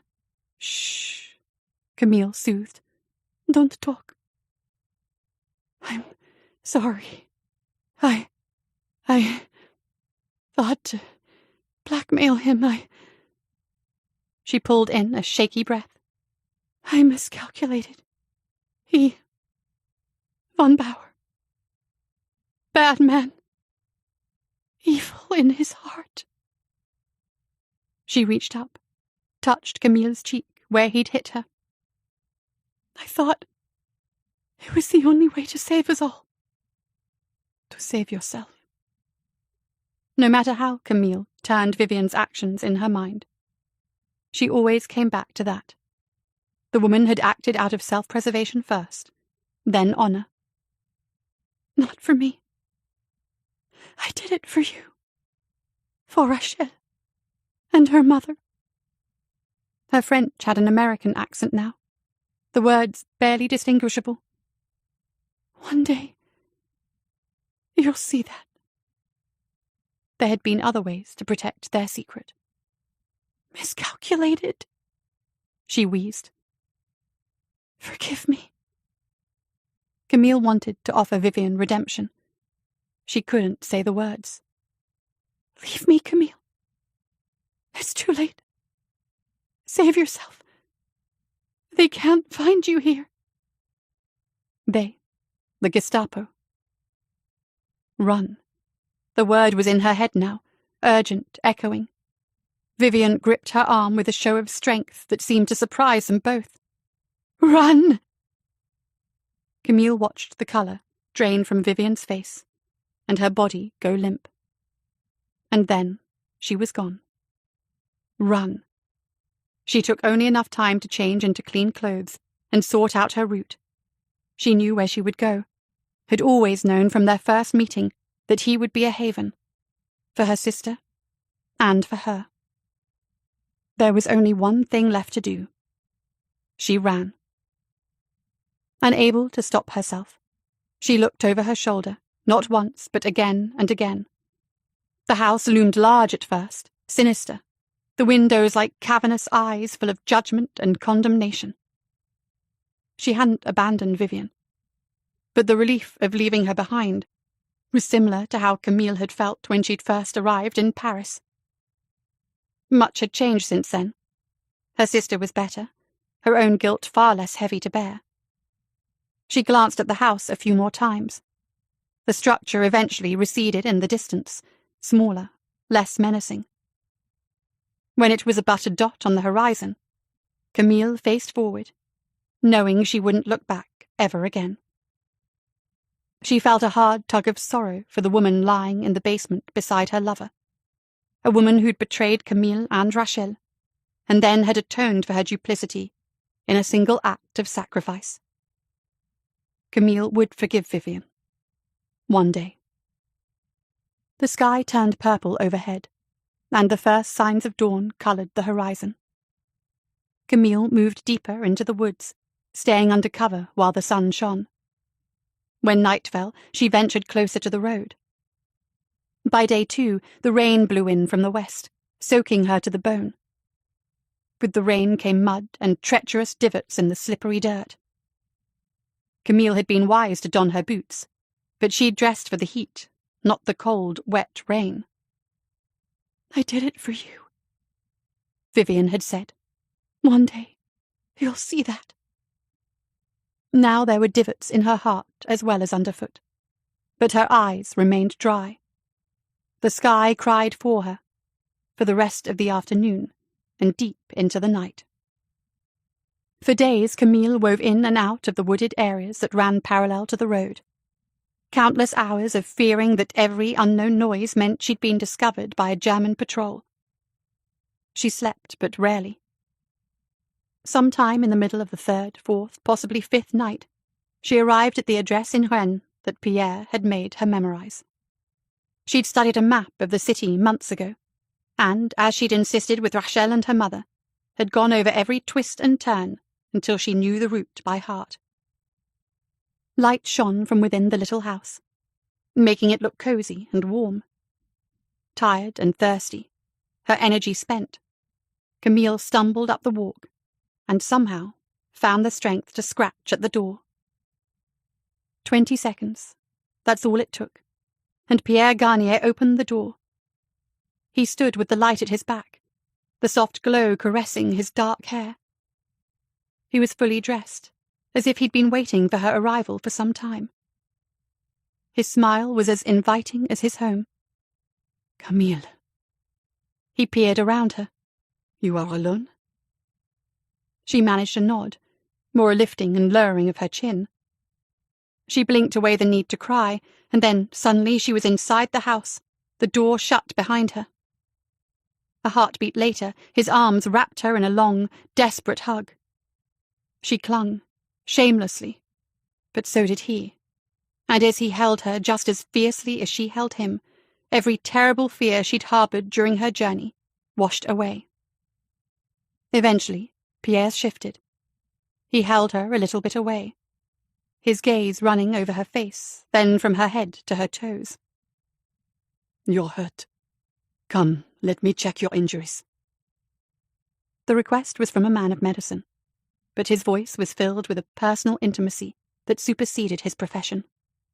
"It's not my blood." He visibly relaxed. Then his spine stiffened again. "The SS officer?" "Dead.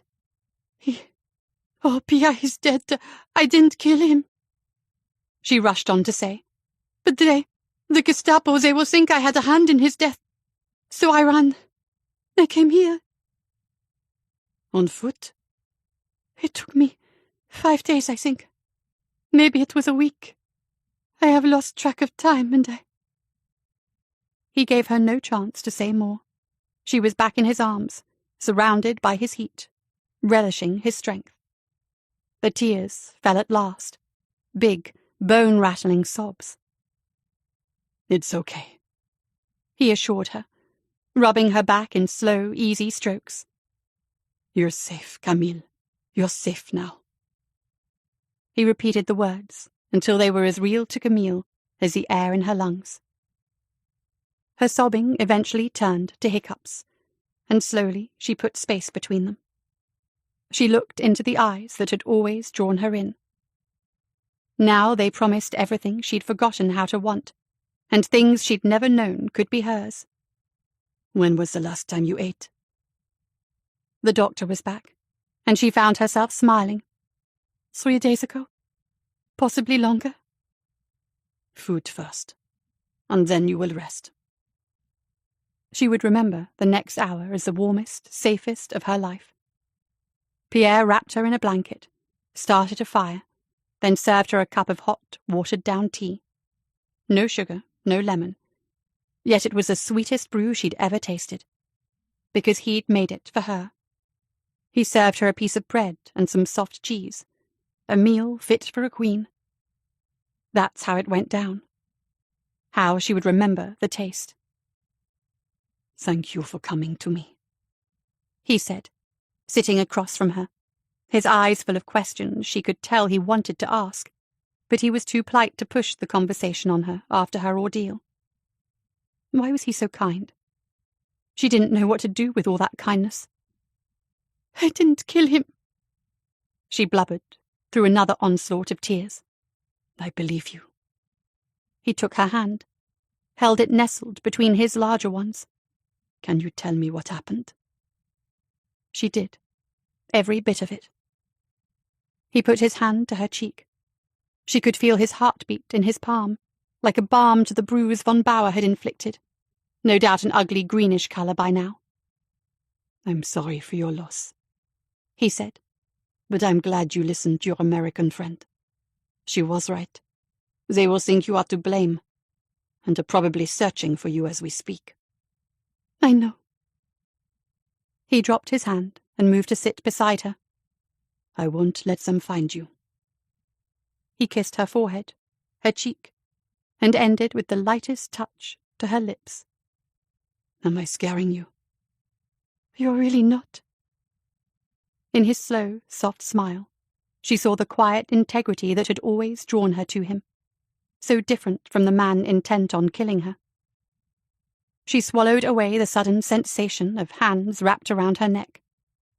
But it was as if Pierre could read her mind. His fingertips touched the tender spot on her throat. "I will protect you, Camille. No matter how long this war lasts, I will hide you in this house and keep you safe. You and your sister. You are both safe in my care." Lost for words in the face of such integrity, more sincere than any wedding vows, Camille couldn't speak. But she could smile. Oh, how she smiled. He smiled back. The last of her apprehension wore away. Something new took its place. Something wholesome and good. Everything she'd done. All her mistakes, the years of guilt. They were being washed away with each new breath. Camille felt swept clean by this man, her story rewritten. A different, hopeful tale that didn't include tragedy and failure.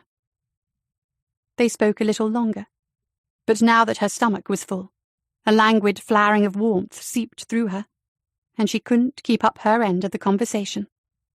"That's it. Bed for you." He scooped her up and set her down on a soft mattress, then pulled the covers up to her chin. "Sleep now, ma charmante fille." He kissed her forehead. "We'll talk more in the morning." "I'd like that."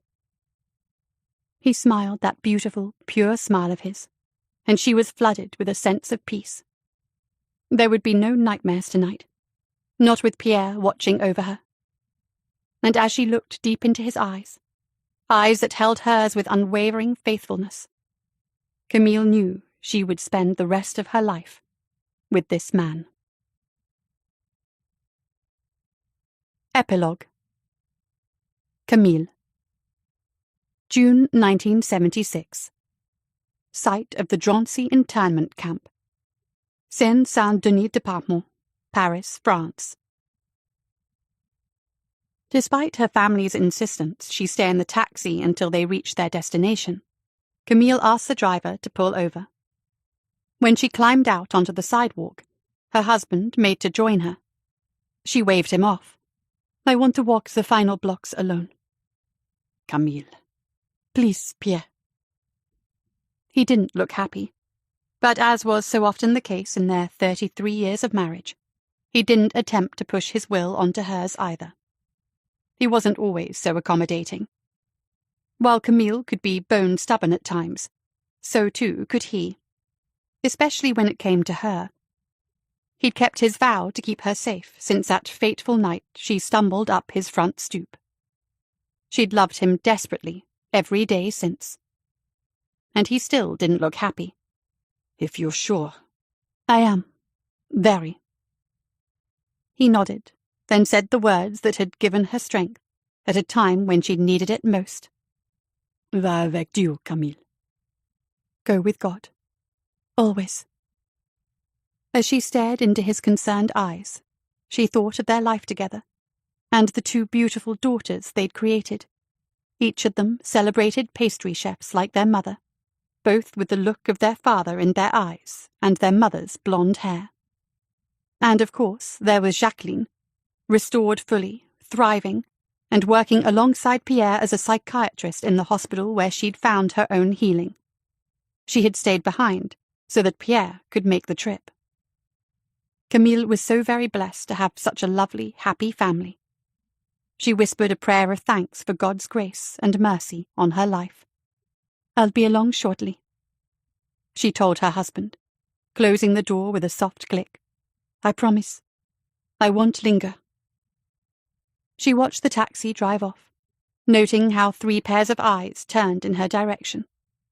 Smiling, she lifted a hand to reassure them she was fine. And she was. After stretching her legs, she began covering ground at a steady pace, looking not toward the house that carried so many memories of pain and death, but ahead, toward the buildings that had once served as a detainment center for 100,000 Jewish citizens. No less a study in torture. The individual structures had remained intact, but the double rows of barbed wire were long gone, as were the guards who had been a strange mix of German SS soldiers, Gestapo, and, much to France's shame, the gendarmerie, the French military police. Camille took a breath and held it for a long time. Her heart went hard as the truth hit her. All those living souls passing through this detention center and unceremoniously shoved into cattle cars. Most had not survived the ordeal, but some had, including Shlomo Seelinger, the sculptor of the Le Monument de la Déportation. The dedication of the memorial had been the reason Camille agreed to make this journey to Drancy, not the other ceremony planned an hour later. She really didn't want to attend that one, and had tried every avenue to squelch it. The French government would not be swayed. Attendance for the first ceremony was impressive. Already hundreds of people filled the chairs set in neat rows before the monument. The mood was appropriately somber. No band played. No happy greetings or laughter rang out. Camille was handed a program, and she took a moment to view the sculpture that was to be dedicated in honor of all the lives lost. It was a fittingly dreary day for the ceremony, the sun long hidden behind grey clouds. A clap of thunder gave Camille chills, as if God himself was making his opinion known about the horrors that had occurred on this very ground. She exhaled a shaky breath, drew in another, and circled the piece of art. Inside her program was an explanation, though she could have figured out most of it on her own. The main sculpture depicted interlacing figures in wrenching poses of prayer, agony, and death. In the center of the piece, the block represented 10 men, the number needed to recite the Kaddish. At the bottom, the wave-like pattern evoked the fire in which so many Jews died. The images were heart-rending and terrible, and Camille couldn't seem to catch her breath. She shouldn't have sent her family away. She wanted them with her now, especially Pierre. As if knowing she needed him, her husband appeared at her elbow. Seeing her grief reflected in his gaze, she was glad he'd found her. Come, Camille. His voice was gentle, his hold even more so. Our daughters are waiting for you at our seats. I'm not finished viewing the monument. Take your look, then. But I go with you. Arm in arm with her husband, Camille read the verse from the Book of Lamentations. Behold and see, if there is any pain like my pain. Her thoughts went to Rachel, and the pain she'd suffered from the loss of her father and brother. A pain she'd had to live with for over 35 years. Camille was glad she'd found her friend again. It had taken 2 decades, and though they hadn't been able to accomplish a face-to-face reunion yet, they'd kept in touch via letters and telephone calls. Like Camille, Rachel had lived a happy, productive life after the war. She'd married a man she'd met during her escape. They'd produced 7 healthy children, 4 girls and 3 boys. There were 20 grandchildren in total, and several on the way. While raising her family in New York with her mother's moral support before she died 2 years later, Rachel had started her own cosmetic company. Her husband was the main chemist, and her sister, Basha, acted as the creative director. "Please, everyone, take your seats." Pierre guided Camille to where their daughters waited near the back. The ceremony was appropriately solemn. Several people gave speeches, but it was the artist's words that brought home the reality of what had occurred on this property. "I designed le Monument de la Déportation to transmit to future generations the emotions felt by us, the survivors of Nazi camps, the horrors of what we endured, and the guilt we share over the ones we lost." He finished with a request for a moment of silence for the souls who did not survive. From across the rows of bowed heads, Camille's gaze connected with Rachel's. She knew her friend at once. She still had the look of her younger self.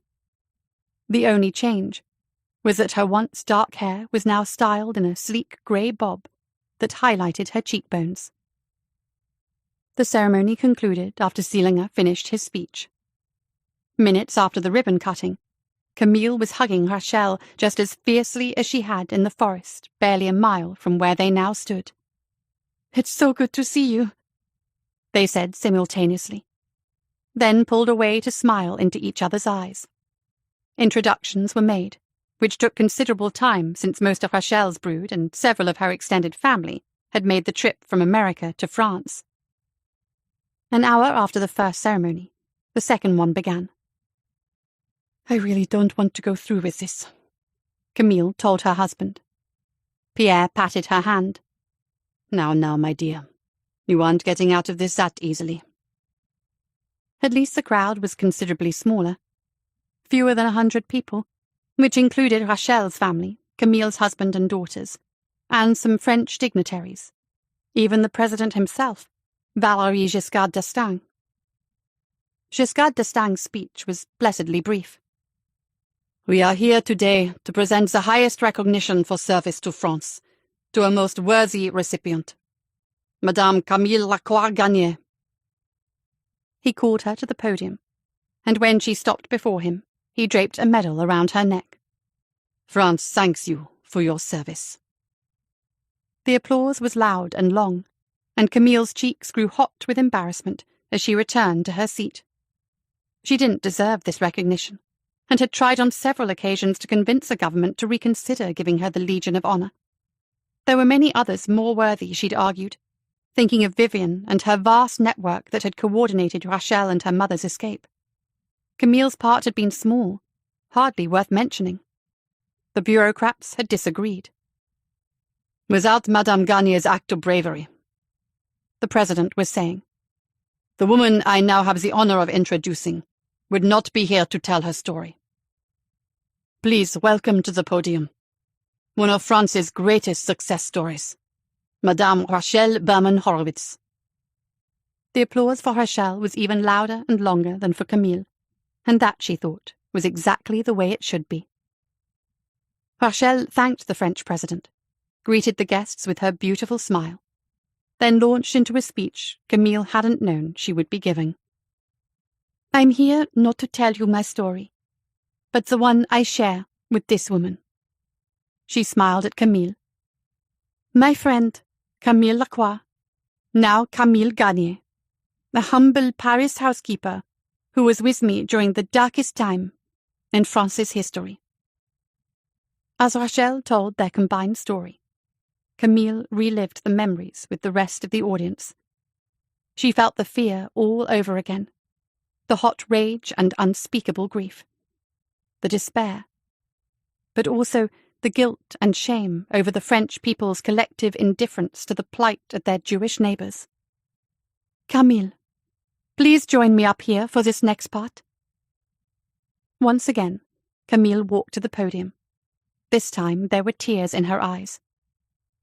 For 2 months, this woman hid my mother and me in the home where she worked.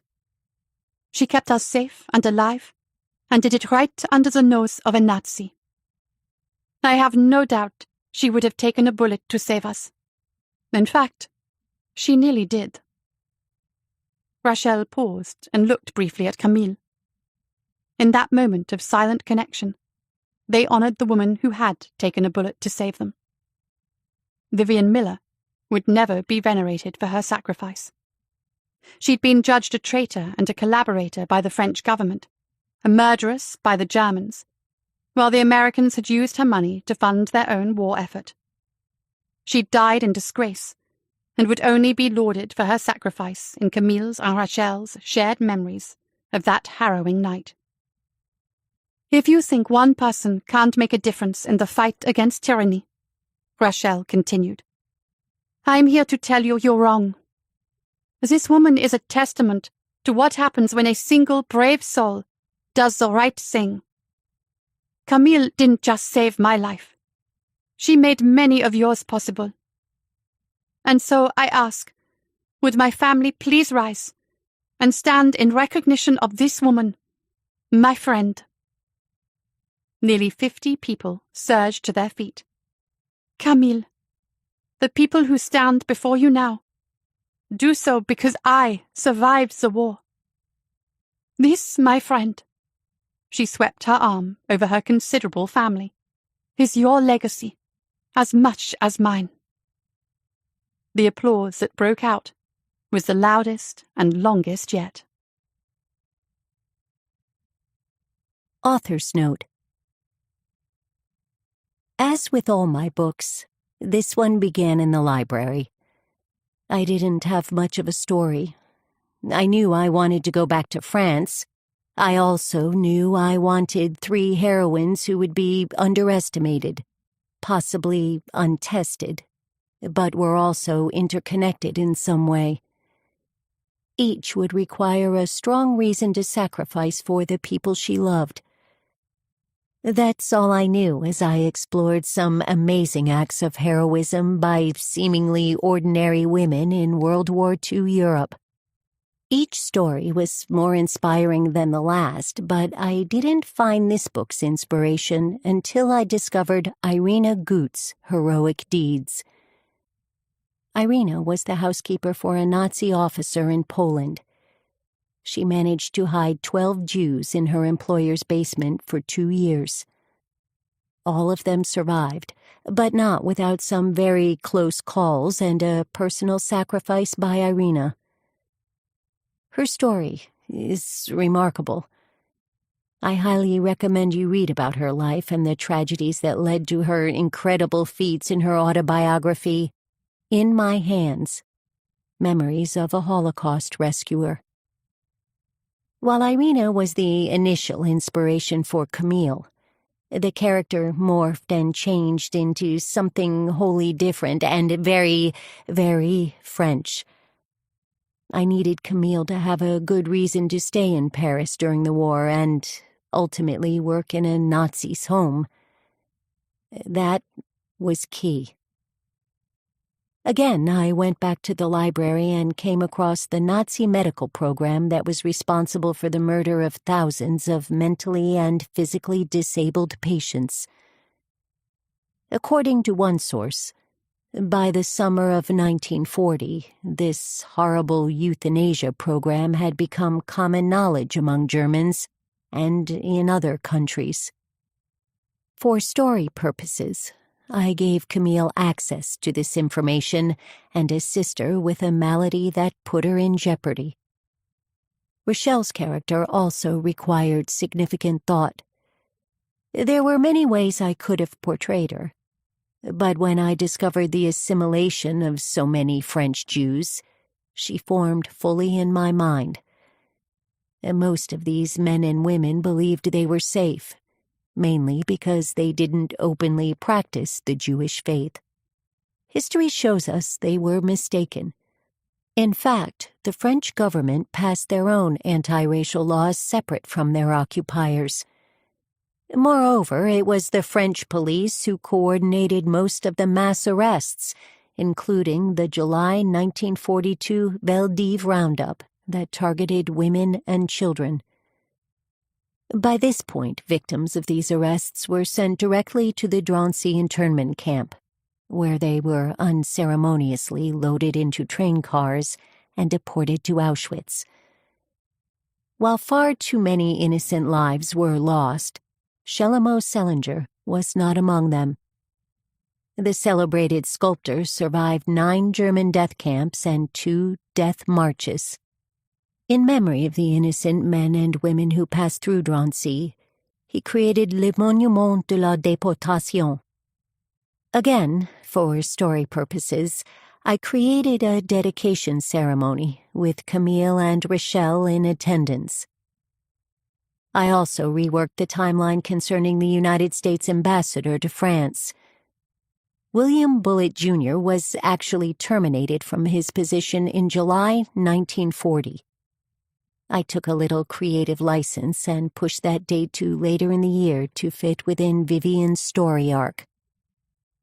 Many thanks to my amazing editor Melissa Endlick, who guided me through the editorial process with patience and expertise. You always make my books better, Melissa. The extent of my gratitude cannot be put into mere words. You're the best. I also want to thank the art department and the sales and marketing team at Harlequin. You never fail to make my book shine. Thank you to my readers for taking this journey with me through German-occupied Paris. I couldn't do what I love without your ongoing support. For fans of the Widows of Champagne, I left you an Easter egg. It comes with my deepest gratitude for your loyalty. Cheers.